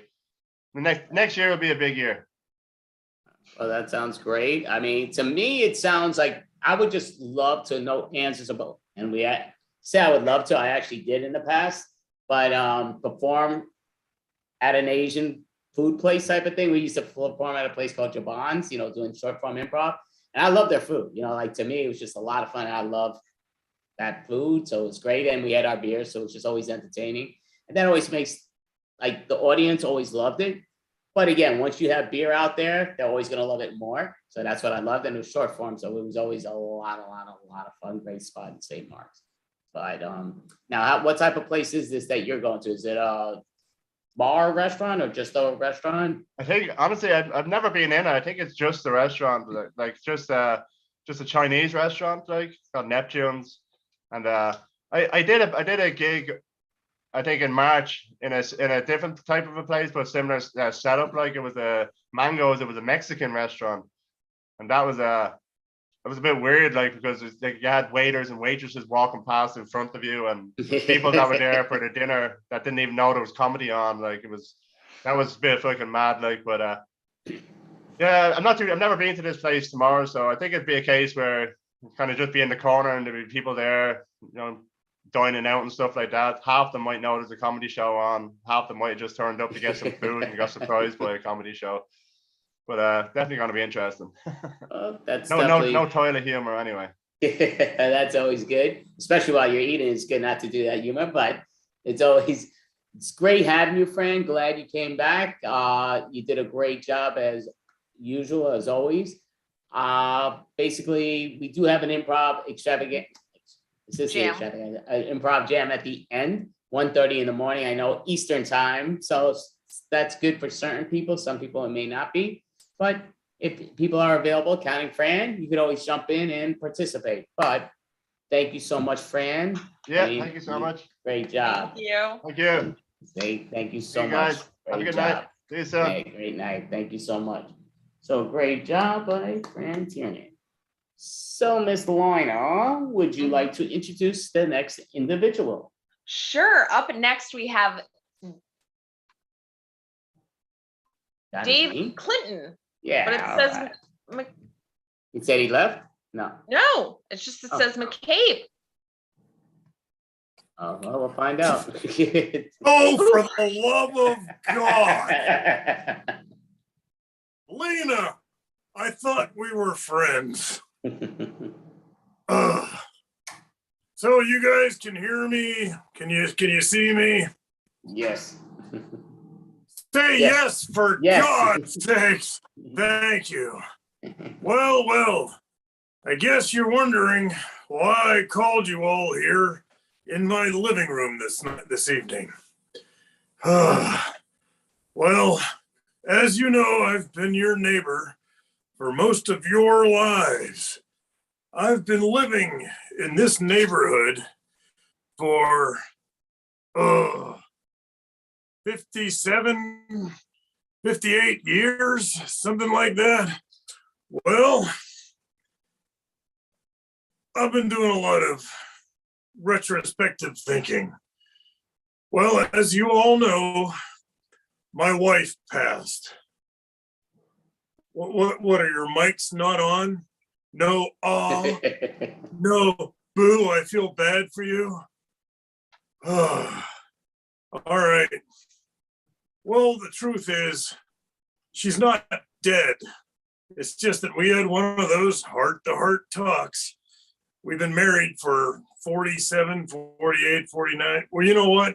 It's part of the problem is, well, I didn't know how many years we were married.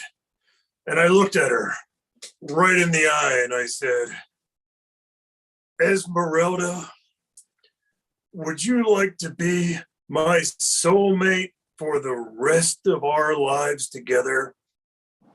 And well, she passed. The movers took the last of her stuff 2 weeks ago. You don't see me out there very often, but well, you know, it's a thing. But whenever the movers started to take all of her stuff, God knows she collected all kinds of crap, which I had no tolerance for. I uncovered something. Neighbors, friends, little Jimmy, I knew you when you were still in your mama's belly. Sally, you and your friends would come over. And now you're all grown-ups. And well, I brought you all here to talk about my balls.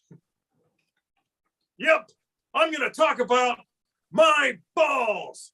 Well, they're not really my balls, but they were those balls that you left in my yard years and years ago. Like, do you remember when you were in that tennis phase?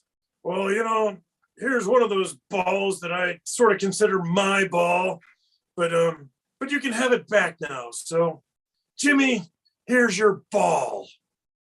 Am I going to continue to talk about balls? You're damn right I am.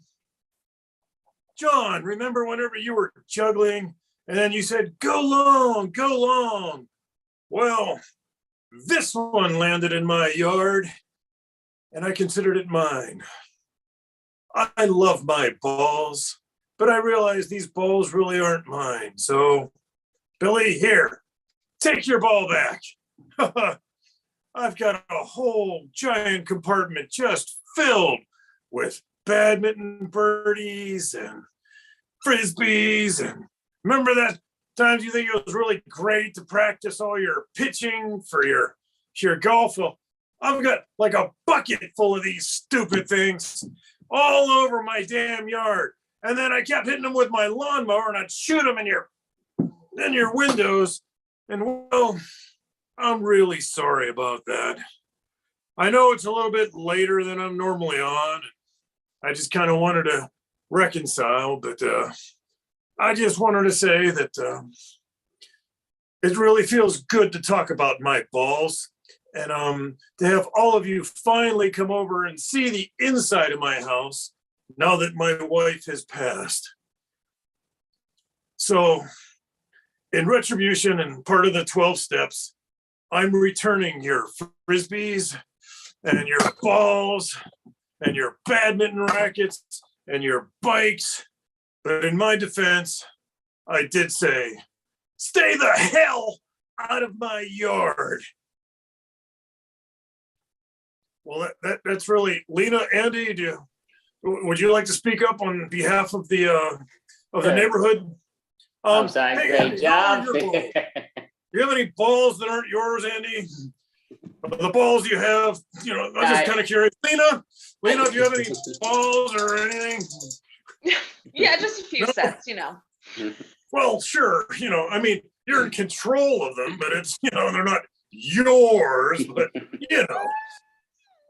Yeah, I guess never say never. We don't know officially. So it's like 2022, we don't know. It's like, but, yeah, I know I normally bring a whole lot more energy, but you know, since my wife passed, I mean, she was this close. She was this close to saying yes, and then she looked at me and looked at my balls and left, went right out the wall. I know she's gonna miss them. They're here waiting for you, Eleanor. They're here waiting for them.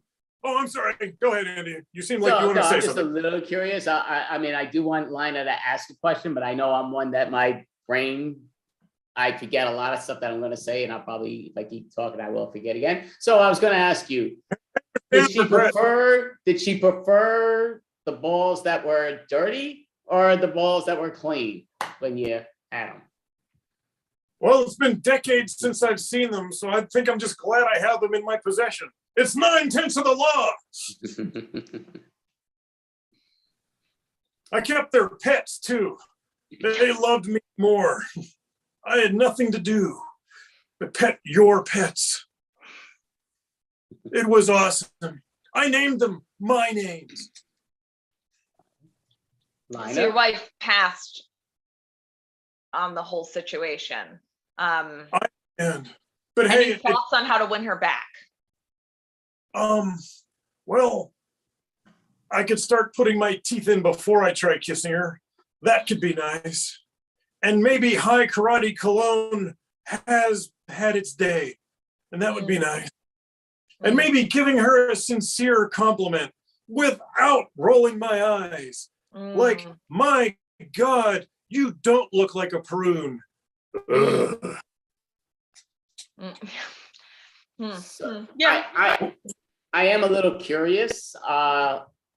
What does that sign say? Because we're like sideways in your living room. Oh, yeah, what yeah, does the yeah. sign say? I On the married right a side. prune. It says I married a prune. Looks like She a didn't lot think it more was- words there, though. It looks like a lot more words there. Am I wrong? Yeah, but he doesn't have his glasses on. Well, he does have his glasses on. Yeah, but they're askew. Maybe His you're not wearing your glasses are glasses askew. on. Do you not see his glasses? That's Right, yeah, yeah. It's yeah. I married a. Well, that's what I see. I only wear my glasses just because, well, they look good. I can't say that I've turned my hearing aid on in years. She's always like, I told you this, I told you that. I'm like, don't hear it, don't care. Love you. Are you gonna stay with me? Nope. But without the She- teeth. So that's With you know. all, yeah. Yeah, whatever, She's just a caraway seed and the rye bread of my life. That's the way I see it.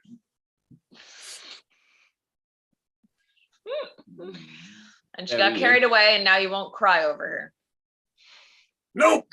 I had my tear ducts removed, along with my emotions, and apparently my heart. And yet, here we are. So yeah, I am sort of curious just because again, my vision is bad until you did that the last time. Yeah, so I'm looking at my other thing. So I do see you only have one eye open or the other one's closed. It's not right. Well, it's because the glasses are askew. Right. And plus it's night vision. So if she comes back, I keep one eye closed and dark. So like whenever I can catch her in the scope, you know what I mean? I'm not gonna miss. It's an old army trick. I was a sniper. Do you think she might have left because you told her that kissing her you wanted to act like a sniper? I mean, that's kind of a deterrent. You know what? You would think that, but back in the day, we played a little POW and guard sort of thing, and she dug it. What can I say? Like all of her pajamas were striped. And then sometimes she would wear an orange jumpsuit and take the litter out of the yard. Oh, man. It was like, hey, I wouldn't even slow down the truck. And I would just like drive by and come back and get some, if you know what I mean. She loved it.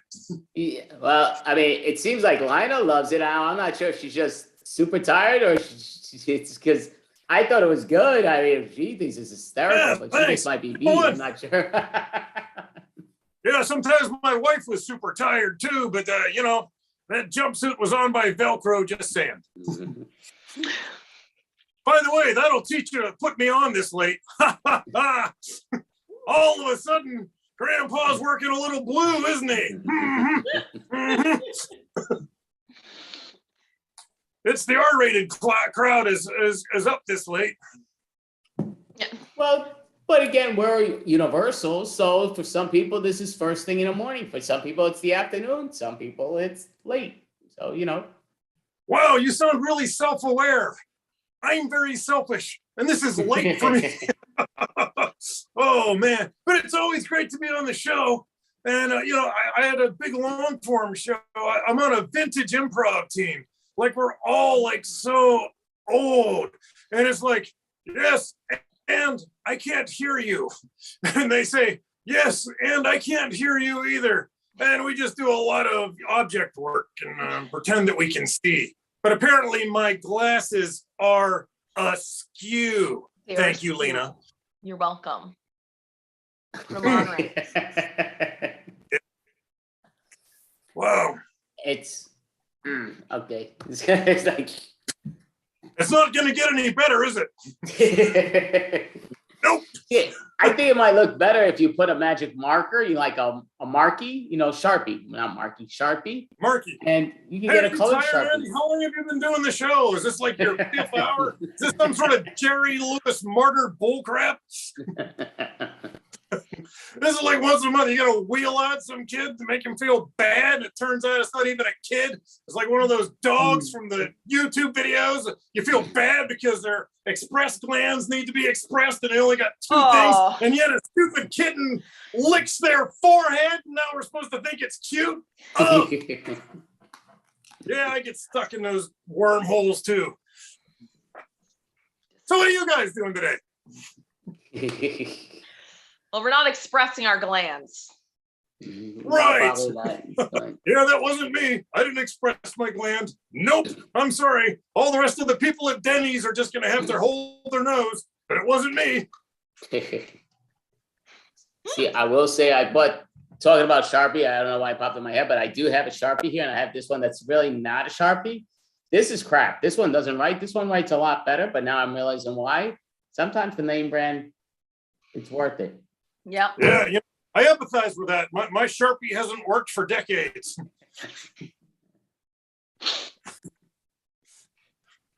Yep, you put me on this late. I got more. So, out of curiosity. Am I going to the bathroom? Wait, am I going to the bathroom right now? Well, it depends. It depends. Oh, hold on. Better. So Dave McCabe. Yes, Lena. My last name is McCabe, Lena. Oh. The lineup had you as Clinton. No, that's the other guy.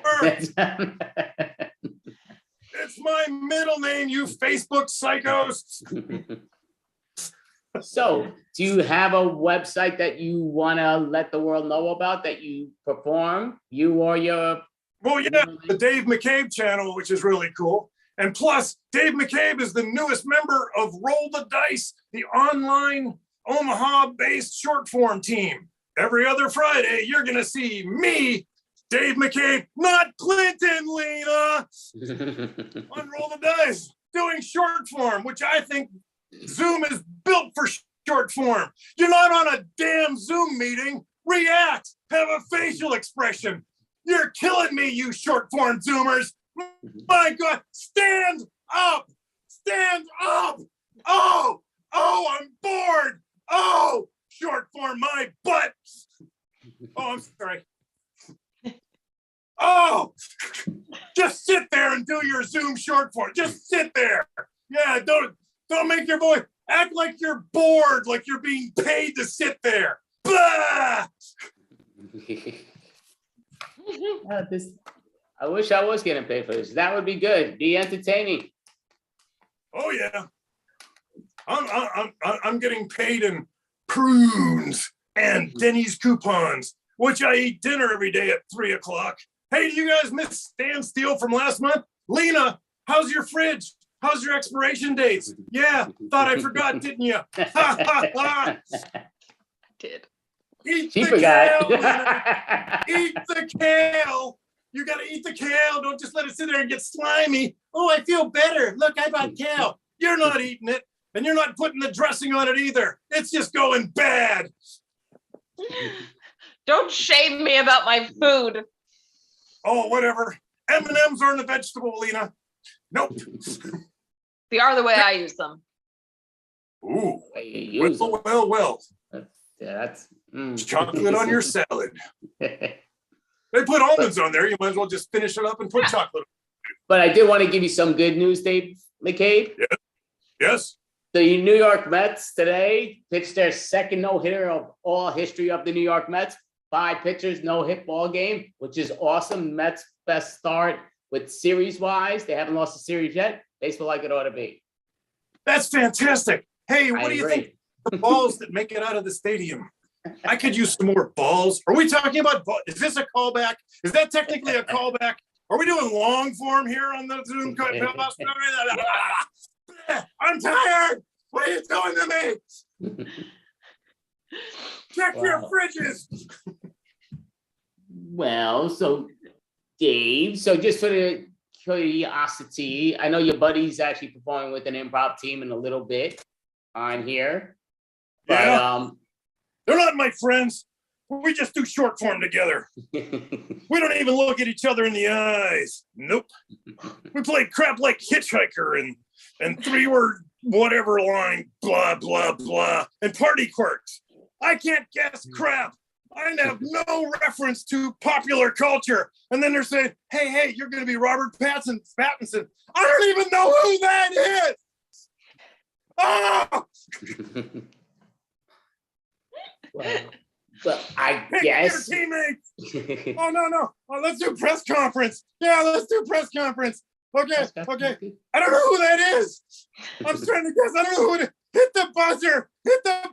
Come on, Jake, hit the buzzer. No, you're going to let me sit up here and sweat. Oh, God. There's etiquette to short form. Etiquette. Okay, Dave, thank you so much. You did a great job. Definitely appreciate. I feel better, and now I'm awake. Crap, Right. I'm awake. Hey, wait! I'm gonna put my teeth in. Anybody out there want to smooch? No.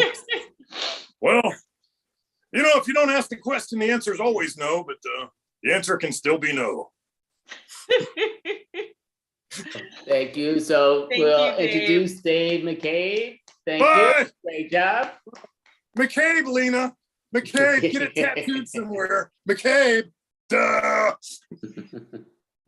See you guys. Thank you. Thank you very much. A great job. So, Lorna.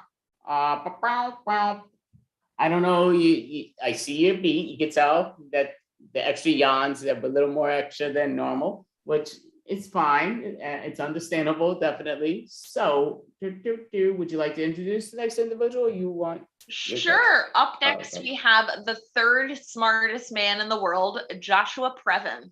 All right.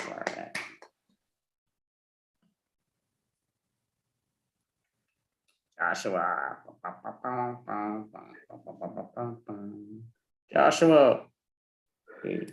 I might come back. I'm here. Can you see me? Can you hear me? Yes. Oh, thank God. Oh, God, thank God. Oh, that was terrifying. I think I fell into the internet or something. I got stuck. Anyway, thank you so much. Guys. I really appreciate it. We have a lot to cover today, so I'm going to dive in. I am third smartest person in the world. There's two other guys. They whatever. They're I guess they're smarter than me. Whatever. They super smarty pants. That's great for them. Bookies, read the stuff. Blah blah blah. Look, on this day in 1729, Catherine the Great was born. So she was the leader of Russia, I think. And a lot of people don't know much about her, but I do. And in fact, I know nothing about her except that I do think, and I might be making this up, but I'm not. I'm pretty sure she, what's the word? She liked to screw her horse. That's actually true, I think. Since my last masterclass, TED Talk, it's all one thing. I'm just at this point, we're just getting so much positive reaction from it. We've had to stick our Twitter and everything just into one thing because, it's literally hundreds of millions of people watching. That's my understanding. The highest rated thing I think was MASH, the season finale of MASH, which I think was 50 million, Seinfeld 33 million, World Cup. I don't know, but the numbers, let me just check these because they just came in. Hold on a second. This is amazing. It's my understanding, and we are seeing 250 million viewers now, literally right now on this. So that's amazing. I think we're being translated into a lot of different languages. I don't know. I have no part of all that. I have no part. But you know, I'm going to be,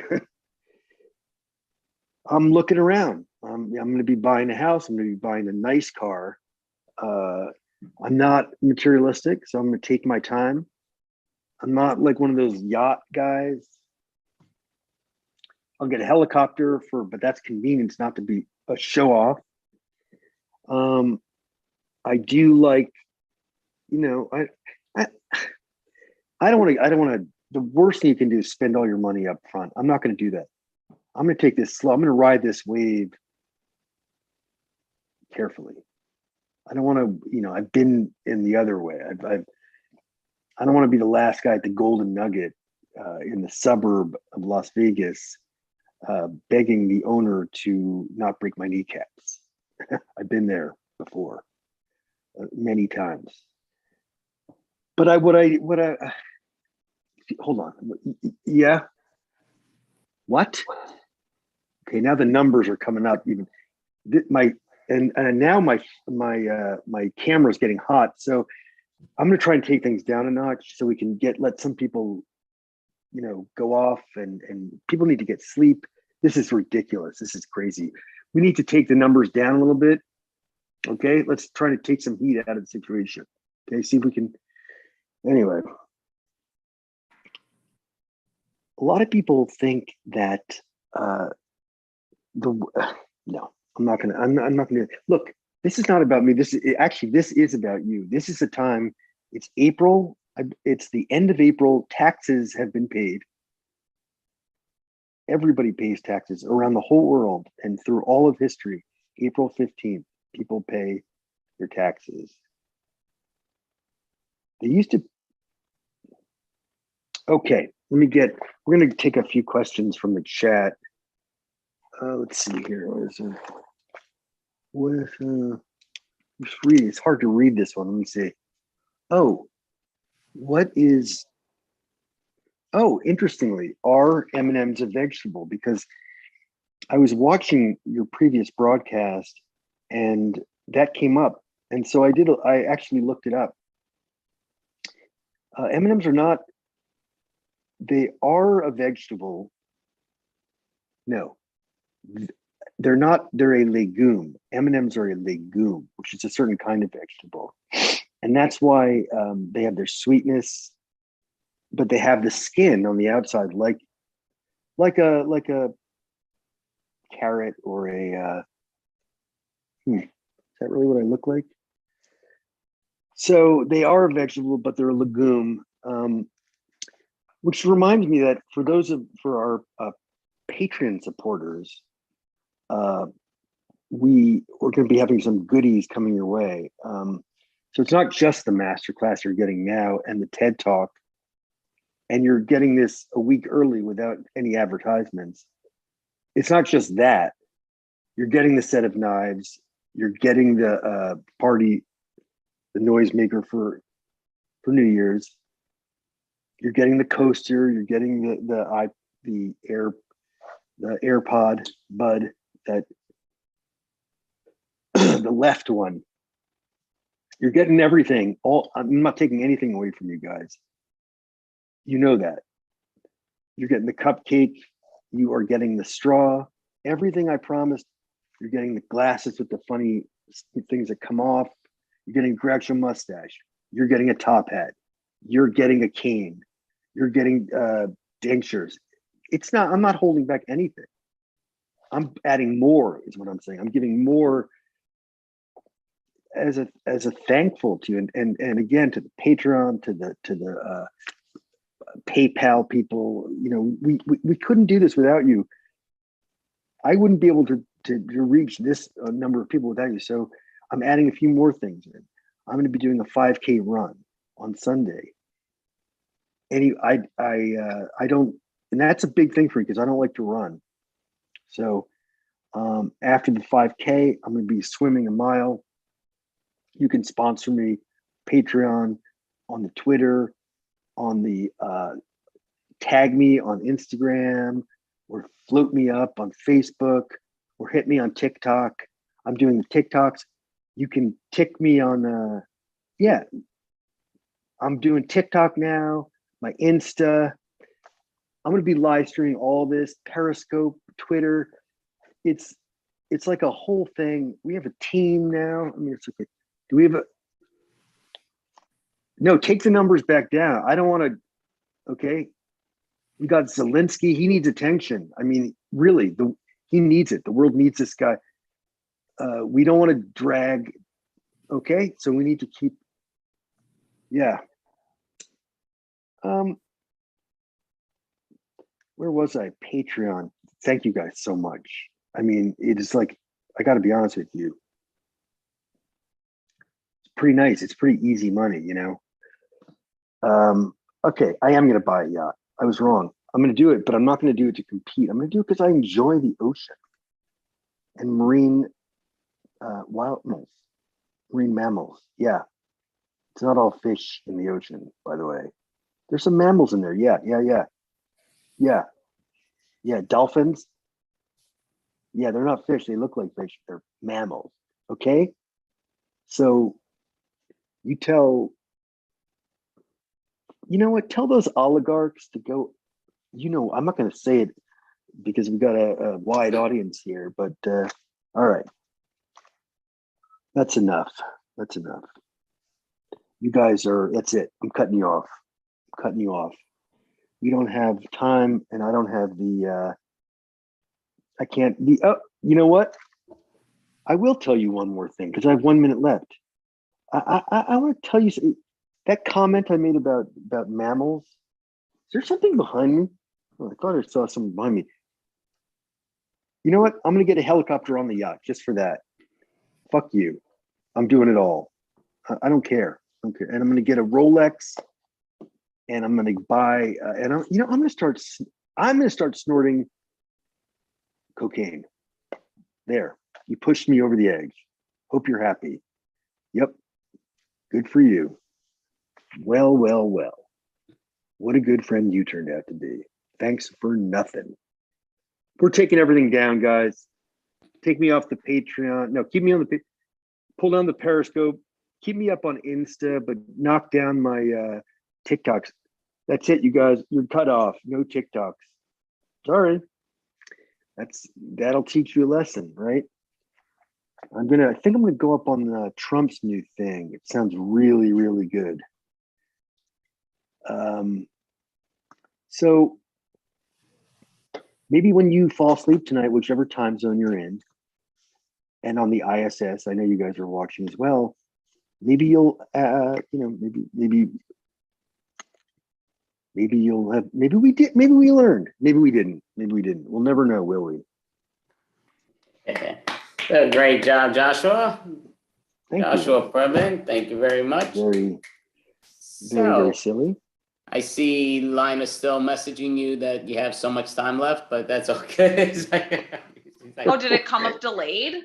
Oh, that's weird. Oh, maybe. Okay, so I thought you just sent it. So yeah, it's popping up, but okay. Yeah, I just saw it like 10 seconds. It was coming up. I think. Oh, okay. Yeah, it worked. So just in general, I know you do quite a bit of improv and stand up and all that stuff. So do you have anything to advertise, whether it's in person or online, that you want the world to know or at least close by? Not really. I guess I always say there's a cool jam on Monday nights, improv jam. It's the Pack Theater, which is streamed on Twitch. So that's a lot of fun. Mondays at 7:00 Pacific time. And there's a Mining for Gold jam on Facebook on Wednesday nights. Yeah, I haven't done that in a long time. Yeah, they're really fun. You guys should come out and do it. They're really fun. Yeah, I did it with Mine with Gold. When I'm saying a long time, probably maybe 14, 15 months ago. And really? I tried to do it like a month and a half ago. I was like, you know what? I have nothing to do. I said, let me go do it. So I did register. I couldn't sign on. And then they said, oh, you have to private message so-and-so. And I'm like, sometimes it's not that well worth it to me. Like, Right, you want right. somebody to do it, open up the door. Don't Yes. keep it shut. But No, I know what you mean. Yeah. Yeah. Do you guys do any jams? I mean, this is a jam in a way, the whole thing. I mean, well, we have an official jam at the end of Yeah. this tonight at 1:30. So I don't know if there's going to be anybody standing. I know one person is messaging me that was in the show earlier. So he's always cool, but he's like, it is past his bedtime. So he said he's setting his alarm. I tell him just go to sleep, but he's like, oh, he's gonna. So we'll find out with that. And I just do it just basically because it gives us an opportunity to perform on more Facebook worlds and gives us more numbers. And it's always fun. Like, to me, why not do it if you're, I understand if somebody's sleeping, if they have something to do, but why not? Why not? It's fun. Awesome. I see somebody joining. Oh, okay. Thought it said Mel Brooks. That's why I'm like looking. I said, Mel Brooks. Wait, that would be awesome. I'd love to get Mel Brooks here, but it's. Oh man, can you imagine? That was not it. So what's next? You have another stand-up next? Well, the next person is Canadian Nobody.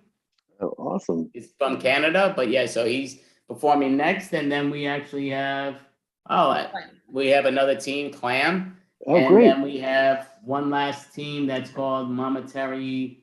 I'm just gonna say it wrong. Oh no, there's two teams. Wow, I forgot about You that. have 2 more teams after Clam. Holy crap! No shame, I forgot. They were a late bloomer that they were saying it, but they never got back to me. And then they were like, "Oh yeah," so we put them there. But so yeah, great. But yeah, well, so thank you guys up, again for all the work you do.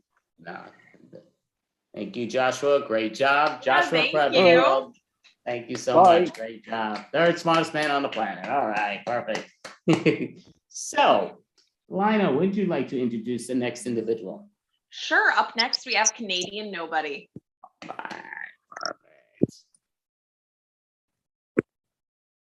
All right, there we go. You see the hat? There we go. Are you guys doing well? Everybody having fun? Holding back stays the same. Don't want to be alone or listen to me. Oh no, I never say anything at all, but nothing to consider. They forget my name. Aim. They call me Hill. They call me sexy. They call me him. They call me insane. That's not my name. That's not my name. That's not my name. That's not my nickname. They call me Cracker, but I'm the capper. Maybe I'll leave ya always the same. That's not my name. That's not my name. That's not my name. I wanted to play that music, but I know copywriting wouldn't let that happen. So, oh well. I am the Canadian Nobody, but at work they call me a lot of different names. Normally by my real name. Honestly, most of the people know me as Mr. Happy. That's actually the name I've got at this company for quite some time. Everybody calls me that. Well, 99.9% of the people call me Mr. Happy. I found a guy who doesn't call me that, only because he doesn't do his job well. I've had nothing but problems. I mean, it's all safety issues and just common sense. And I'm continually saying things like, if you're spotting someone to say, come back or go that way or go up, or, whatever the thing is, you don't walk backwards, because at any moment you could fall and you could get hurt. Or you could fall and then the person you're guiding doesn't see you anymore and runs you over. So that was the first issue. We've had a lot of different issues. And I have over the years with lots of people, I give them nicknames. They always call me Mr. Happy. I even have a shirt for it. But a long time ago, there was a big fella I worked with, really big, really muscle bound, but not very smart. And he tried to act like he was, and it bit him in the butt, because one day I asked him, hey, did you play football when you were in school? He's like, yeah, I used to play football as a lineman. And I said, well, I'm going to nickname you something. Is that okay? Yeah, sure. What's the nickname? I'm going to call you Touchdown. And I was like, oh, okay, I like that. That's a good name. I've ran a few touchdowns. I'm like, awesome. soon as he left, I said, I think that guy has a touch of Downs. And he went around telling everybody, oh, they call me touchdown. They call me touchdown. Well, this new one, when he first started and we were driving around, I told him, we were talking about our previous work experience. And I said, yeah, I used to run a 330 Hitachi Traco. Oh, I used to run a 360. I don't know, a 380, he says. I'm like, oh, you're one of those guys. Everything I'm going to say, you're probably going to try to one-up me. Okay, whatever. And then he says, yeah, the guy who trained me on my Traco, he told me you got to put it at half throttle for it to work best. And I'm thinking, what? What are you talking about? Oh, yeah, instead of going full throttle on it when you're operating it, you got to go at half throttle. Oh, so instantly I wanted to nickname him Half Throttle. Now, if you're engineering a machine, you don't engineer it so that it runs best at half throttle. Anybody who runs machinery knows it's balls to the wall, full throttle, and go. The reason that they were telling this guy to run it at half throttle is because he was too dangerous running it at full throttle. That's what it was. So I was going to nickname him Half Throttle, but no, I couldn't do that. He just started, I've only known him a couple of days.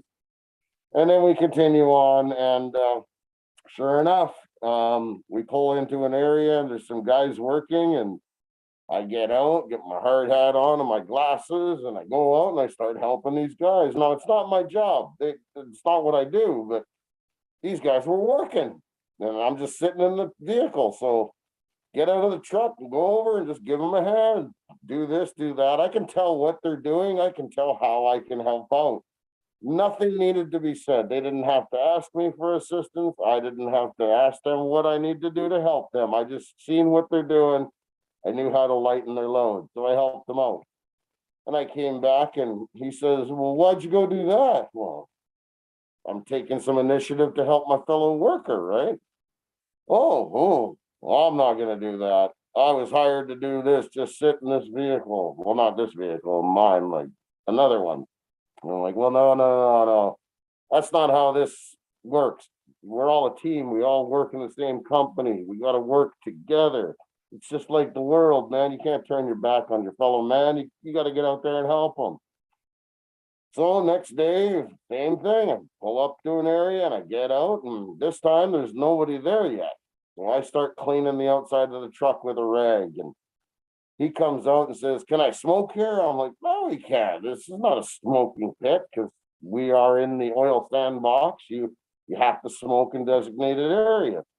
Sure enough, some superior guy comes over, white hard hat, and I go over and I start talking to him. He's like, well, I'm just going to stay in the truck then. I'm like, well, he says, what are you doing? I said, well, I'm going to go talk to him while he starts up that machinery. Well, it's going to take a long time for it to warm up. Well, that's okay. I'll keep him company. He's going to be there anyway. We can talk.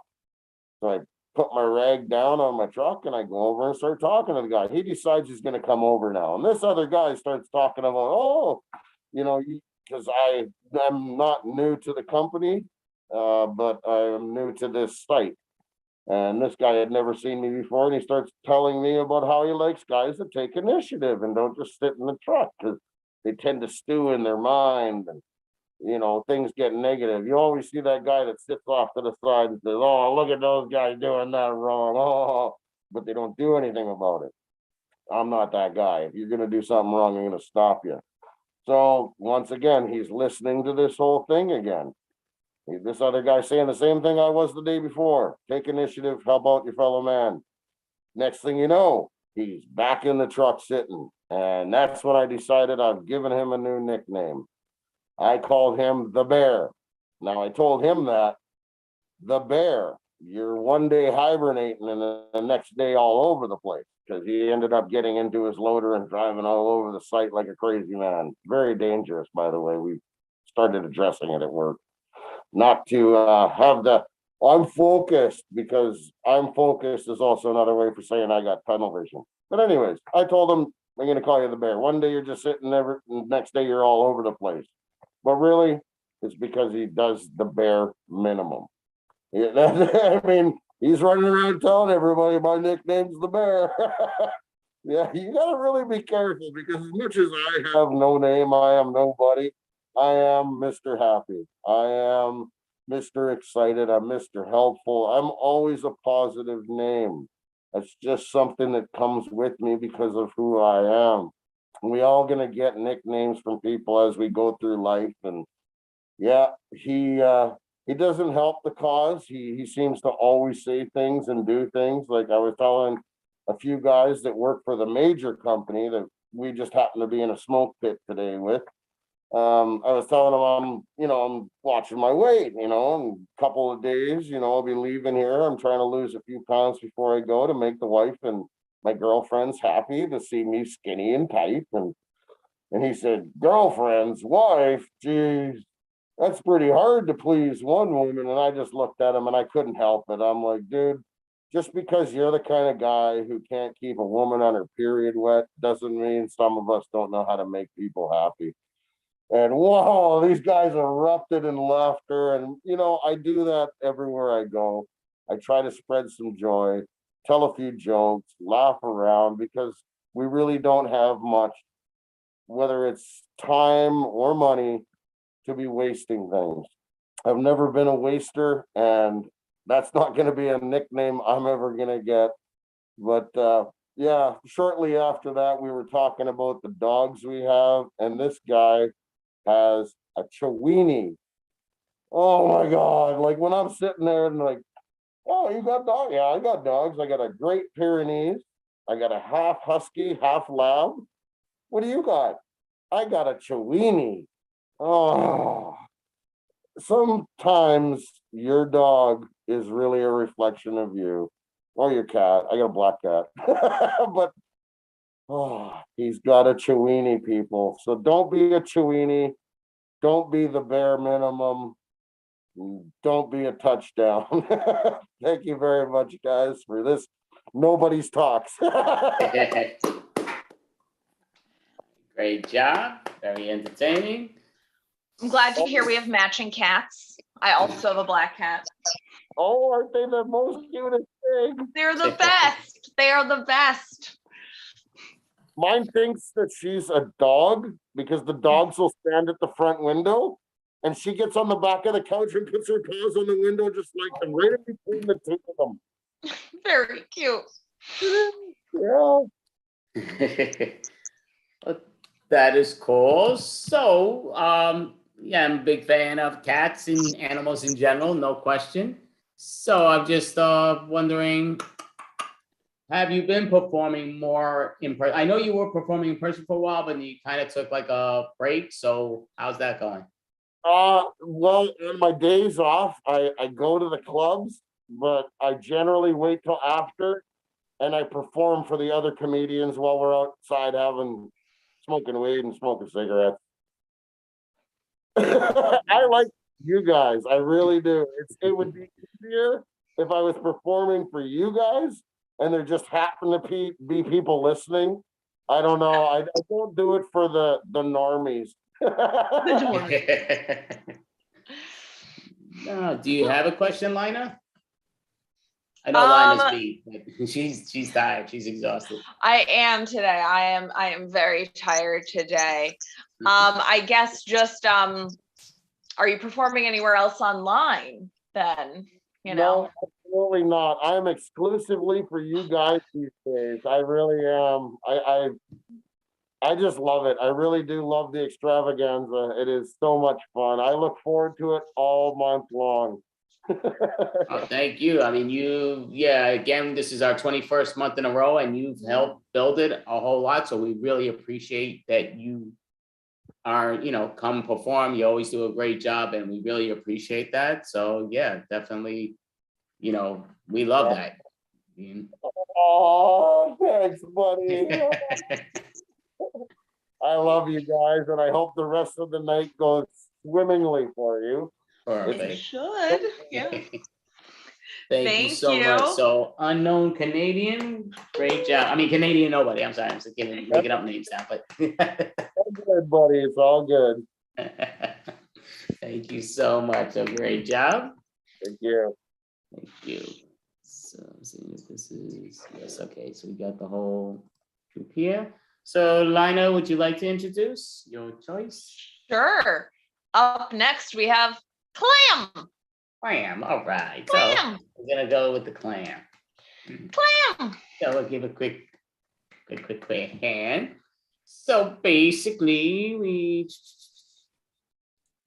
so yeah, I guess just because of the way I see it, just make yourself, if you don't mind, Mel number 2 and Carla number 3.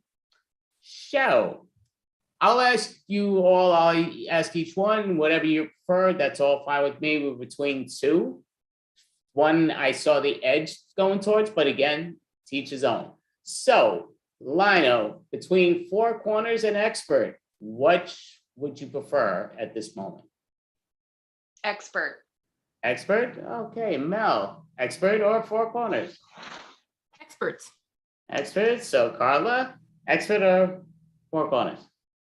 I'm going to crumble under the peer pressure and also say experts. That is good. So that always is good. So we're gonna stick with 4. I mean, we're gonna do with experts. We'll just break it out now. So it comes down to, so with the key, we are clam, Lina done. We have Mel Post, Carla, and I'm Andy. So, boy, my vision is getting worse and worse. But we are You're gonna read your own name. It's bad. But yeah, so we are clam. So basically, we are gonna play experts. A lot of fun, interesting what we give. So a lot of times I'll take out the wheel and see where that takes us. But you know what? Why even do that at this point? Let's skip the wheel and let's get to the questionnaire. So we're gonna have each person give the other an expertise. So I was gonna have everybody go in a circle. That wouldn't make sense. So just because I'm not getting an expertise. So that, I don't want to take away somebody else's. So we're gonna put the 3 Bs. So I'm gonna ask Carla, who will be expert number 3, please give expert number 1, who will be Lina, an expertise in something. You're an expert in shopping carts. Shopping carts, got it. Okay, didn't know that's a thing, but hey, we just found something. At least I just found out something new. But Lina, you're gonna give expert number 2, Mel, a brand new thing of, well, I'm not saying it's brand new thing, but she's an expert in something. What is it, please? Cardboard. Cardboard. Alrighty, so the third and final thing, Mel, can you get any more boring than, well, we don't know, because Carla's the expert. What is Carla's expertise in? How about whales? You're an expert in whales. Alrighty, okay, so before we even bring it back, so Lina, what's your expertise? Shopping carts. Mel, what's your expertise? Cardboard. And Carla, what's your expertise? Whales. Yeah, so Carla has the one expertise that some people are an expert in, but okay, that's anyway, out the door. So welcome, folks, welcome everybody. We have 3 amazing experts on our show, and we're gonna have them introduce themselves. So expert number one, please introduce yourself and let us know what your expertise is in. Hi, I'm Sandra, and I'm an expert in shopping carts because I shop a lot. Okay, so is it Cassandra or Sandra? Sandra. Sandra, okay. Just the stupid thing over here in my apartment just made that big noise as she said, so I wasn't sure what that wasn't a Zoom thing, it was my dumb apartment thing. But okay, we're going to expert number 2. So expert number 2, please introduce yourself to the audience. Hello, I'm Carmen, and I'm an expert in cardboard because I move a lot. Okay, thank you. Okay, that's interesting. And we're gonna introduce expert number 3. Please introduce yourself. My name is Maureen. I am a marine biologist, not a marine biologist, a marine biologist. The 2 different words. And I'm so happy to be here today. Okay, well, thank you, expert 3. So basically, we'll get it. We do have a bunch of questions here listed here and there that will be grabbing after I ask the first question, just to start off the show. So I'll ask the first question, simple to the point. So my question will be, if, just say if right now, there's a right thing to say to meet that special someone that is like a no-brainer, it's the go-to move, that if I want to meet that special someone, that I might say at a bar, I might say if she's walking her dog or whatever, we don't know. But the key is, what is a perfect thing to say that you think's a great line for me to use? Lina, not one, expert one, so Sandra? Sandra, yes. Sandra, oh, God, Hi, sorry. Sandra, yes. Sorry, Sandra. Sandra, yes. Hi, yes. Yes. So the thing that you should say, a good pickup line, as the kids call it, a good pickup line to use would be, can I give you a quarter to unlock that special something? Because, with shopping carts, you put a quarter in so that it unhooks from the shopping cart in front of it. It's very important that you have a quarter on you when you do the joke, because otherwise they're gonna get super bummed out that you don't have a quarter to give them.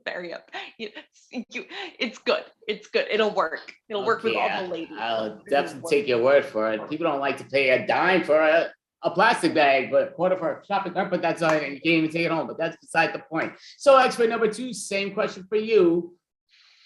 I forgot my question, but go for it, expert number 2. Well, when I approach someone, I say, are you a box? Because when I'm around you, I am out of it, out of the box. Get it? It has a success rate of 0 so far, but I'm going to keep trying. Most people just don't like being compared to cardboard for some reason. I don't know why. I think it's fascinating. Okay, well, yeah, thank you, expert 2. I don't think you really did much help then, but thank you, expert 2. Expert 3, same question. I'm trying to meet that special someone. What is a great line for me to use to meet that special someone that would be successful, hopefully? Well, I love the answers that we heard so far, but I would say tap into your animalistic feelings and impulses. The way that whales court each other is with song. Now, it's okay if you can't sing like a whale. Any song will do, even if it is opera or jazz. Just sing from your heart. Okay, thank you very much, expert 3. I appreciate it. Maureen, there we go, expert 3, Maureen. So we're gonna go to the questionnaires that we have here. Okay, so we'll ask expert number 2 first the question, and the question is, what is the best present that you ever received on a holiday? What is the best present you ever received? Expert number 2, which is, I'm going to destroy your name too, Carolyn? No.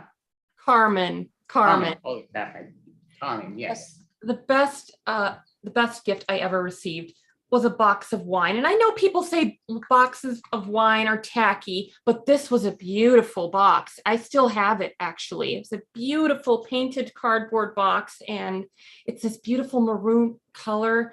And it was a white wine, which was weird since the box was maroon, but it doesn't matter. I've added it to my collection, and it's on the top shelf. Okay, thank you, expert 2. Interesting. Expert 3, Maureen, please let us know, what was the best gift you ever got during the holidays? Well, my daughter gave this to me, my second oldest one, not the oldest. She's an actress. We don't get along. But my second oldest, she gave me a lovely certificate that she had donated to the freeing of a whale, because she understands, like I do, that animals do not deserve to be in captivity. They have souls of a wanderer, just like we do as humans. Remember that. Okay, thank you, expert 3, Maureen, appreciate that. So expert 1, Sandra. 2, what is the question? What is the best gift you ever received during the holiday? Well, the gift of you remembering my name was a lovely gift, but The gift that was the best for me was a coupon. I got a coupon to Neiman Marcus. I never shop at Neiman Marcus. It's not on my bargain list of stores, but I got a coupon to Neiman Marcus. So I got to go there with my cart and I got to shop in Neiman Marcus. It was a coupon to get 2 pairs of socks at half off. So I got half off of my second pair of socks. Now, I bought men's socks because I was so excited. I wasn't actually paying attention to what I was shopping for, but it was just an amazing day. I was so excited. All right. Thank you, expert one, Sandra. Appreciate that. All right. So we're going to go pull out another questionnaire here. So basically the questionnaire here, so we'll ask expert number 3 first. And the question is, what is the best time to fall asleep and why? When's the best time to go to sleep and why? Well, I personally don't sleep at night like I know is considered normal with a lot of other people. I love to just get on a boat and get into my cabin and feel the waves rocking me back and forth. So sometimes that doesn't happen until 12 noon. I would say that the wave time is the best time to sleep. Okay, thank you, expert 3, Maureen. I appreciate it. Expert 1, Sandra, same question. Best time to go to sleep, to fall asleep, and why? Well, sleeping is a little bit difficult for me. You know, I have this lovely white sound machine that I use. It has the sound of squeaking wheels on it, which is just so soothing. I typically find that when the Walmart I reside in turns off the overhead fluorescent lighting, which is usually at about midnight, 1 a.m., that's when I'm usually able to fall asleep.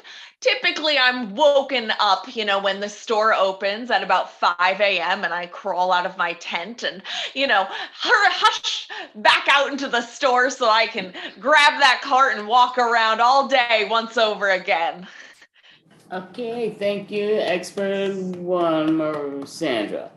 So, Yes, Sandra, thank you, Sandra. Yes, Sandra, thank you so much. Saying Carmen, same question to you. What is, holy crap. Best time to fall asleep? There you go. I could use that. Yes, go for it.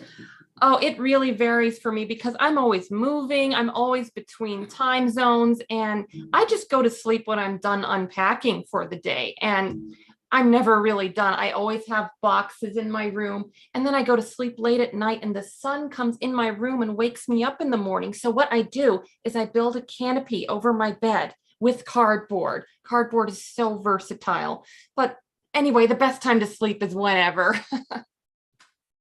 Okay, thank you, expert 2, Carmen. Definitely appreciate that. So we're gonna end up grabbing another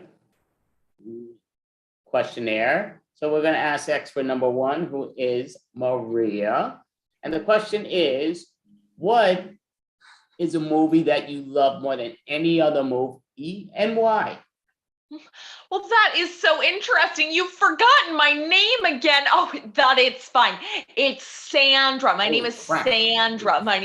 Sandra. Yes, it's fine. It ends in the same sound as Maria, but it's Sandra. Yes. Oh, well, my favorite movie is, in fact, Superstore, which is actually a TV show, but I can't sit through a whole movie because if I was sitting through a whole movie, it would be hard to do that while I'm walking around a store. So I typically just don't watch movies. So I just watch TV, but I watch it like it's a movie because I just watch it continuously without breaks. So yes, it's Superstore because it's about stores and I just love shopping. Okay, thank you, Sandra. Expert 1, I definitely appreciate it. Thank you, Sandra. So expert number 2, Carmen, same question. What was your favorite movie and why? Well, my favorite movie is called Cardboard Boxer, and it's my favorite because of the title.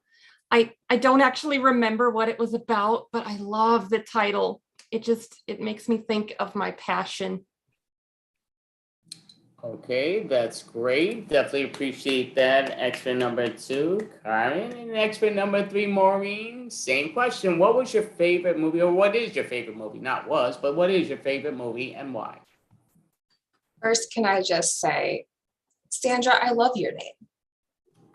I will never forget your name because it reminds me of the sand that is by the ocean where the whales reside. Sandra is a lovely name. Now, you might think that my favorite movie would be the obvious choice, which would be Free Willy, about a whale becoming free. But to be honest, I found that inauthentic, over the top. I think my favorite of all time was the Star Trek movie where the whale song was the real main character and plot point. It was an alarm bell to tell us we need to take better care of our whales. Okay, thank you very much, expert 3, which is Maureen. Definitely thank you very much. So we're going to get to the next question there. So basically, here it is. You have just lost a fight, and it wasn't a physical fight, but it was an argument fight, and it was against your spouse. How do you apologize? By letting them know they were wrong. But how do you apologize by saying that they were wrong, your spouse, your mate? So we're gonna go to expert number 2, which is Carmen first. How do you let your partner know that you apologize, but yet they're wrong in a nice way, please? Well, what I would do is I would pack their things for them in a nice little box, cardboard box, and hand it to them. And I'd tell them, I'm sorry, here you go. I did this for you. See, it's an apology, but it also low-key tells them to get out. Okay, okay, thank you. I don't know if that would save the thing, but okay, that's great. I'm expert 3, same question, Maureen. For your mate, you just had an argument with your mate. How do you apologize and still let them know that they were wrong?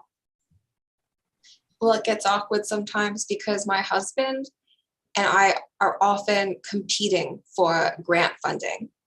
For me, the whales, and for him, it's the sea turtles. And when we argue, I let him know that I love him just the way he is. Even if there is different marine life that I prefer and that he prefers, we both love each other. And that's the most important thing to remember. Okay, interesting, definitely interesting. Thank you, Carmen. Did I ask you this yet, Sandra? I did. No, right? you haven't, but I you did not. remember my I name. didn't remember your name. Okay, I get partial credit there. Half credit, sorry. So, Sandra, same question to you. A way to apologize to your mates, but still letting them know that they were wrong. So the easiest way to do this is by running over the back of your loved one's heels with the cart, right? So you get to say sorry, but you put them in pain, and that way they know that they're wrong because they're in pain. So it's the easiest, least complicated, and most direct way that I can think of to address the issue at hand. Okay, thank you, Sandra. Appreciate that, expert 1. Okay, so we have time just for one more question, so I'll ask the question here. So the question is, and we'll ask expert number 3, Maureen, this. Why would you, just a little blurry the questionnaire, but why would you turn somebody down when they ask you out and not give them a first try? So go ahead, expert number 3, Maureen, please give us this. And we're pretending that you're all not married or don't have that mate, but we're just asking in this again for a question. Go for it, expert 3. Yes, hypothetically, in this situation, I am not with my husband. You hear that, Barry? Hypothetically. All right. I would say that if if someone approaches me with the confidence of being large and in charge, like a whale, really feeling comfortable in their skin, that is when I would give them a chance. But if they're hesitant, if they feel awkward, they're not self-assured, animals can teach us so much. They're not embarrassed. They express their desire loudly, sometimes physically, sometimes in groups. And that's nothing wrong with that. That's normal. It's biology. That's what I think. Well, that's great. Thank you very much, expert 3, Maureen. Expert 1, we're going to ask you the same question. So please give the answer, because I forgot what I just asked them. I'm Sandra. And if I was going to turn somebody down, something that would make me want to say no dice, it would have to be if they used one of those stupid little carry around carts at the store. There are perfectly good shopping carts available, and they're walking around with a little handheld cart like an idiot. I don't care how thin the aisles are. You use a cart like a human being. And that's what would make me turn them down immediately. Okay, so thank you. Okay, giving us more of a reason why being turned down, and we need the answer how come you. Okay, thank you, expert 1, Sandra, and expert 2, Carmen. Please let us know why would you turn somebody down if you're single and they're a nice person? Why would you not give them one try at least to see what's up? Well, I always turn down people who are a little too on the wild side, a little too spontaneous. I'm very much an inside the box kind of person. I've even been described as stiff like cardboard, and I consider that the highest compliment. And I need somebody who's compatible with me in that way. Okay, thank you, expert. I'm blanking out here. Expert 2. No, that was Carmen. Holy mackerel! How am I messing up with this stuff? So yeah, expert 2 is that it's going. I'm just like so. And I did ask you, Maureen, right? You're the one that started with those questionnaires. Okay, perfect. So before we say it's all said and done, I'm going to have you, expert number 1, Sandra. Please give us something that you would tell a youngster that's going to get them motivated for something that you would tell them that they should love. Well, always remember, the best people push a cart. Okay, all righty. Thank you, expert 1, Sandra, appreciate it. Expert number 2, Carmen, same question. What is it something you would tell a young person to get them motivated for how you are motivated? Stay inside the box. The box is the place to be, especially if it's a cardboard box. Okay, thank you very much. Okay, wondering if Carmen's mate is Jack. Just a joke. But okay, so here we go. We're going to Maureen now. Same question. What would you tell a young child that just gets you motivated? How would you get them motivated? I would say go big or go home. Just like a whale. Be as big as you want. Okay, thank you, Maureen. Thank you, experts. So we had 3 experts here. That is our show for tonight. Next week, if we're still on the air, we will have 3 of the same experts, and we apologize. That was a mistake of the people in our back, but don't get us canned. So thank you all. So that's our set, and we are the clams. We have Lina, we have Mel, we have Carla. I'm Andy, and this is called the Clams.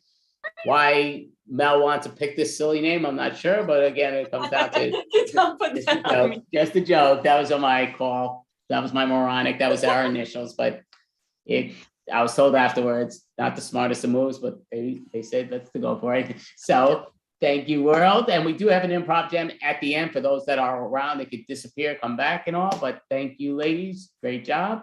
Have a great night. And we will be introducing the next individual. So yeah, so basically we did get like a little bit mixed match, but we're gonna end up calling up oh crap, I just did it wrong. So we're gonna call up momentary, missionary. Momentary Yeah, there you go. mischief.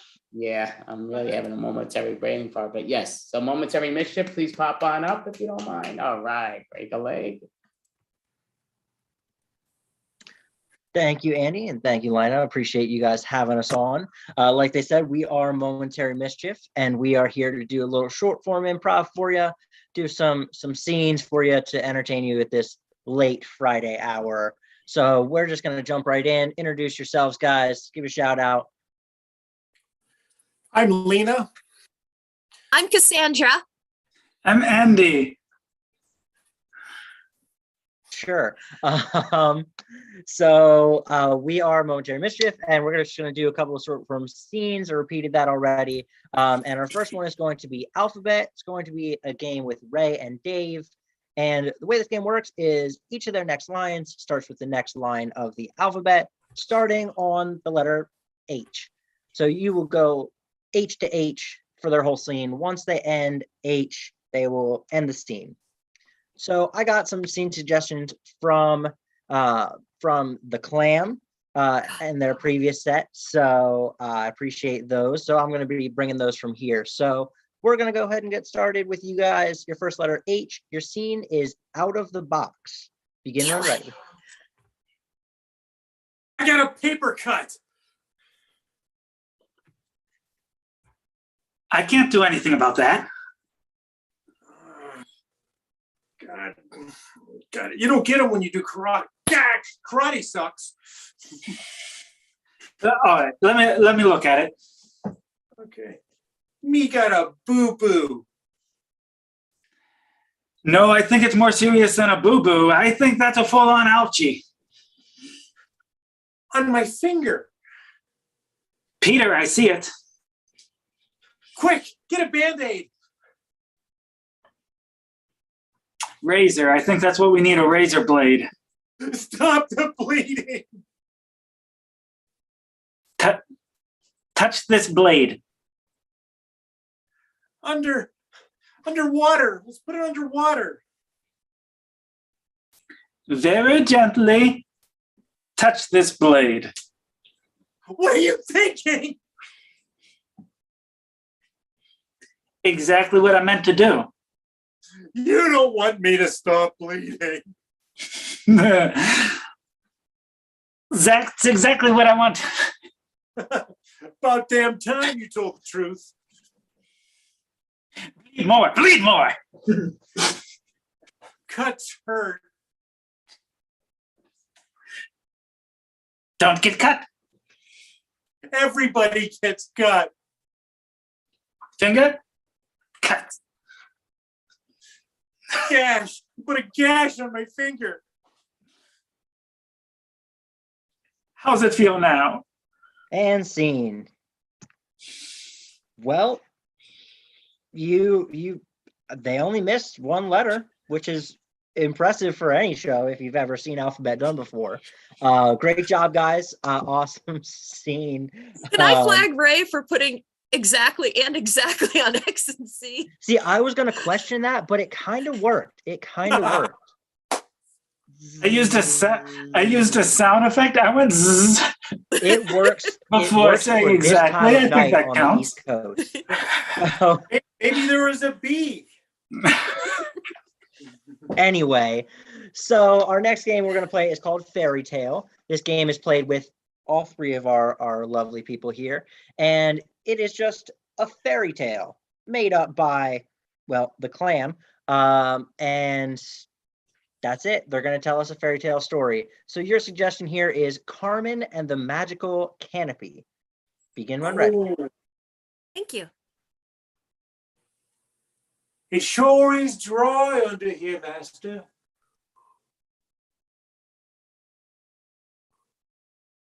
Under the canopy's always dry. But the adventure's out there. Ooh, but I've washed all the magic vegetables, and we need to keep them dry so they crisp when they cook. Come out here where the adventure lies. Come out here where you're free to fly.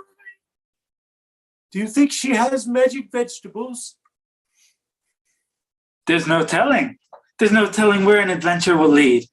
From magic vegetables to magic vegetables, or from magic vegetables to something bigger, better. Oh, if there was only food that was fast out there, with starches and magic milkshakes that make all of our pants not fit. All your imagination can provide. Don't worry, most of us haven't died. Oh, Do you hear that, Edgar? Most of them have survived. That's more than we can say for our friends here under the canopy. Quick, let us grab the invisibility cloak and follow her. Clearly she has delicious food riches that I've never seen before. There are such riches, you'll be amazed. Come with us and maybe end your days. Here, take these magical zinc pills to make sure that our scent is not smelled by anyone. Surely she'll lead us to that magic place where milkshakes are non-dairy and filled with high fructose corn syrup. Do you think there might be slender starch sticks drenched in grease? Oh, and we can dip them in our frosty little cups. It will be delicious, and yet our parents will not love them.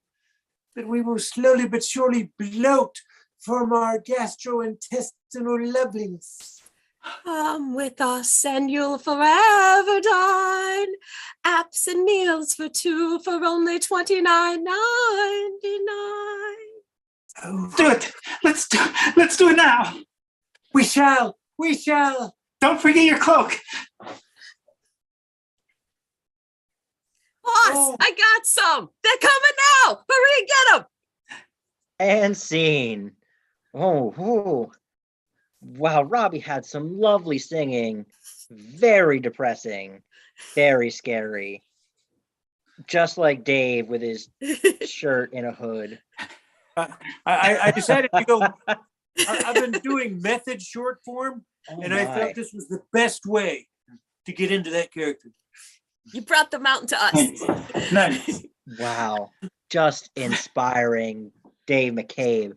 Anyway, so our next game is going to be called I Object.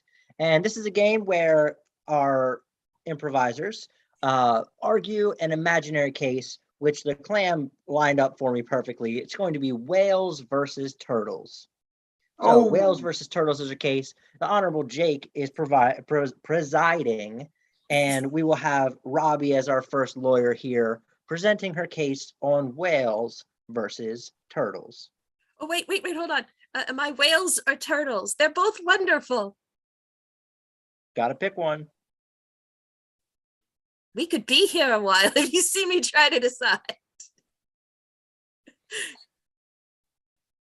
Okay, I got it. Whale turtles are the most amazing creature ever, and we should begin genetically engineering them immediately. I think it's time. We've spent far too long accepting what nature has given us, whales or turtles. Why not both? I object. Thank you. Are you kidding me? Merging whales and turtles? My God. Sure, we have the sounds, but us turtles need to be just turtles.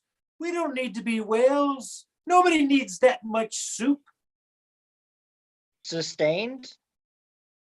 Thank you. Thank you very much. And another thing, sometimes when you pick us up, we pee.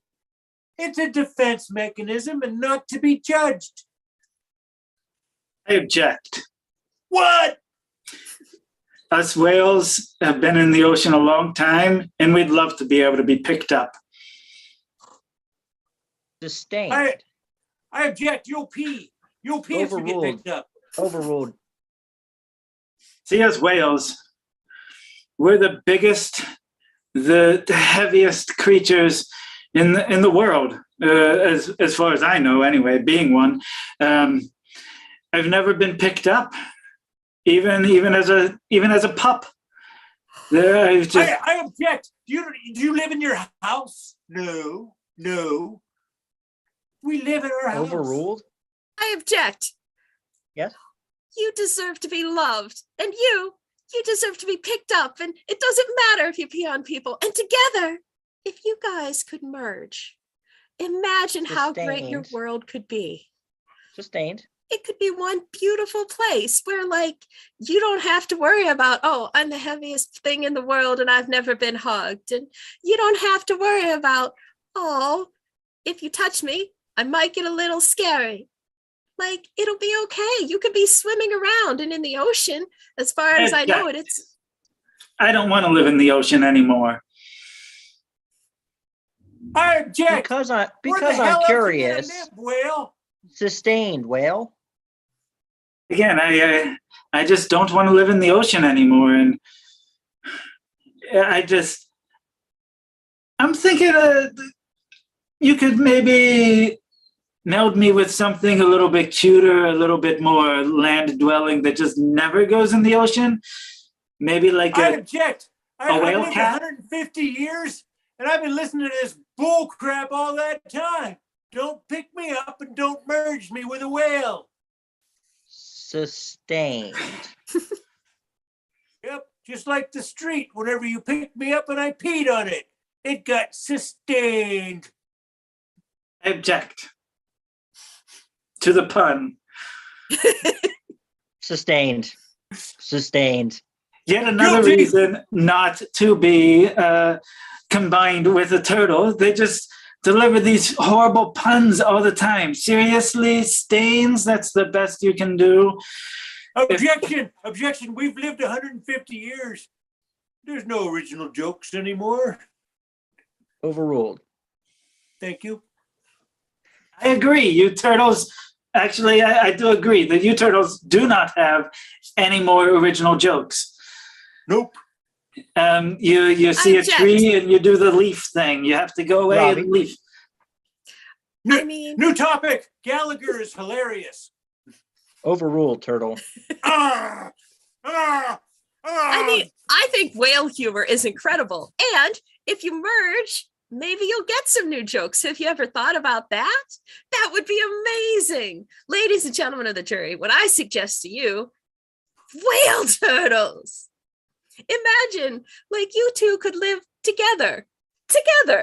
You wouldn't even have to think about being, an individual or different. You could just, all of the traits that you hate, just do something else. It's already in there. You hate living in the ocean. Sustained. I have more of a question than an objection. Proceed. How does this shell smell on the inside? You may answer the question. It's like lilacs in heaven. I believe the question was directed at the whale turtle argument. But then again, I haven't been inside, so I defer to the qualified expert. I didn't feel a Turtle, thing. you may answer. Oh yeah, you seem nice. You want to come inside?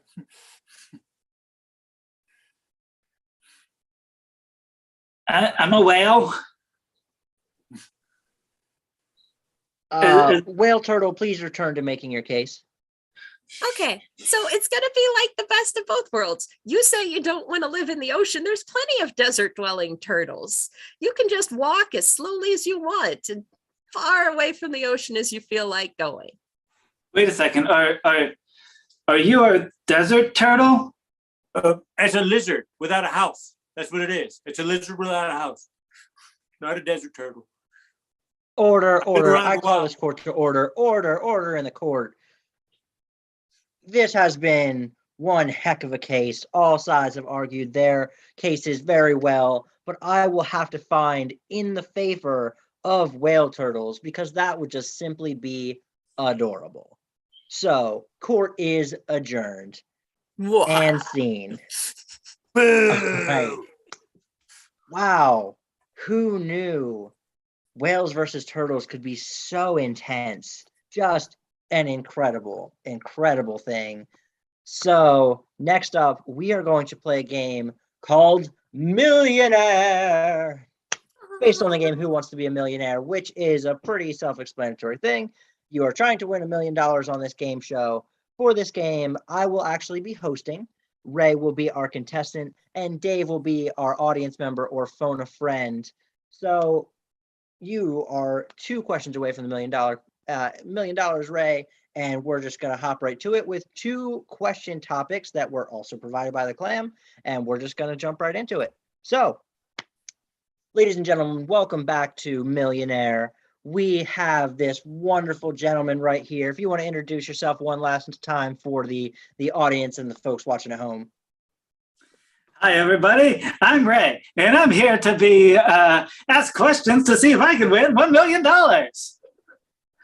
Yeah, and Ray sums it up just great. Thank you again for coming, Ray. Just so you know, these last Thank 2 you for having questions, me. you still have that one lifeline, and we will get right down to business. So the first question, Ray, here is going to be about animals.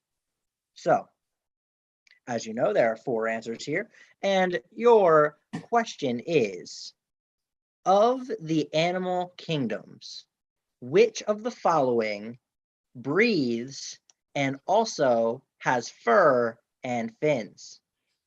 A, animals. B, plants. C, flora. And D, fauna. Now, as you know, Jake, I'm no expert on animals or flora or fauna, and I don't even remember what the 4th option was. I'm going to go out on a limb since you led into the question with it being a question about animals, that the answer is A, animals. Judges? That is correct.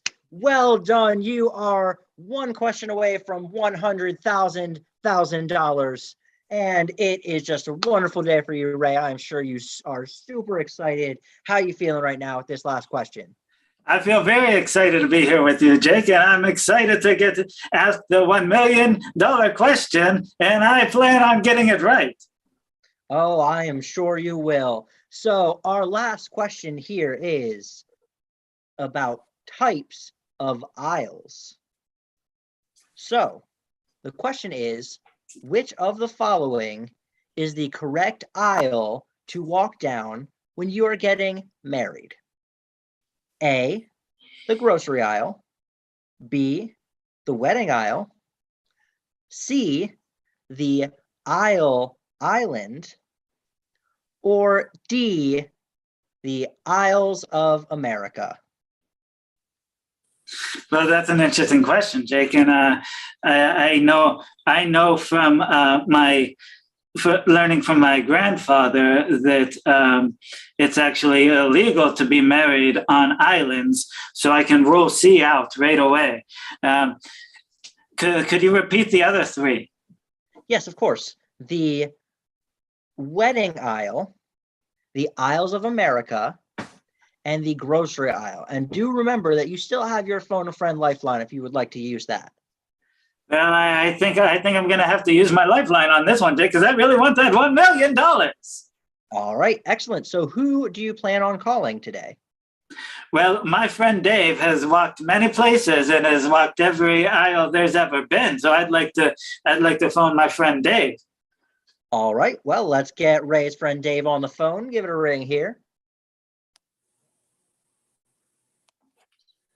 Yeah, go for Dave. Yes. Hi, Dave. This is Ray, and I'm here with Jake, and he's asking me questions to win $1 million.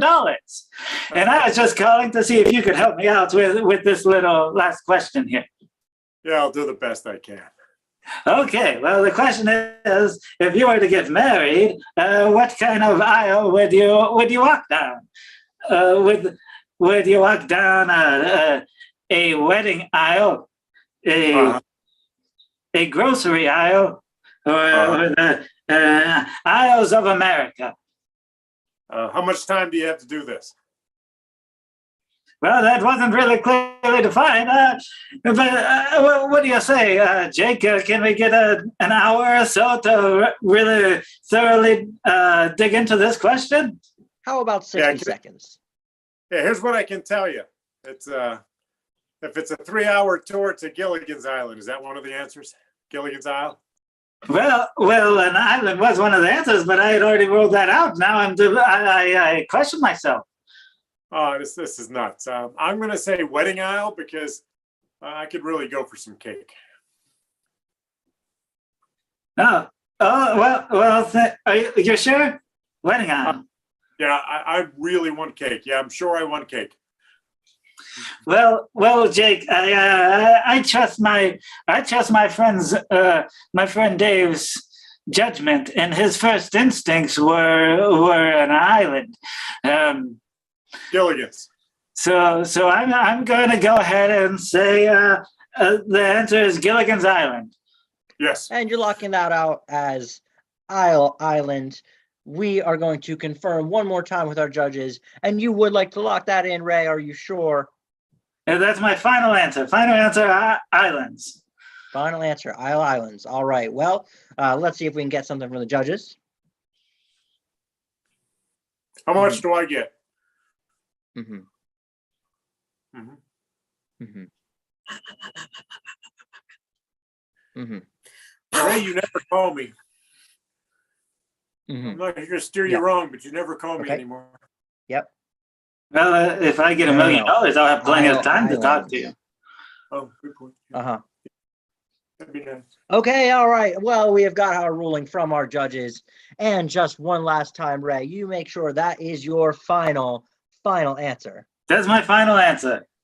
Well, Ray, today you are walking away with $1 million. Give it up. Oh, incredible job, Ray. Been such a long road. I appreciate you. Congratulations, Ray. $1 million to me. Yes, sir. This is amazing. That's such a big check.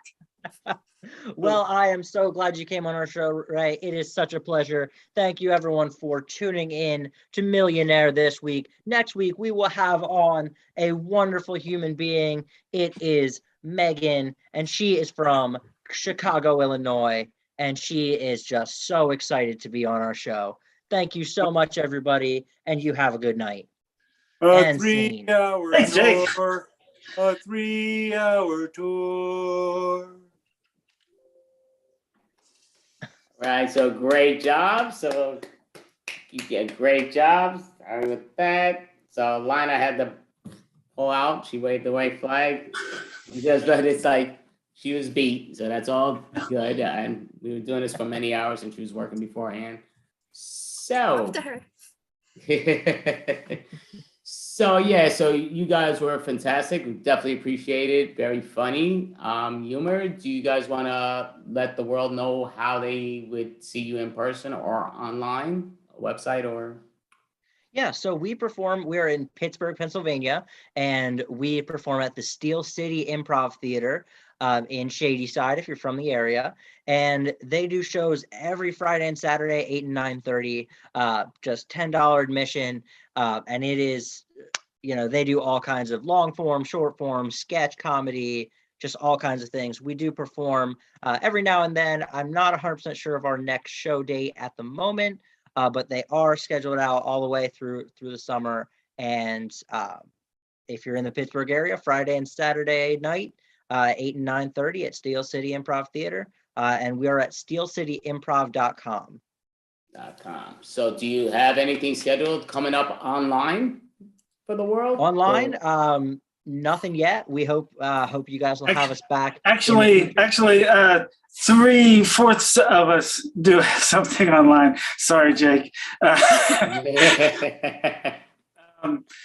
if you want to check out Laugh It's Comedy, it has a Facebook page and a YouTube channel where you can find some short form with myself, Dave, Robbie, eventually Jake. Maybe I haven't actually asked him yet. I guess right now I'm asking him, and I believe You're proposing in public. Oh my god! I believe last year we had Andy on one of our shows, Andy and Lena. Oh, that's right. Okay, I did forget about that. That's right. Wow. I'm sure you do a lot of things, but that's Laugh It's Comedy. If anyone wants to check it out.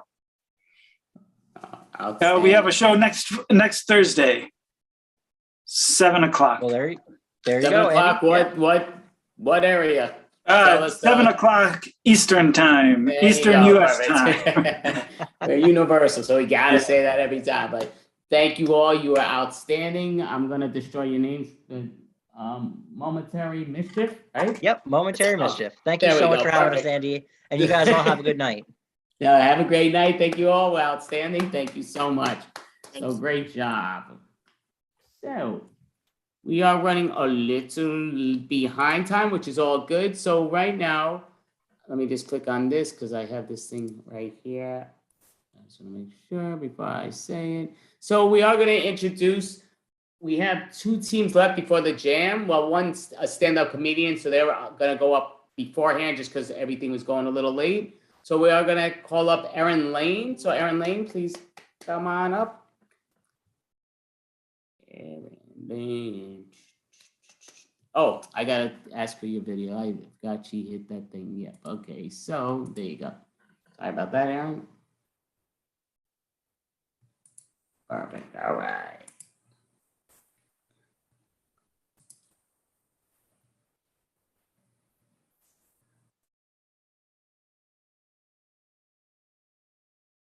I was hoping I would get to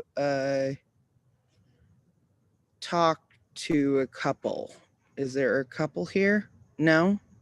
Is anybody that's underneath here, the team, do you guys want to be the couple to answer her questions? You can pretend. Okay, there you go. You can pretend if you want. That's cool. We all pretend. Oh God, you guys have blue backgrounds and oh Jesus. This is a nightmare for me, but that's cool. What's your name here? The one in the red shirt. I am Todd. Nice to meet you, Erin. You're Todd. Okay, great. What is your name, other person? Gonzalo. Nice to meet you, Erin. Say it one more time. Gonzalo. Gonzalo? Gonzalo. All right, that's awesome. That's really I'm proud of you for having that for a name. I'm introducing you to the darkness. I'm just getting into the darkness with you guys. What is the one and you guys are not a couple, right? We're a couple of assholes.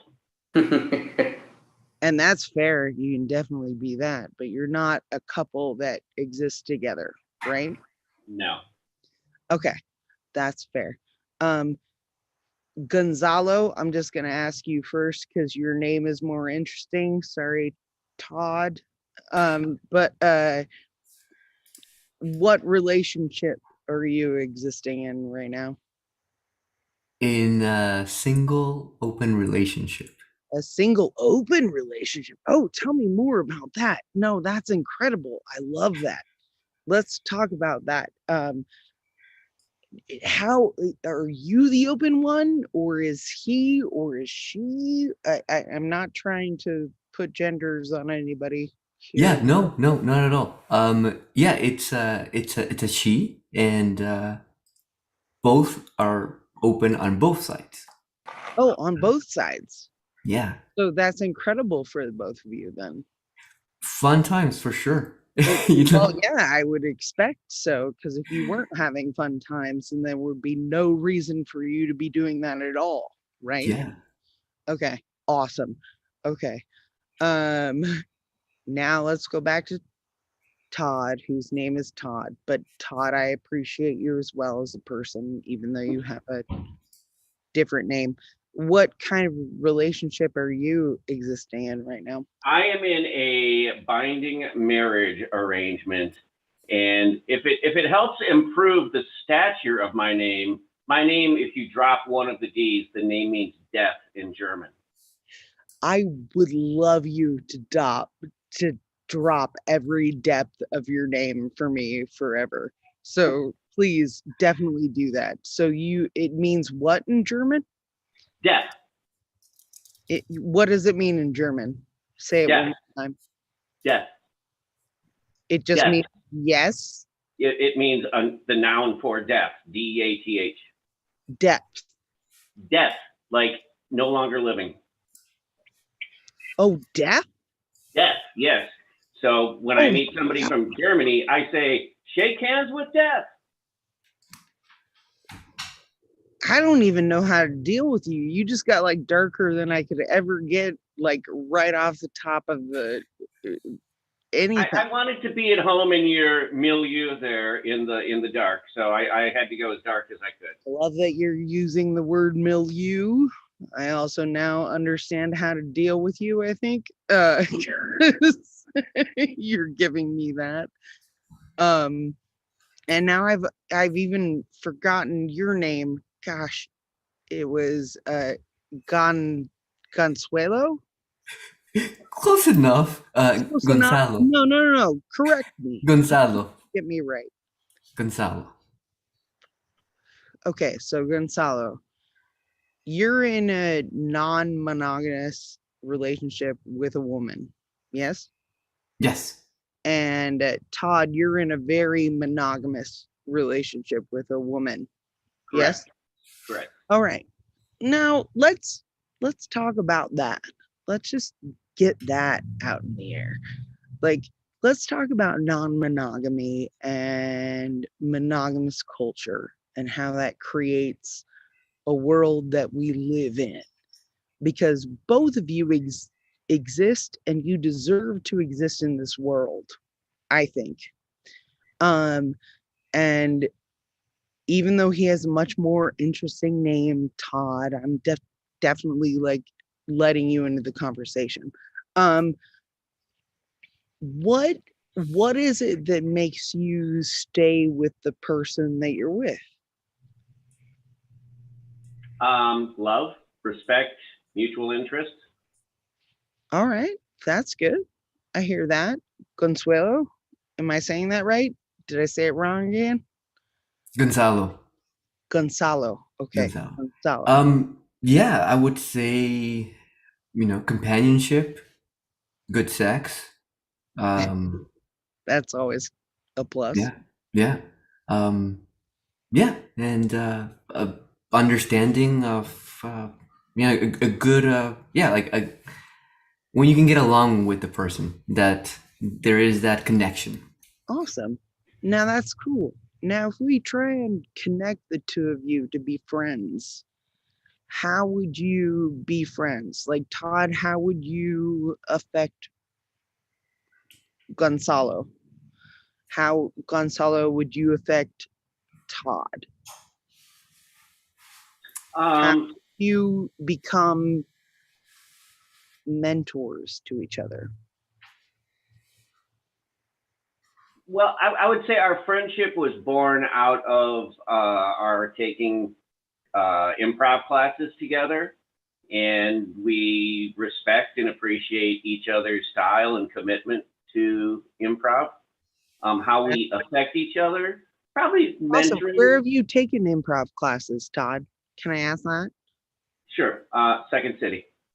Me too. Cool. I used to teach at Second City. So, Gonzalo. Screw it up. Gonzalo? Gonzalo. Just Aaron, think of like if you break it up, right? So it's gone and then Zalo. I know. Gonzalo. All I have is this tiny little iPod light. That's all I have right now. So that's all I can give you. But all good. Gonzalo. Yeah. All right. Okay, cool. So what would you define your relationship with Todd as? Respect. I think somebody that can put themselves out there and learn something brand new, and do what we do. I think it's not easy. No, not at all. Yeah. So I appreciate that, I think, in Todd. Do you both think that's something that allows you to listen to each other a little bit more than you would in like a natural relationship? Like, Yeah, definitely.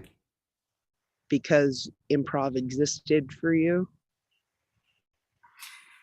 I think for many reasons, I think improv helped I'm me. I'm gonna tell you right now, I really wanted a woman in this conversation because that was where all my jokes were gonna come from, and they're not coming from either of you right now. And I appreciate both of you. I think you're amazing. But Rosemary. Do you want What? Rosemary instead of me? Who? What? Rosemary. I mean, I can go away and we can get Rosemary up here. And Rosemary, do you feel like joining? Do you want to help Aaron out? There she is. Sure, why not? I'm out of here. Lady, I'm still in the dark, but I got a lady. Okay, cool. Lady, now all I need to do is just give you a moment to talk your truth while we shut all the men off and take them away from their microphones. So how are you doing? I'm doing okay. Yeah? You good? You're the one Okay. who's with Todd, right? Todd's a No, No, you're not with Todd. I am in his team, but I'm not his significant other. Bring me more of that. Tell me more about that. What's going on with that? He's married, and I've never really met him in real life, only in little Zoom box. Oh, dang, girl. So Okay, it would be okay. a little awkward if we're actually significant others and we've never met each other. All right, but you know that he's got a wife, right? Yes. And the wife knows about you. I think so. Let's hope that he does talk about me. Okay, okay, all right, okay, all right. And I'm getting your name again. Gosh, dang it. Gonzalo. Gonzalo. Okay. You got it. I know that brings me out as the worst person ever. But you, Rosemary, tell me about your relationship. With whom? Todd. With Todd? Well, Todd. Okay. Are there more than one? And well, if there are, then definitely bring that up. Because that would be I don't know. Todd and I have a very camaraderie relationship where we support each other in life and in our pursuit of goals and dreams. Okay, and you feel like you should be able to have that in your life, right? I think it makes it easier if you have the support. Yeah, absolutely. So you guys are doing well. Gun Swallow, what are you doing? What's going on with you? In what regard, Aaron? Like, I mean, my name is being butchered a couple of times, but again, I don't blame you for that. I get it. It's not an easy name, but yeah, like, ask away. I'm an open book to you. Okay, great. So do you feel like you have that relationship with your partner that is still open? A relationship of camaraderie and like I would say currently it's more physical than emotional. Okay, all right, and Yeah. that's cool to live through too. We can all live through that. I mean, I would love to get back to a physical relationship because then I would have an orgasm once in a while, but I can't always do that. But how are you doing, Rosemary? You're doing good? I'm doing okay. I really want to know who this blonde person is in the bottom corner who's just put her picture up with the most terrifying stare. Like, I'm scared of her already. but we can all accept the fact that we all get along eventually. Yeah. Like Todd has his relationship with you, Rosemary, Consuelo. Did I say it wrong again? I probably did. Gonzalo. Or Gonzo. How about Gonzo? Son of dick. We okay. have 2 minutes left. But yeah, like we can all exist as one person together, right? We can all do that. It's not that hard to do. And I'm just trying to have these interviews and be respondent to you and accept who you are as people and want you to feel that for yourself. You too, Todd Olson, who shot Thank off you. the video screen. But everyone is totally weird, completely funny, can never pronounce the names properly, and I've got 2 minutes left, not even a minute probably, but just know that I love you, you deserve love, and that you're an incredible human being. Okay? You too. Thank you, Aaron. Thank you. Thank you, Aaron. I hope you stick around for our little festivities here. I will. But that's all I got. I'm out. You keep threatening me with your minutes. So great job. So we'll just do this real quick, Aaron, just because of the time thing. But is there a thing that you do this that you want to let the world know online or in person? I just want people to know that they can love whoever they want to love, and they're cool to do that. And a lot of women don't feel like they can do that, and men have a definite priority due to the patriarchy over them, and sometimes they just need to fight for their space. And granted, I definitely wanted to find a straight couple I could talk to tonight. I did not find that. You didn't requested that. You didn't request it, so you lost it. But they had it earlier when you played that. Yeah, I know, but then they were like, "Yeah, well, he's married and we're polyamorous," and that sort of thing. And I just wanted to talk to people and get them to definitely talk about what their love and passion was about, because that's what's important, is love and passion, I think. Okay. Well, sounds great. Thank you so much, Aaron Lane. This is Aaron Lane. Thank you very much. Just because we do have another team that we really appreciate, Aaron Lane. So, gonna end up asking just to. How do I do this? Yeah. So basically, we're gonna introduce. Just keep on writing everything in the wrong spot. No, thanks. What the heck? I can't even read my whole.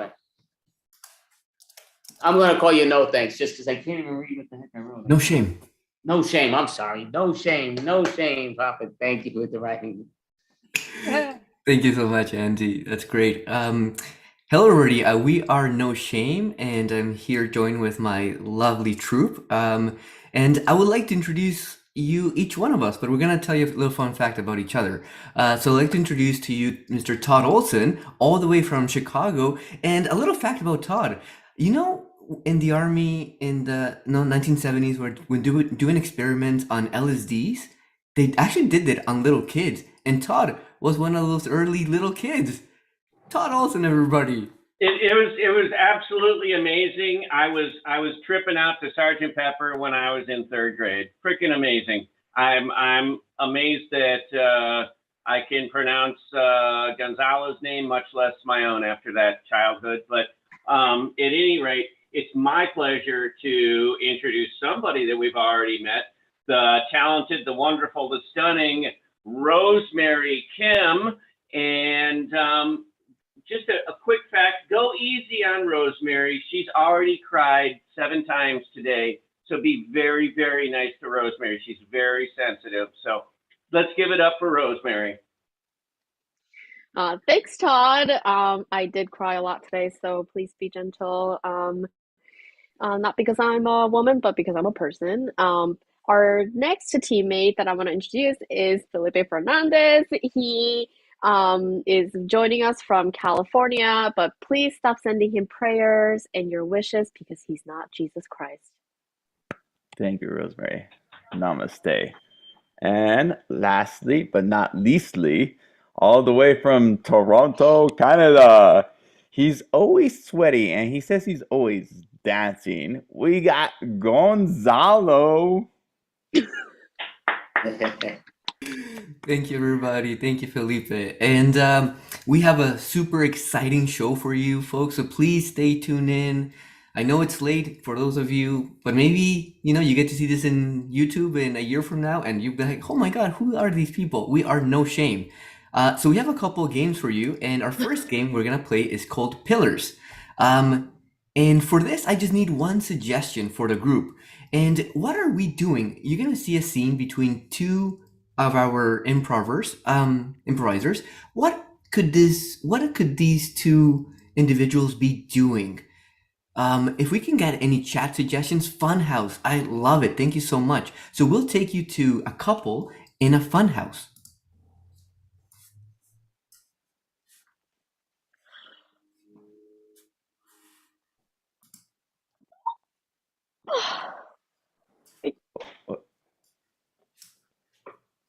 What? You look sad. It's something. What? I don't know. Well, this is our first date, and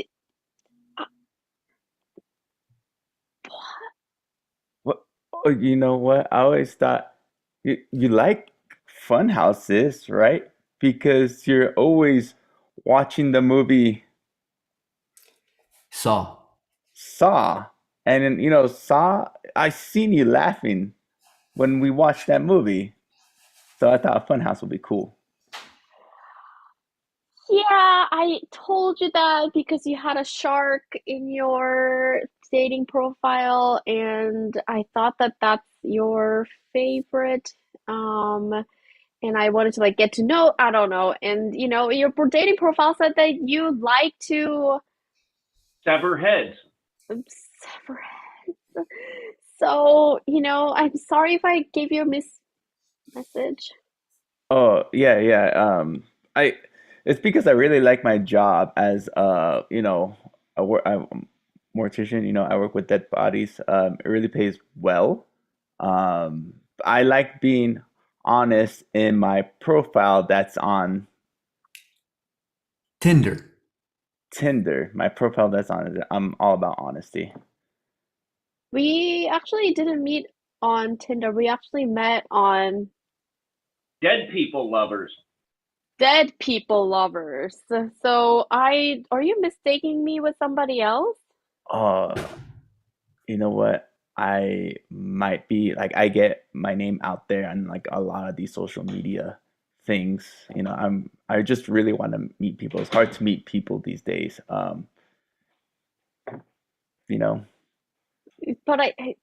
But maybe you're not the person that I was thinking of that I was meeting. I'm kind of disappointed on your dating profile that you have characteristics of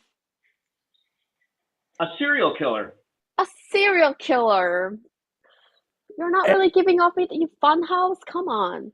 Hey, you agreed to go with me knowing all this. I like being honest and straightforward, because I don't like lying because of what happened to me in my childhood. Once I got bit by a friendly mosquito who was not so friendly, and it hurt my feelings. A mosquito bit you and it hurt your feelings. I totally get that. I was bitten by a snake. And I cried for 5 weeks. Oh, yeah. It really sucks getting bitten by animals because I really trust animals. They're so friendly. Once I went up to a cat and I tried to shake its hand, and you know what it did? It instead pooped. It pooped. It pooped on me. And when it left, it smiled at me. That's definitely honesty. That's definitely being transparent to you, like showing you what they ate and how it became in the bowel movement and so you really can't blame the animals for that. Yeah. I mean, so now you understand why I like being honest. Yeah. And yeah, I'm hoping we can move past this. I mean, it is a fun house. I know, but kind of like I was just too scared. It wasn't fun. It was more like ghost Lame. and lame. And scene. Thank you, everybody. What a couple. Oh my God. I really hope. I really hope. Rosemary? Yes, thank you. And yeah, and scene. So our next scene is gonna be Daddy's football star. It will be performed by Gonzalo and Todd. I hope you enjoy it and take it away. Well, look who's home at 0130. Oh, hey, Dad. I was hoping you'd be asleep by now. It's Daddy's little football star. More like failure. You know what? I don't want to hear it, all right? Oh, you're gonna hear it. You are gonna hear it. You embarrassed me tonight. You know what? I'm just trying to go to sleep, okay? Game is on the line. They give Allen the ball. Allen fumbles the ball. He's pathetic. I was there, okay? I know exactly what happened. Yeah, you lost the state championship. You ruined your team's perfect season. But you know what? I don't care about that. I care when I see my son walking off the field, fighting back tears, not letting himself cry. I cried later. I talked to coach. You didn't cry in the locker room. You didn't cry on the bus ride home. Crap. Coach.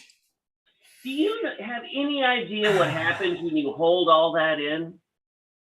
I repress into stress. Exactly. You repress into stress, son. You've already lost one game tonight. If you hold on to all that negativity, you've lost twice. You know what? That's not what I wanted, okay? I was gonna cry. I felt it coming. But you know what? I choked it all back. Crying's embarrassing. Son, you ain't no son of mine. Honestly, I cried the whole game. We may have lost, but I feel amazing because I let my love for you pour out of me for 60 minutes. I left it all up there in the bleachers. But you hold on to that self-pity. Hold on to it until it becomes anger. And it's going to come out when you don't expect it and blindside somebody who don't deserve it. That's not what I wanted, okay? I just thought that if I love you, Dad. I love you too, son, but you know there are consequences in this house for holding back your emotions. And so into the TV room, please. Dad, no. Please. Yeah. I've got Marley and me all queued up for you. And scene.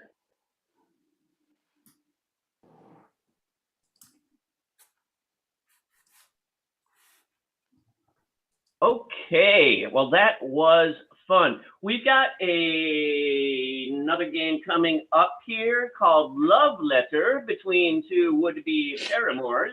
If I could just get a suggestion, Andy, what is a historical period that these two lovers could be exchanging correspondence in? Middle Ages, or you, if you could enter anything in chat, just a historical period that this couple might find themselves in. Well, let's just do this. Let's go with Cave people. All right, cave people. That's what I was going to suggest. So that is awesome. Please enjoy love letters.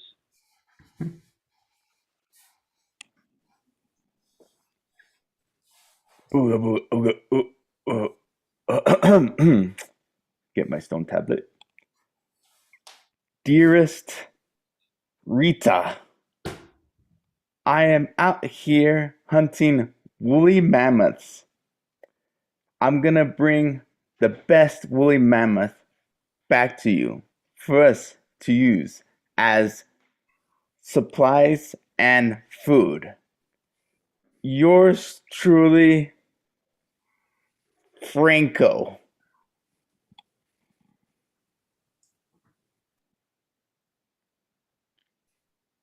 Huh. Dear Franco, thanks for the suggestion on the mammoth. I told you that I wanted tiger, not mammoth. Why don't you ever listen to what I tell you? Period. Please bring food. We are about to eat each other in this cave. Love, Rita.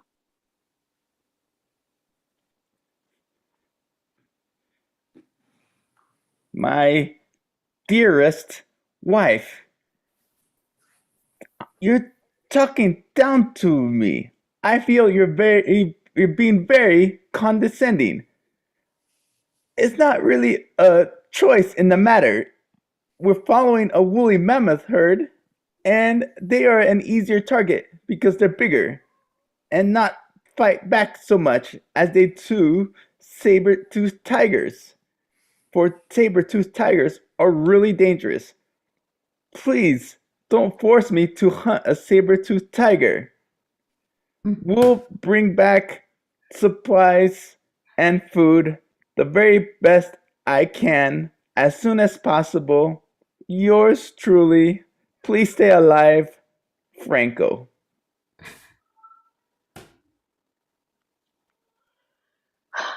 Dear Franco, you are the one who suggested tiger in the first place.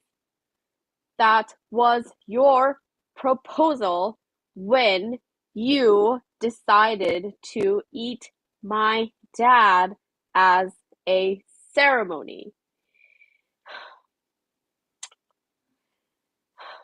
Unfortunately, I have eaten your mom already, period.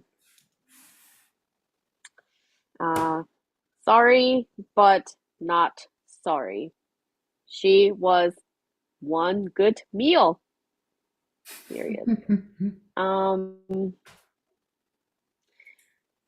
Don't forget the tiger. Yeah. Love, Rita. My mom? What? Wife, why did you eat my mom? I'm sure there were other alternatives, like roots and berries and nuts and at least some grass. I'm sure there were other options. And when we got married, I did promise you the tiger, but I was merely trying to impress you.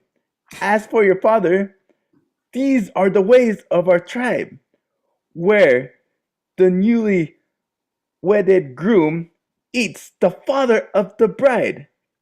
I thought you understood this. Please don't eat any more with my family members. Your husband, Franco.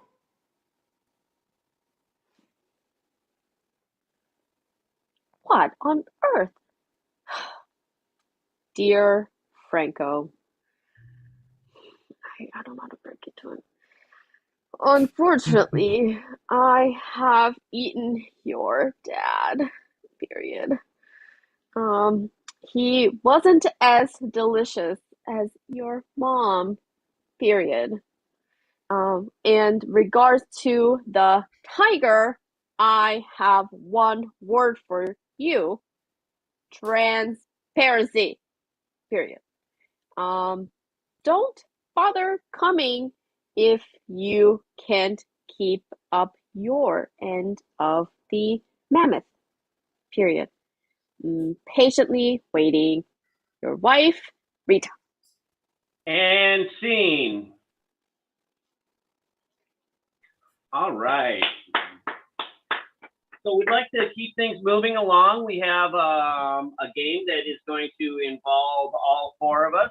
It's called Moving Day, and I think it is pretty self-explanatory. Felipe, if you could come up, there we go. And Roger, what are you doing? You're packing boxes? Are you moving out or something? Yeah. Like I really don't like it here in the city, so I'm moving out to the country. Well, I mean, that's great, I guess. Yeah. But your girlfriend Cindy, she's gonna stay here, right? Yeah. When I decided to move, we just decided to call it, just end it right there. Well, I mean, that's awesome because when you weren't around, like when you were out of town on business, Cindy would come up to me in 14B, and my God, she is just the nicest young lady. We had so much fun together. And now that you're leaving, I feel I can be a little bit more open about that relationship. But yeah, she's fantastic. So I really appreciate your letting her, spend some time with me. I might swing back a little later. I'll catch you later, Roger. That was Tim? Yeah, that was How do Tim. you know Tim? Oh, yeah, he's my friend. He visits me from time to time, and now I feel it was too often. Well, I hate to break it to you, but Tim and I have sort of, we've gone there. Yeah. He suggested it. I couldn't resist his suggestion. So I'm sorry, but we did play Wordle together the other day. What? Cindy, you're telling me this now to me? Well, I And guess you're we're broken moving, up. so Yeah. I thought you should know all the truth before you left. But yeah, he did play my Wordle the other day, and we Oh, moved I together. appreciate the truth, but I cannot believe this is happening. Now I mean, yeah. you were like no help to us, no help to me when we played Wordle. So Yeah, like Wordle. You're so obsessed with Wordle. Like it's just a game.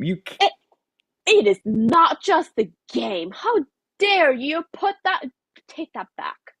Oh, I'm sorry. It is a game. People play it and they have fun. It's just a word game. It's more than a game. You gotta build a pyramid so that you get it right the first. Look, This is why we broke up. You do know that, right? yeah, one of multiple reasons. See, I don't like arguing about this because you know what? I'm moving anyway. I don't want to. Go Yeah. have fun in wherever you're gonna go. Yeah, I'll have fun out there in. Yeah. Oh. You'll never beat me in Wordle. I mean, I'm not. Roger. Hey. Man. Did you pay last month's rent? Yeah, I paid last month's rent. I want a clear slate when I move out to the country. What? Okay, Roger, like as your roommate, man, like you can't just decide to one day move, because you wanted to move to the country. Like, okay, I get things are not good with you and Cindy, man, but you can't leave a roommate behind like this. I'm not leaving you behind. Well, I don't feel like I'm leaving you behind. But look around. Look around our house, Roger. It's like a freaking zoo or a nest. I don't even know what's the right word to describe it. Yeah, but this is your stuff. Like this. I know, but you said that you're gonna help me clean it, right? You can leave without helping me clean it. What this is? I'm not gonna help you clean your. You're such a hoarder. I didn't want to say it Roger, when we were. These magazines are gonna sell. Trust me. Don't tell me this is the reason you're leaving. I don't know why you're collecting those Time magazines. You know, you can't really resell them. You have to wait for like 50 years before they're like. Yes, in the 100-year Time magazine, we're gonna sell for millions. Oh no, I highly doubt it. And it's like a hazard. It's like if the house catches on fire, they'll get in the way. And on top of that, they're very combustible. Don't have them in the kitchen. I always keep telling you. Okay, you know what? I will get rid of the magazines, okay? Yeah. But stay. No, don't leave. Look, I know me and City had no problems. That's one of the reasons. But also, I don't feel safe here. You know what? There's a lot of paper here. Hey, Roger, what are you still doing here? Why don't you have everything packed? I mean, I just bumped into Cindy in the hall, and we're gonna go do something. So, hey, dude, it was nice knowing you. But you know, Cindy and I will write at some point in time, and good luck. Good luck to you, buddy. All right, good riddance. Good riddance. Okay, see you later. And scene. Okay, so we just have one more game for you guys. It's called Sex with Me. We're just gonna get a suggestion from the audience of an object that you can find in the kitchen. I can just come up with refrigerator. Oh, toaster sounds also good. So, Sex with Me is like a toaster. It pops when it's ready. Yeah, Sex with Me is like a toaster. It only takes 2 minutes, but it is smoking hot. Sex with Me is like a toaster. When I'm done, you'll hear a ding. Sex with Me is like a toaster. You will get burnt if you don't take it out soon enough. Yeah, Sex with Me is a lot like a toaster. You don't want to do it in the bathtub. Sex with Me is like a toaster. If you stick it in me too long, oh, it's gonna come out bad. Sex with Me is like a toaster. You can adjust the level. Oh, Sex with Me is like a toaster. I like 4 slices. Sex with Me is like a toaster. You know, you can go plain, or you can go with a bagel and the hole in the middle. Sex with Me is like a toaster. One try, and the next thing you know, you're a Pop-Tart. Amazing. And one final suggestion. What is another household item that you would like us to describe? Why it's so good to have sex with us? Any suggestion? Toilet brush. Toilet brush. Toilet brush. Sex with Me is like a toilet brush. You don't know you need it until you use it. Sex with Me is like a toilet brush. There's no place else in the house with more germs. Sex with Me is like a toilet brush. It's better in the bathroom. Sex with Me is like a toilet brush. You need it to get rid of the brown speckles. And take us home, Felipe. All right, thank you guys, and we are. No shame. No shame. No shame. All right, so great job, No Shame, just for the record. Yeah, so thank you very much. That was very entertaining. I just love everything. You guys did a great job with that, and I do love the advertisement that you're showing. That's always awesome to have that. I'm just seeing here just because my vision's so crappy, but there is no website. I was like, oh, you do have Instagram, one of you, right? Okay. I see. Yeah. Okay. So And Andy, we'll have a website before our next show. It'll be No Shame, Gonzalo No Shame .live. .shame. .live. No shame.live. Rolls off the tongue. So are you guys strictly an online team, or do you do stuff in person and online? We've only done online. Yeah. Yeah, right now we're online, Andy, because we're kind of scattered across North America. We're working to the point where at some point in the next couple of months, we might be able to do some stuff live, but more likely filming. So, stay tuned, but right now, mostly online. Well, that sounds great. I was going to stick it for the jam, but I don't know who's sticking around in the jam, so I don't want to do it. I do want to ask them. So for each one of you, and I'm just gonna go in the order that I see it, if you don't mind. Somebody did bring this in one of the other improv things, so I used it in somebody else's also that I like. Just Felipe, what time is it now where you're at? It's 10:50 PM or AM? p.m. We don't know where you're at. Okay, Rosemary, what time is it right now? It's 1:50 a.m. 1:50 a.m. Okay, so you're in my same time bracket. Gonzalo, what time zone are you at? Or what time is it right now? 1:50 a.m. 50 also. Perfect. Then Todd, what time is it? 12:50 here. 12:50. Oh, there we go. So it's always good just to see, like, I do like that somebody was making a joke out of it. I'm like, we need to ask more of that. That I actually like that. It makes more sense, sort of. People always say Eastern, Western, Central, and then other people like, so how many hours is that away? It's like, you know what? Let's just find out to see who, what, where. So it's always good. So basically, yeah. So I mean, you guys did a great job. We definitely appreciate you performing. We do this every month. This is our 21st month in a row doing it. So we always have stand-up comedians, improv people from around the globe, which is outstanding. So next month will be Friday, May 27th. So, you know, you could always reach out to me or vice versa. And you guys did a great job. What I would ask, it's your choice. Now there is an improv jam right after here that we have a few people that are on the bottom here. So whoever, and I'll ask whoever is going to stick around can stick around, and then we can write their names down here. So, but you all did a great job. No shame. Thank you so much.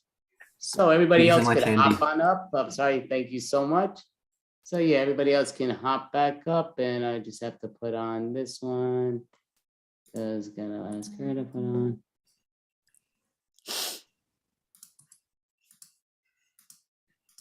Okay. I don't see anybody popping on. It's okay. There we go. What's going on? All right. Yeah, mine's just going on and off. Hang on. I'm here. I just get, yeah, I'm here. I did get a message There we go, on here. there we go.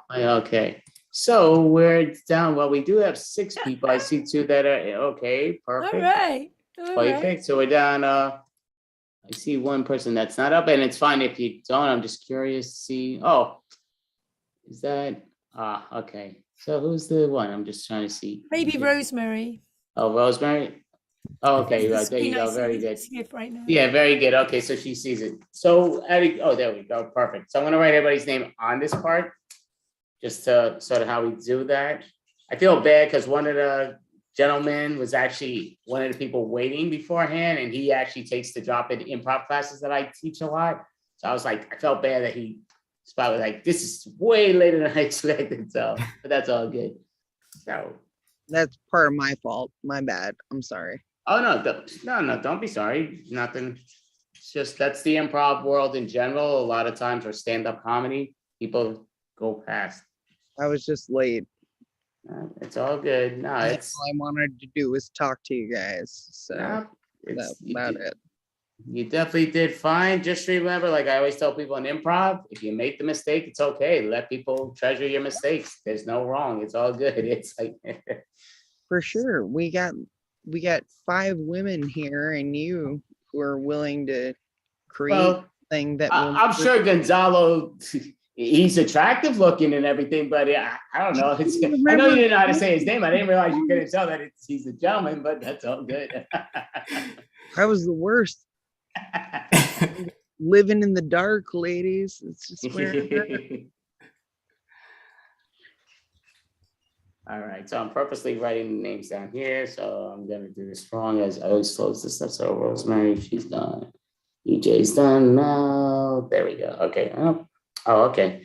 Looking at who I'm missing my own name. There we go. Okay, simplicity works. Okay. So just basically, the reason I love doing the improv jams. It's just fun participating with people you never performed with, get opportunities. But it also gives us opportunities to be on more websites that we've expanded a lot, which I'm very grateful for 21 months straight. But if we did for 2 months straight that we didn't do improv jams, but then we had more people requesting. And the numbers always go up higher because we get to advertise on those jam sites where we wouldn't be able to if we don't have the jams. So that's why it's always like good to But I you know, always I love could, to game with people. It's always fun. So yeah. it's like doing a jazz session kind of. So So you all yeah. look way better than I do. So congratulations to you, Matt. It's all good. Yeah. So basically the key is I'm mixing up these because these have all our names. So we're gonna do 2 people scenes in the beginning. We'll do 2 rounds of that. That's usually how we start with the improv jams. Then we'll end up doing our group things and all that good stuff. So Cool. Yeah, I'm usually used to long form. So if anyone is long form related. So okay, so Rosemary is in the first one. Yeah. So Rosemary is participating in the first one, and the one that gets to join Rosemary. I usually use my deck of cards, but I left it in the other room because they're doing all this prep in my house. I get to work with Miss Rosemary. Does anybody see that? I act like I put it such short time. So I'm gonna ask everybody to put down their videos for a quick moment. And we are gonna ask for, just anybody can give us a suggestion of anything, and me and Rosemary will begin. So Erin, just put down your video if you don't mind. I'm sorry about that. Neanderthal.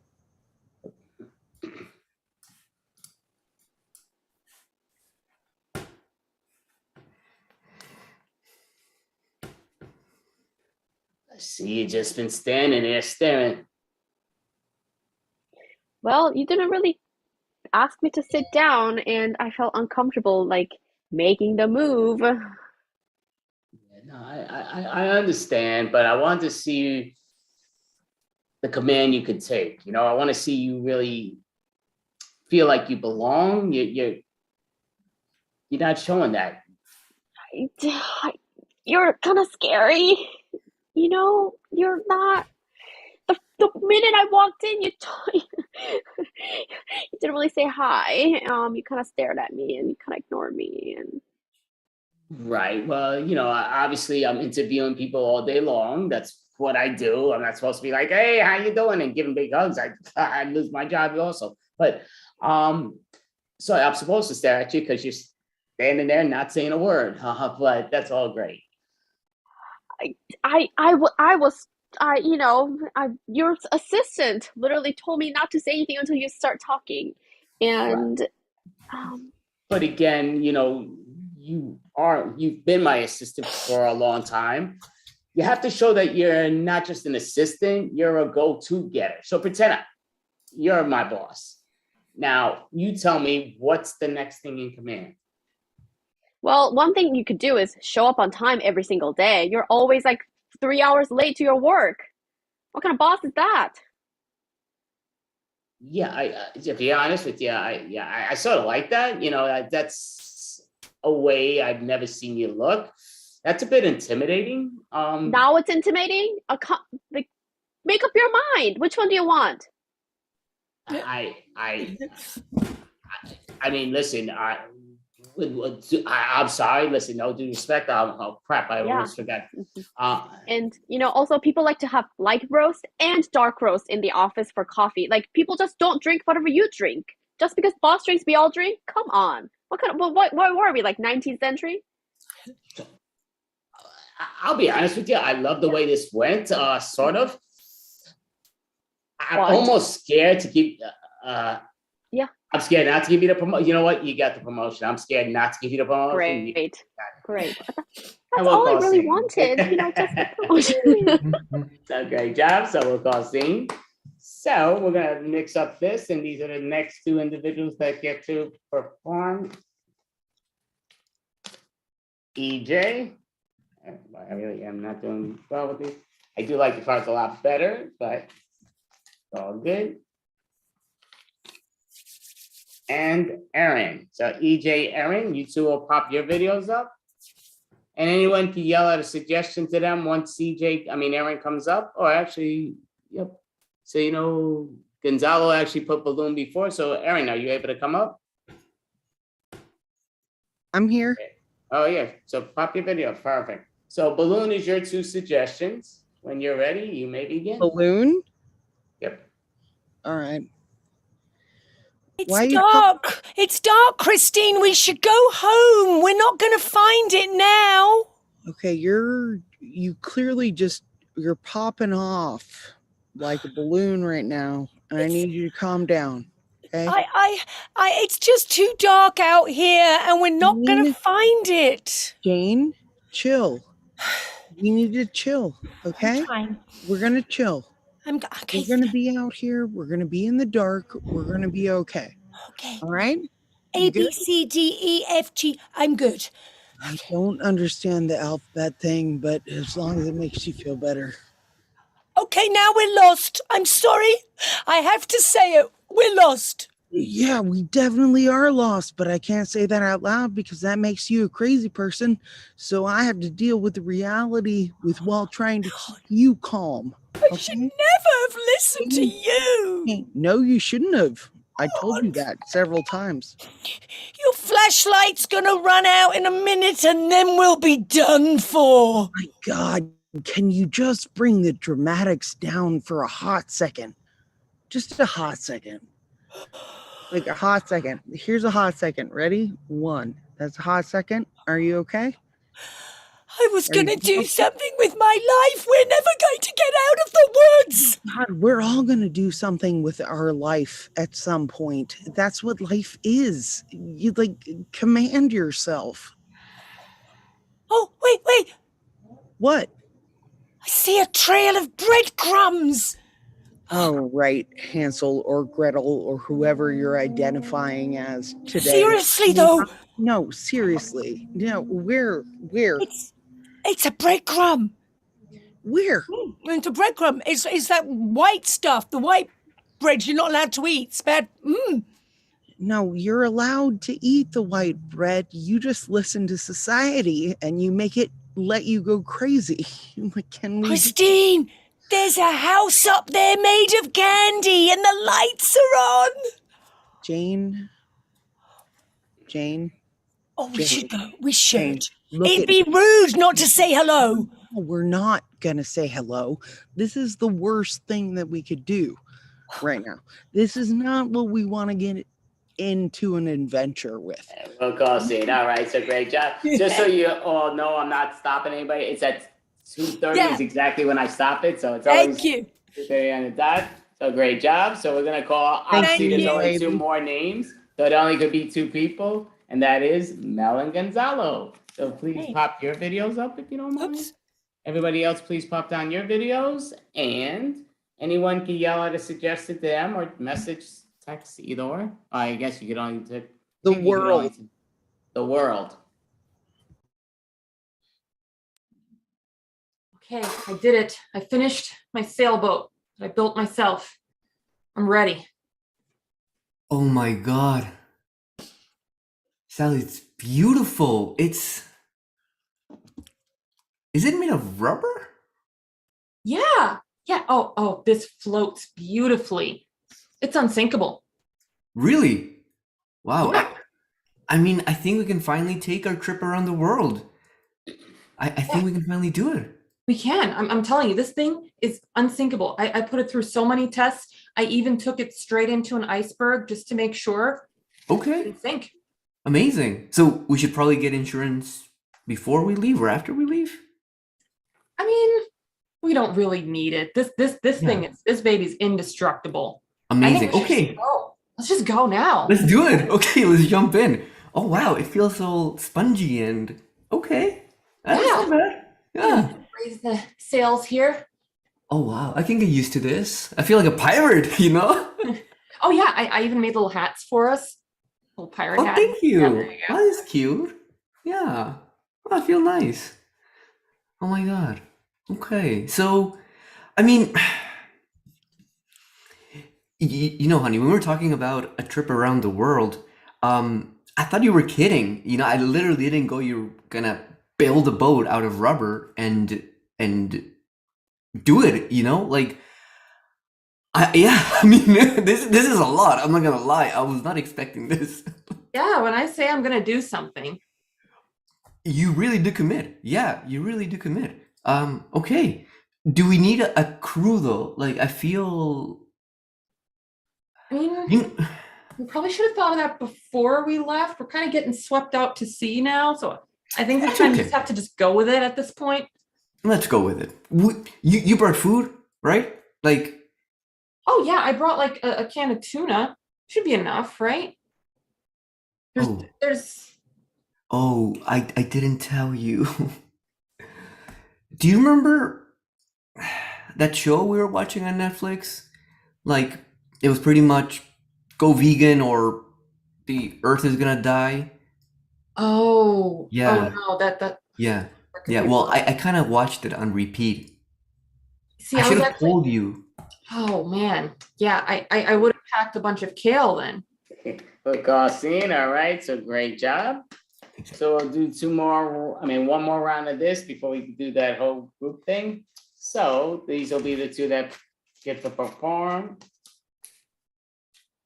That thing. So the first person is myself. Keep getting the camera thing wrong. And the You're a liar. second thing is It's me laughing after that. the second person is Erin. So you're there already here, Erin. So me and you. All right, let's go. May we get a suggestion, please? Fan. Bang. Fan. Fan. Fan. Fan. Oh, a fan. Okay. Oh my God, I love the way I do your makeup every day. Yeah, yeah, you do a great job, but it is Thank super you. hot in here. It's super hot in here, but I'm not in control of that. I'm only in control of your makeup, so I can only do so much. I'm only the tiniest person really based in your entire life. I'm so sorry. Yeah, I understand that, but we could have went to my place. I have an air condition. You told me to come here, and Well, I didn't tell you to come here. Your agent tell you to come here. Your agent tells you to come here. Goodness. Like All we're right, both well, Boston. potato. Yeah, I'm here. We're both Okay, I'm sorry. Boston. We could live in Boston. We could go through those roads together, you and me. You know, and your agent told me to be here, and so I was here for you. Okay. Yeah, well, you live here, so that's why. Okay, anyway, I don't care. Let's not potato. Let's not do that. Why wouldn't we do that? Why wouldn't we talk about that? That seems to be the thing on the tip of the tongue of both of us being people right now. Yeah, the whole thing is I'm just trying to not suffocate, and it is hot in here. You? Am I the one suffocating you? Do you even remember my name? I know your name. Your name is Mark Character. That's your name. I know who you are. I know who I am too. Oh, yeah, Jesus, I know who I am also, but I'm someone that, I'm drenched in sweat, yet I'm thirsty because it's all coming out of me. Need water? I can get you water. Yeah, I'll take water. Yeah, Okay, let me get you some water. Yeah, thank you so much. Holy crap. No problem. Chill the fuck out. I'm getting you some water. Holy mackerel. Here's some water. Yeah, thank you so much. Yeah, it's all right, Mark Character. very lukewarm. Yeah, holy crap. Oh, do you need chilled water? Now my water's not good enough? Well, it's just warm. It's hot in here. Oh, goodness. Holy mackerel. Nothing is ever going to be good enough for you. And maybe sometimes you need to look at yourself, look at your character, and let your character own your own being. What the heck are we talking about? I'm just suffocating here. You're telling me you're suffocating? You think I'm not? I'm suffocating all the time. Scene. All right. So give us that. That was 2:30. So sorry, Andy. There you go. No, it's all good. He's getting bit about it. So these are the next two individuals. First one will be Mel. Mel, please pop your video up if you don't mind. And the next individual will be. Did you perform with Gonzalo last time? Yes. Okay, so we'll do somebody else. Just these names came up. Because then we'd have two more people. Oh no, that would be one more. But I just want you to. Okay, Rosemary. So there we go. So Rosemary, please pop your video. And may we give them a suggestion of anything, please? Circus. Circus.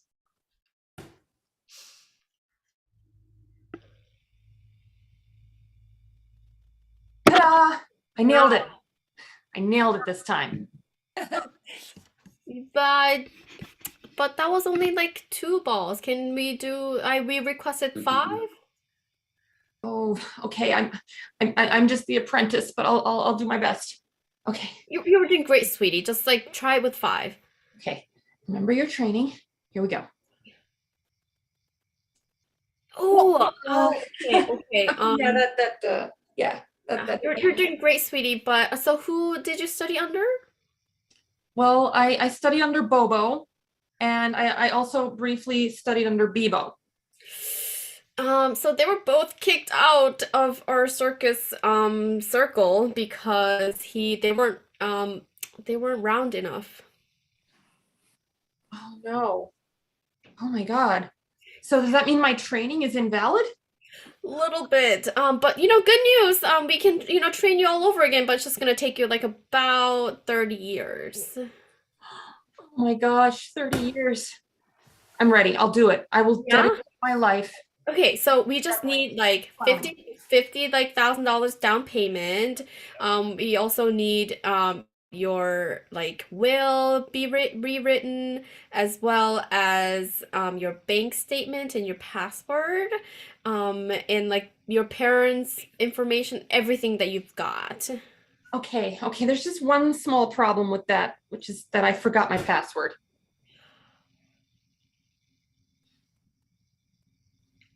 How did you manage that?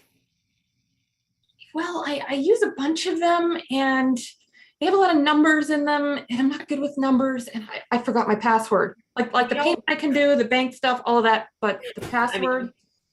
I mean, what am I talking? We already have that information. We looked you up before, and we have it all. So I've saved up some. You're all good.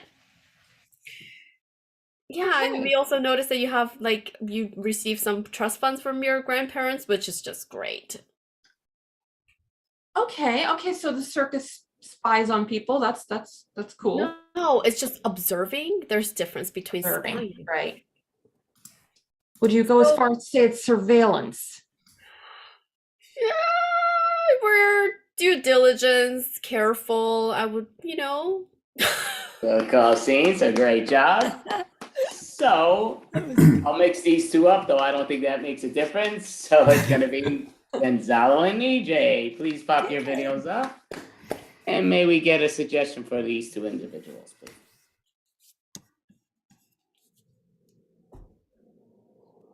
Spaghetti. Okay. You eat, my boy. Oh, Mama like to see Giovanni eat the spaghetti. Oh. Mama, this is the best spaghetti ever. What recipe did you use? Like I've never been this way. I got the secret recipe from your grandma. Now she's dead, and you know what? You are never leaving here again until you get married, and then I pass the recipe on. Mom, that wasn't part of the deal when you told me to come over for dinner. It's a trick. Mama love you. You're gonna stay with Mama now. Yes. No, this is not Italy, Mom. Like this here in America, 18, and you're out. Ruin everything, for God's sake, Giovanni. It's not my fault, Mom. Like we decided to move as a family. I've done my best Italian accent. I've got the spaghetti out for you. Come home, Giovanni. Don't leave me in this apartment. I can't. I have a life, Mom. I have a life outside. You're only 32. You're too young to be on your own. Oh. 30.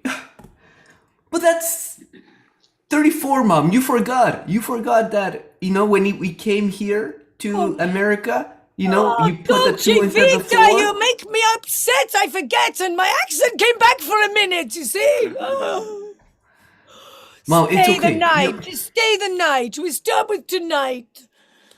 Of course. If there's more spaghetti, we can watch our favorite movie, right? The one with, what was it, Sopranos? Or you always like those Italian American movies. Yes, They're always weird, but I make you a hot water bottle for your feet. That would be really nice. Yeah, that'd be really nice, Mom. Oh, yes. Still You like come that. home to mommy. You don't need to get pajamas. Look, I have brought you everything you would ever need for 6 months. Oh wow, a onesie.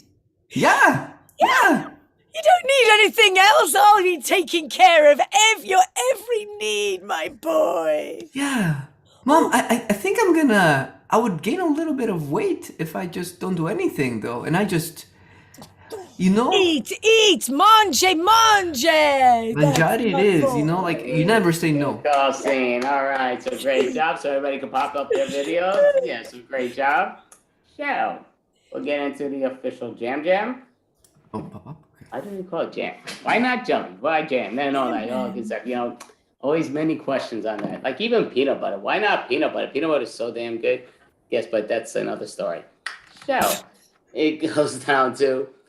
So basically, we'll do 2 different type of long form style games. So and if not sure what the game is, I'll give a quick rundown. But again, you could always perform it the way that you decide. So I'm thinking the first one should be a mono scene. So even the ladies that are not up on the video, you could always participate, but a mono scene. Does anybody not know what a mono scene is out of curiosity? Not hearing nothing, so I can see no thumbs up. So yeah, just to let the audience always know, a mono scene is just basically one section. It never changes a section, but we could swipe, we could tap people out. Usually we don't swipe normally, but again, you never know how people perform in it, but it always stays at that same location.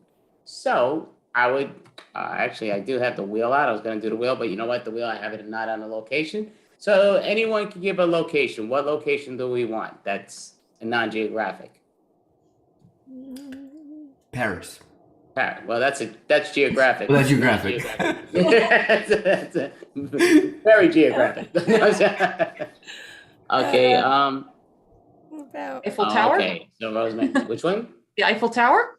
Okay, that works. Eiffel Tower. So we're all at the Eiffel Tower. Whoever wants to be in the scene may begin.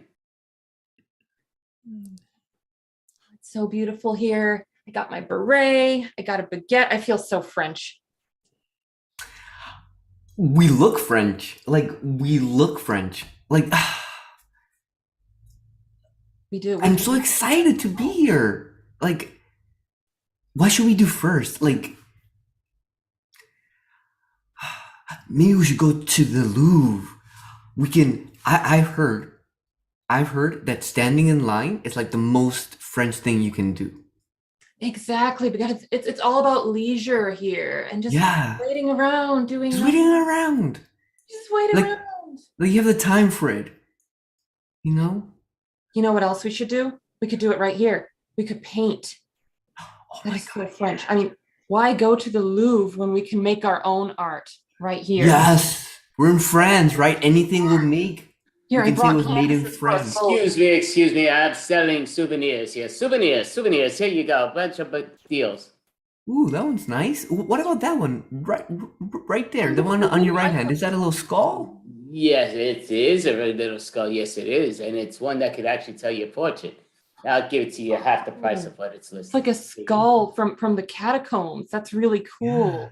What do you think, don't Carol? say that too Should loud, we- please. You can't speak too loud about this. This is, as you see, I only have the one of that. So you got to be hush, hush. So here you go. And, I know the other one requested it, but she grabbed it. Women, they own the world. But okay, I wish you guys the best. Have a great one.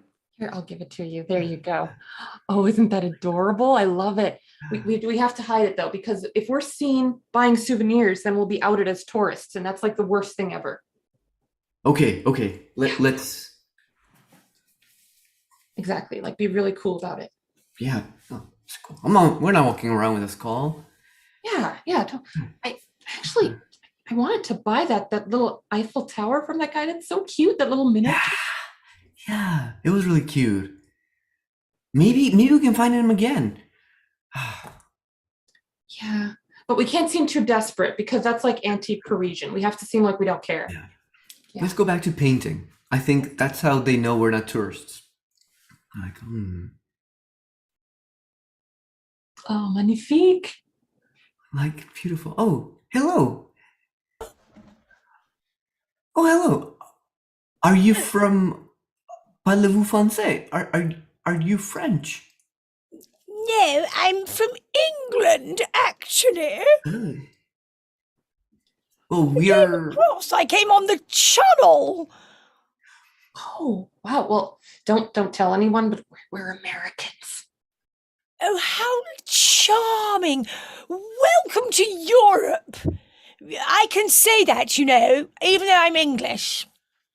Yeah, we didn't know that until we came here. Yes.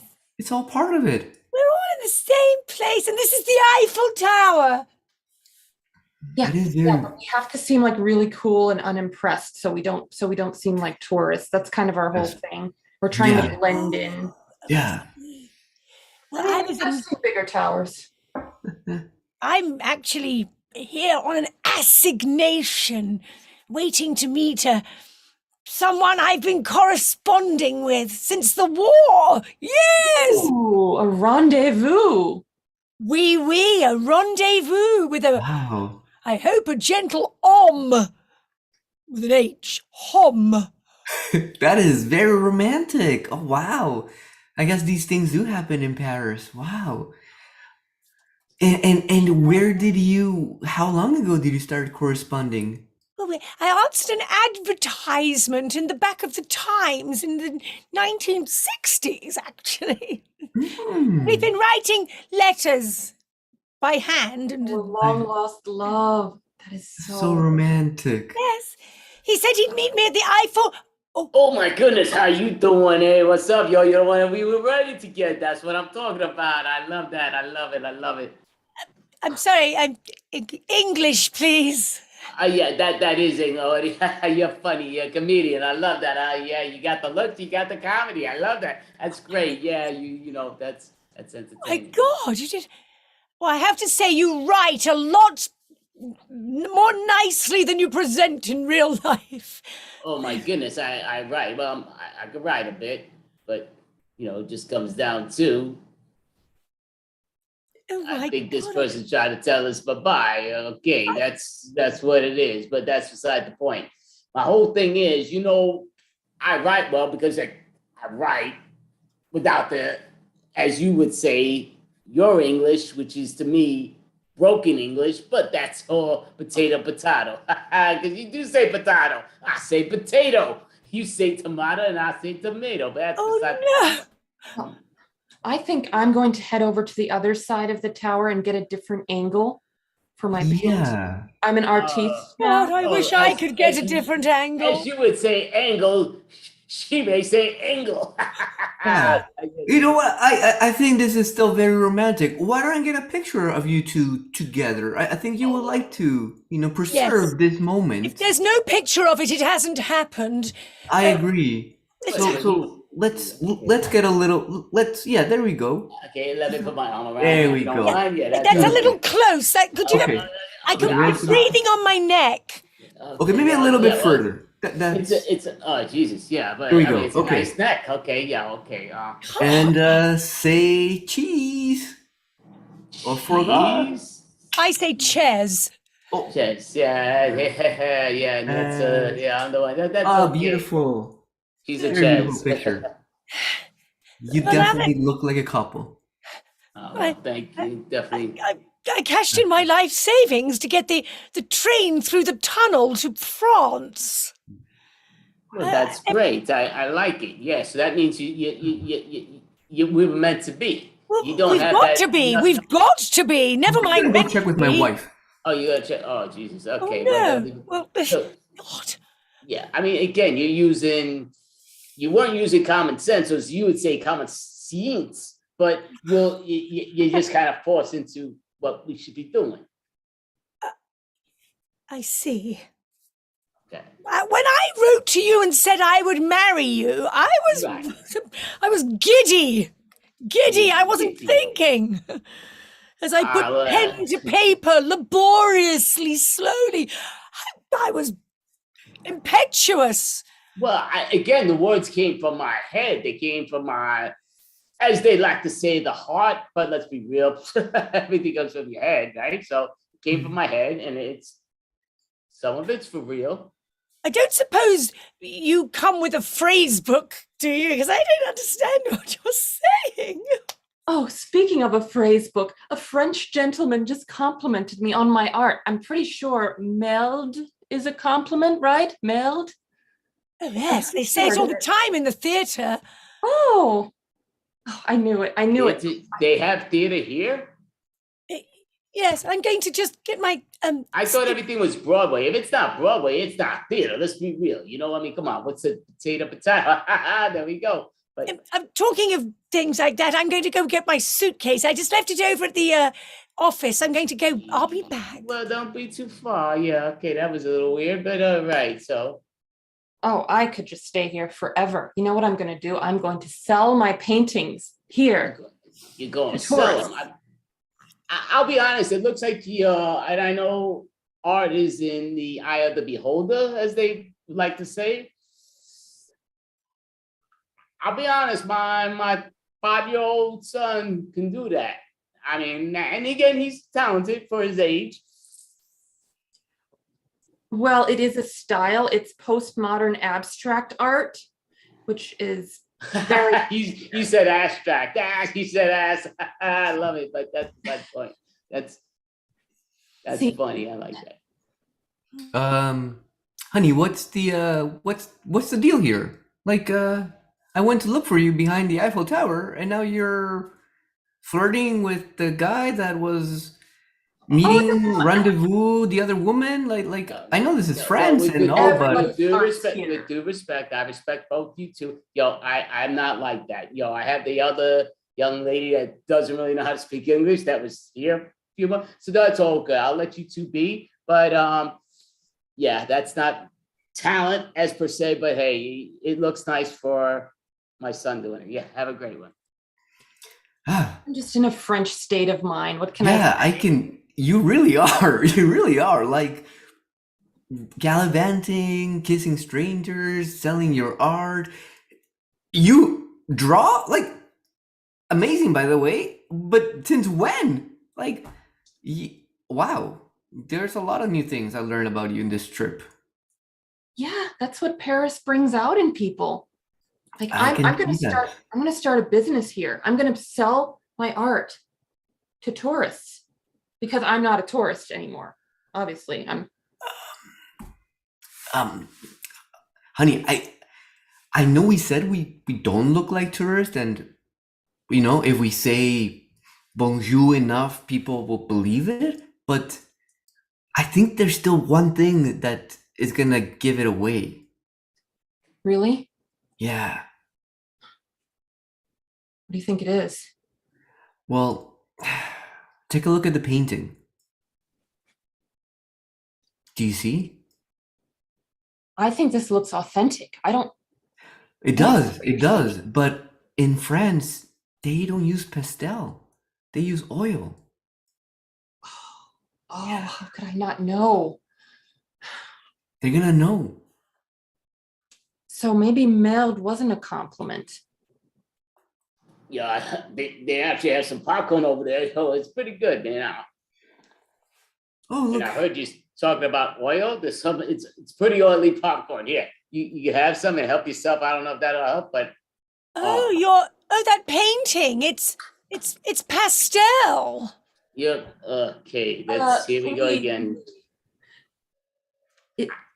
It is pastel, but I'm setting a new trend. You see, it's avant-garde.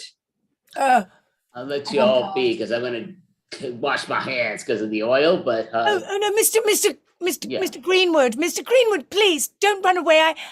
I've really plucked up my courage to speak to you here under the legs of the Eiffel Tower, and I don't care who hears me. Well, I'm glad that you like that. Now you're starting to enunciate a lot clearer in my eyes, which is great. But you know what? I'll be right back because again, my hands are oily. I'll be right back, honey. I mean, I'll call honey, but now you don't want me to. But okay, I'll be back. Look, I captured that romantic moment between. Oh my God, you did! Look at him. Oh, it's beautiful. I don't mind telling you both. I'm mad with desire for him. At first I was appalled, but that bizarre accent has grown on me, and Well, I can't go back to England without him. I'm not going to. I have the perfect idea for you to impress him. Buy my painting and give it to him as a gift. Yes, that captures the amazing moment right before he leaves you. Like, if that doesn't capture a relationship, what does? I'd love it is a pastel, but on the other hand, it does capture. What it is I'll buy it. I will buy it with the last pennies I have. When he wrote to me, Mr. Green said he was rich, and I'm sure he can take care of everything. Well, you do have euros though, right? Not pounds, because this is. Yes. Take euros, of course. Oh, yes. No. Euros, yen, and the rupee. In abundance. We'll sort it all out. Don't you worry. It's just, God, he's been gone not long.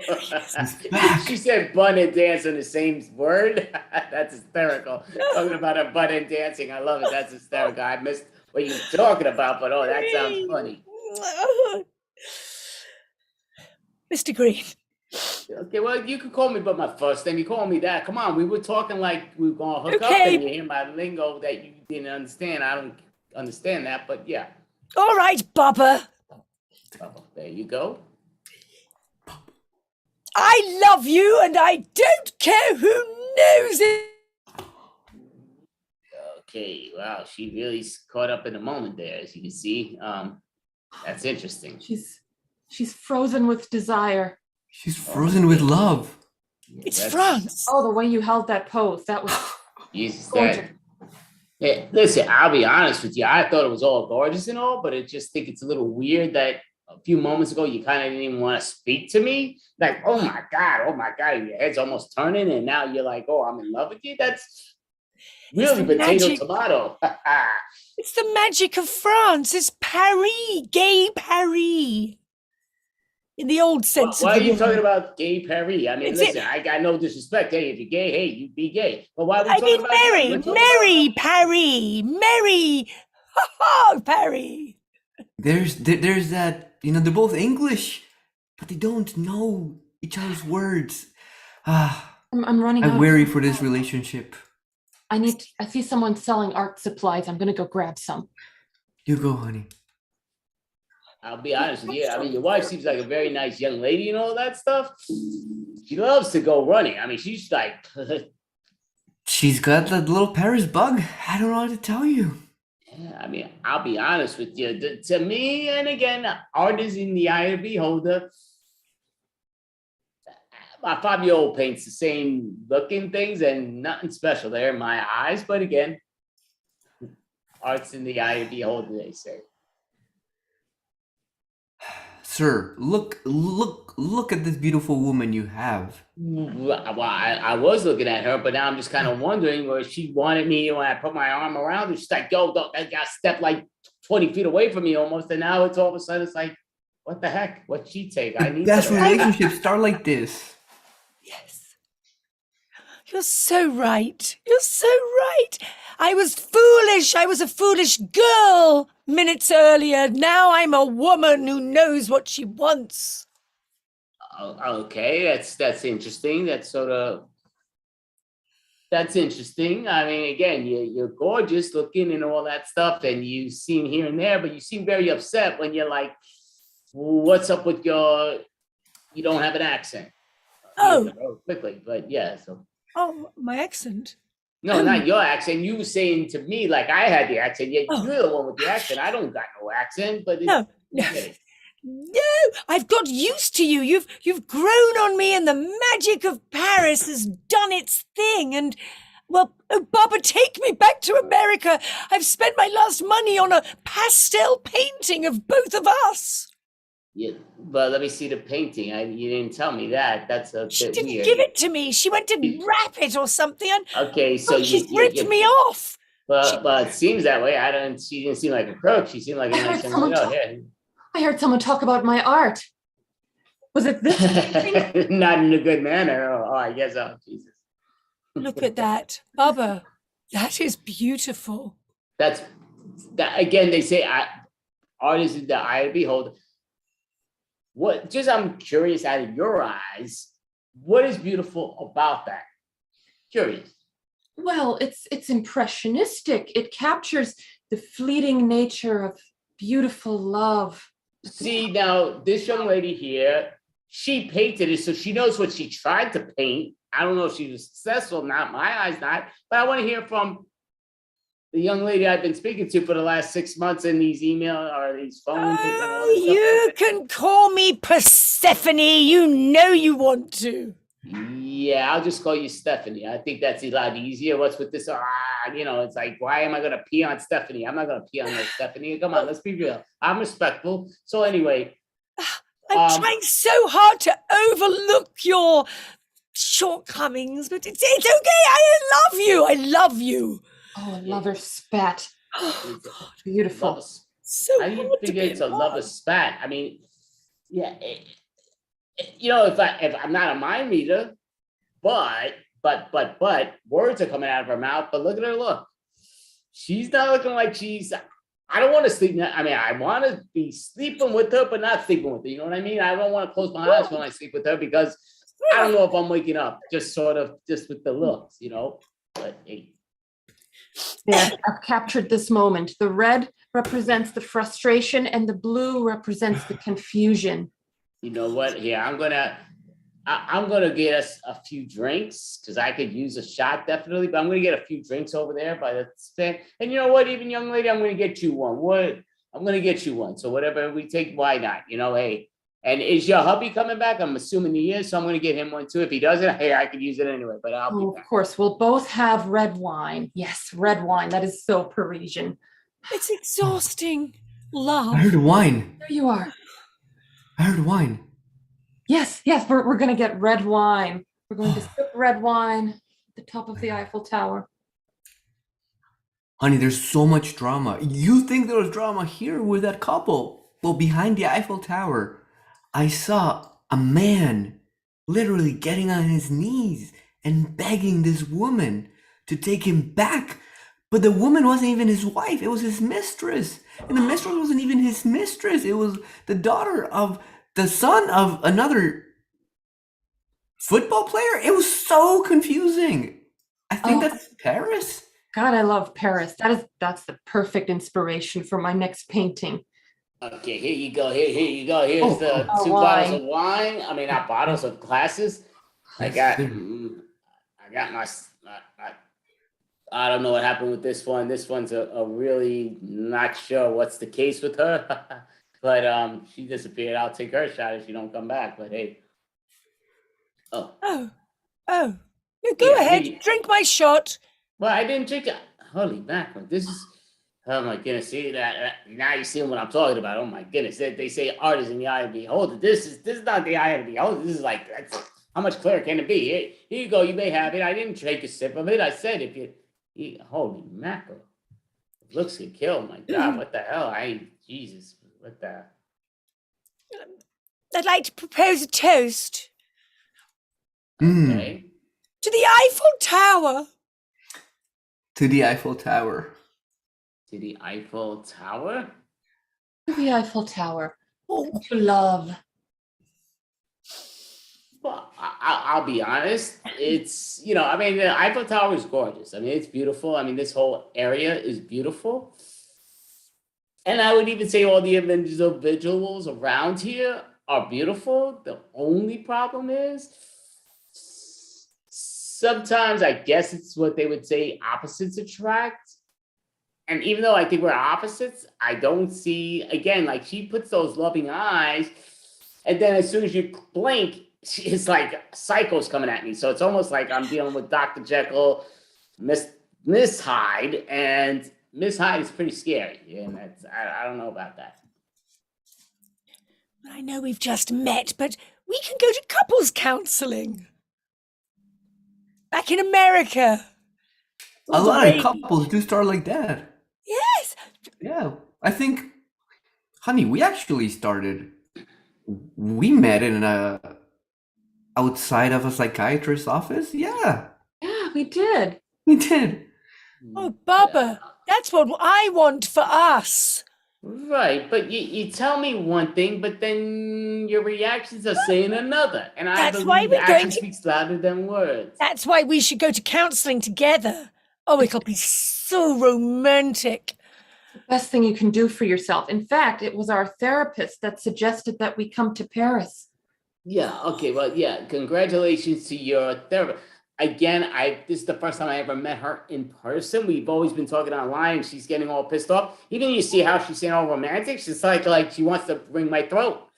I'll be back. I'm gonna get more drinks. You know what? I'll get 4 more and we'll see what's what. But holy crap!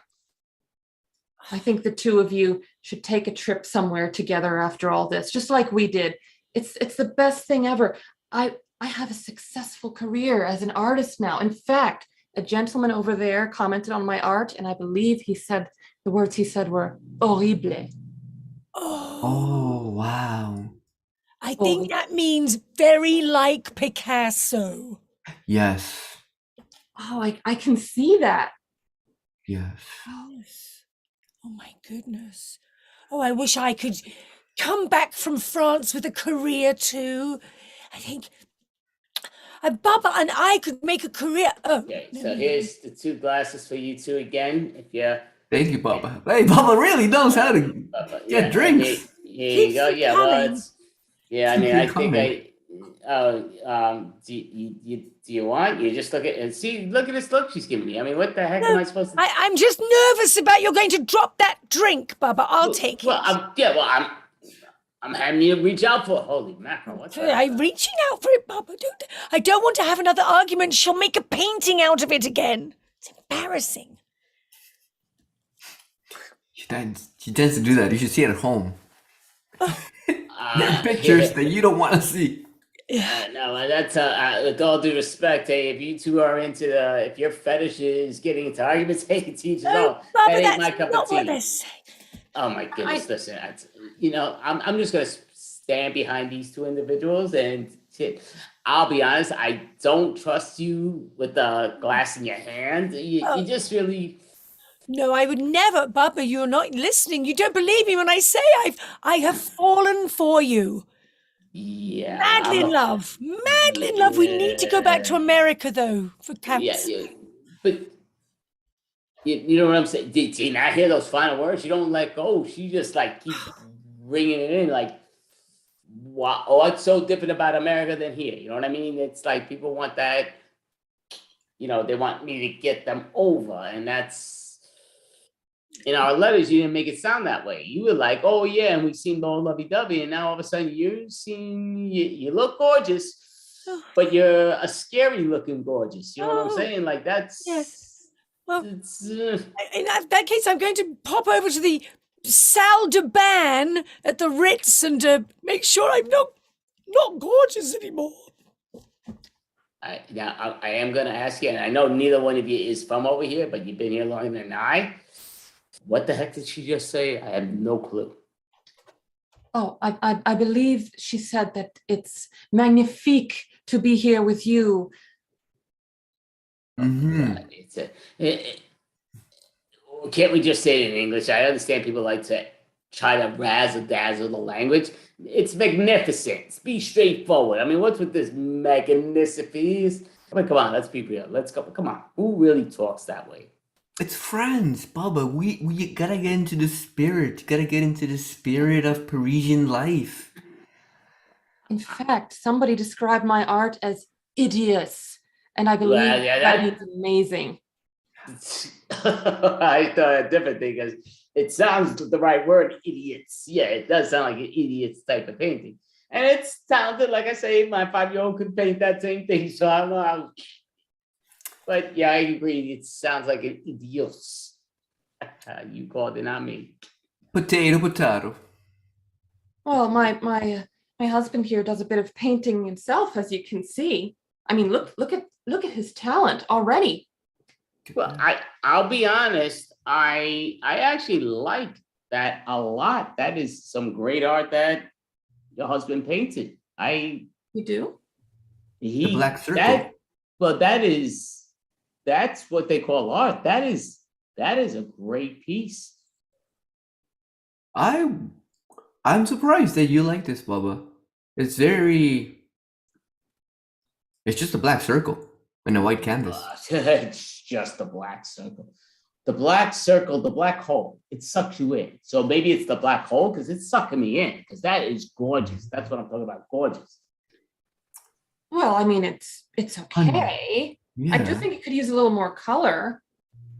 Jesus, yeah, I'll be honest. I mean, you're talented for those that are 5 and under almost, with all due respect. But that painting is great. Oh my goodness. That is amazing. A black hole.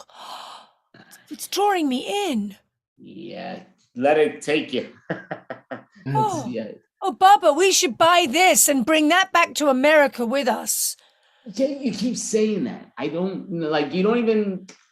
I'm staying at the top hotel here. You're not even like, oh, let's go back to the hotel. You're like, oh yeah, let's go take the plane and go. We have written.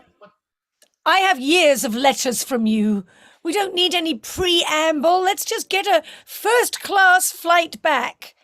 Even see what I'm saying? First class is like, what the heck? What the heck? That's the only thing I understood her say is first class. Like, what the heck?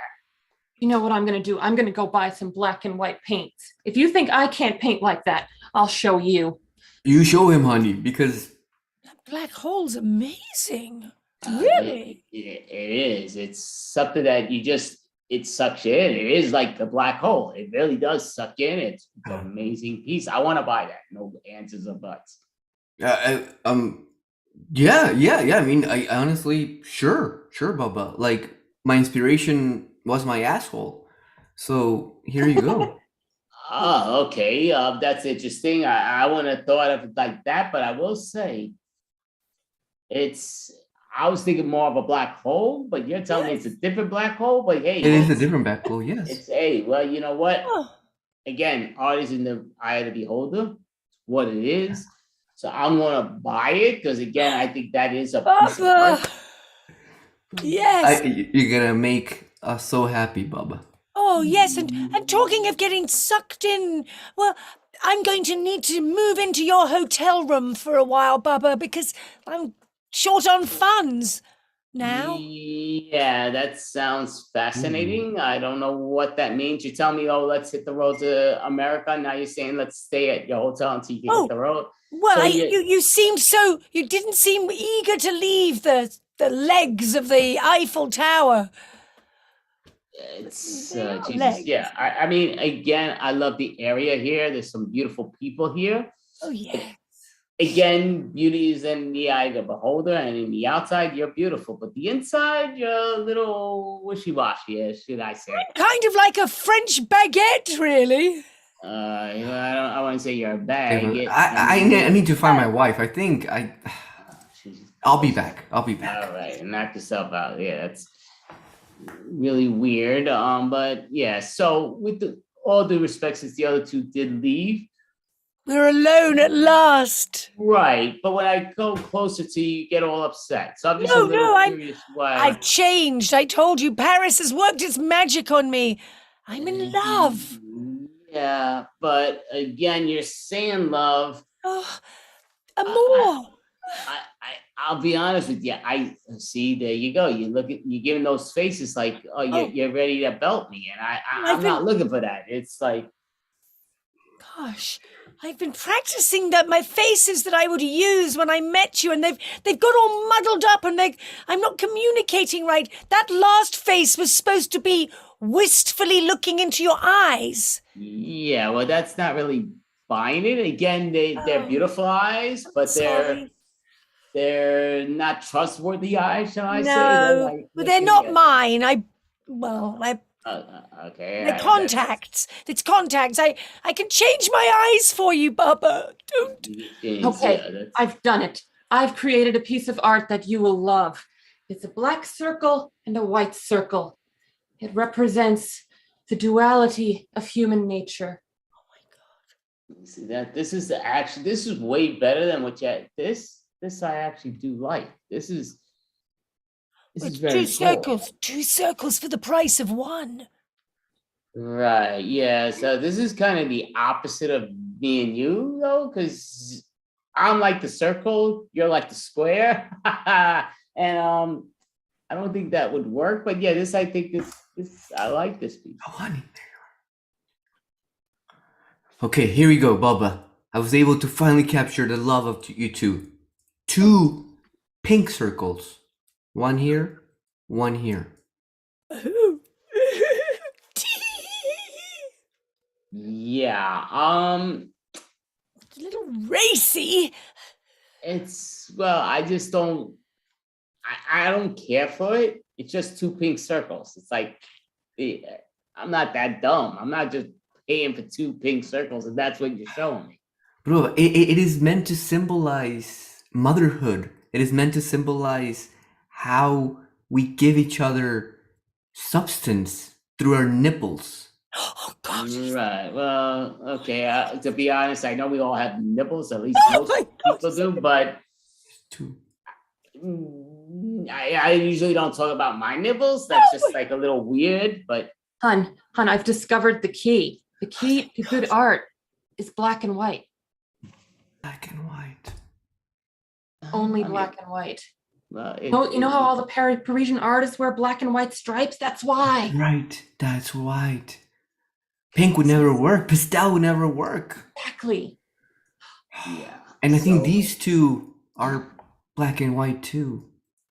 Well, I just don't think these 2 are gonna match up, to be honest with you. Again, like I say, she looks great.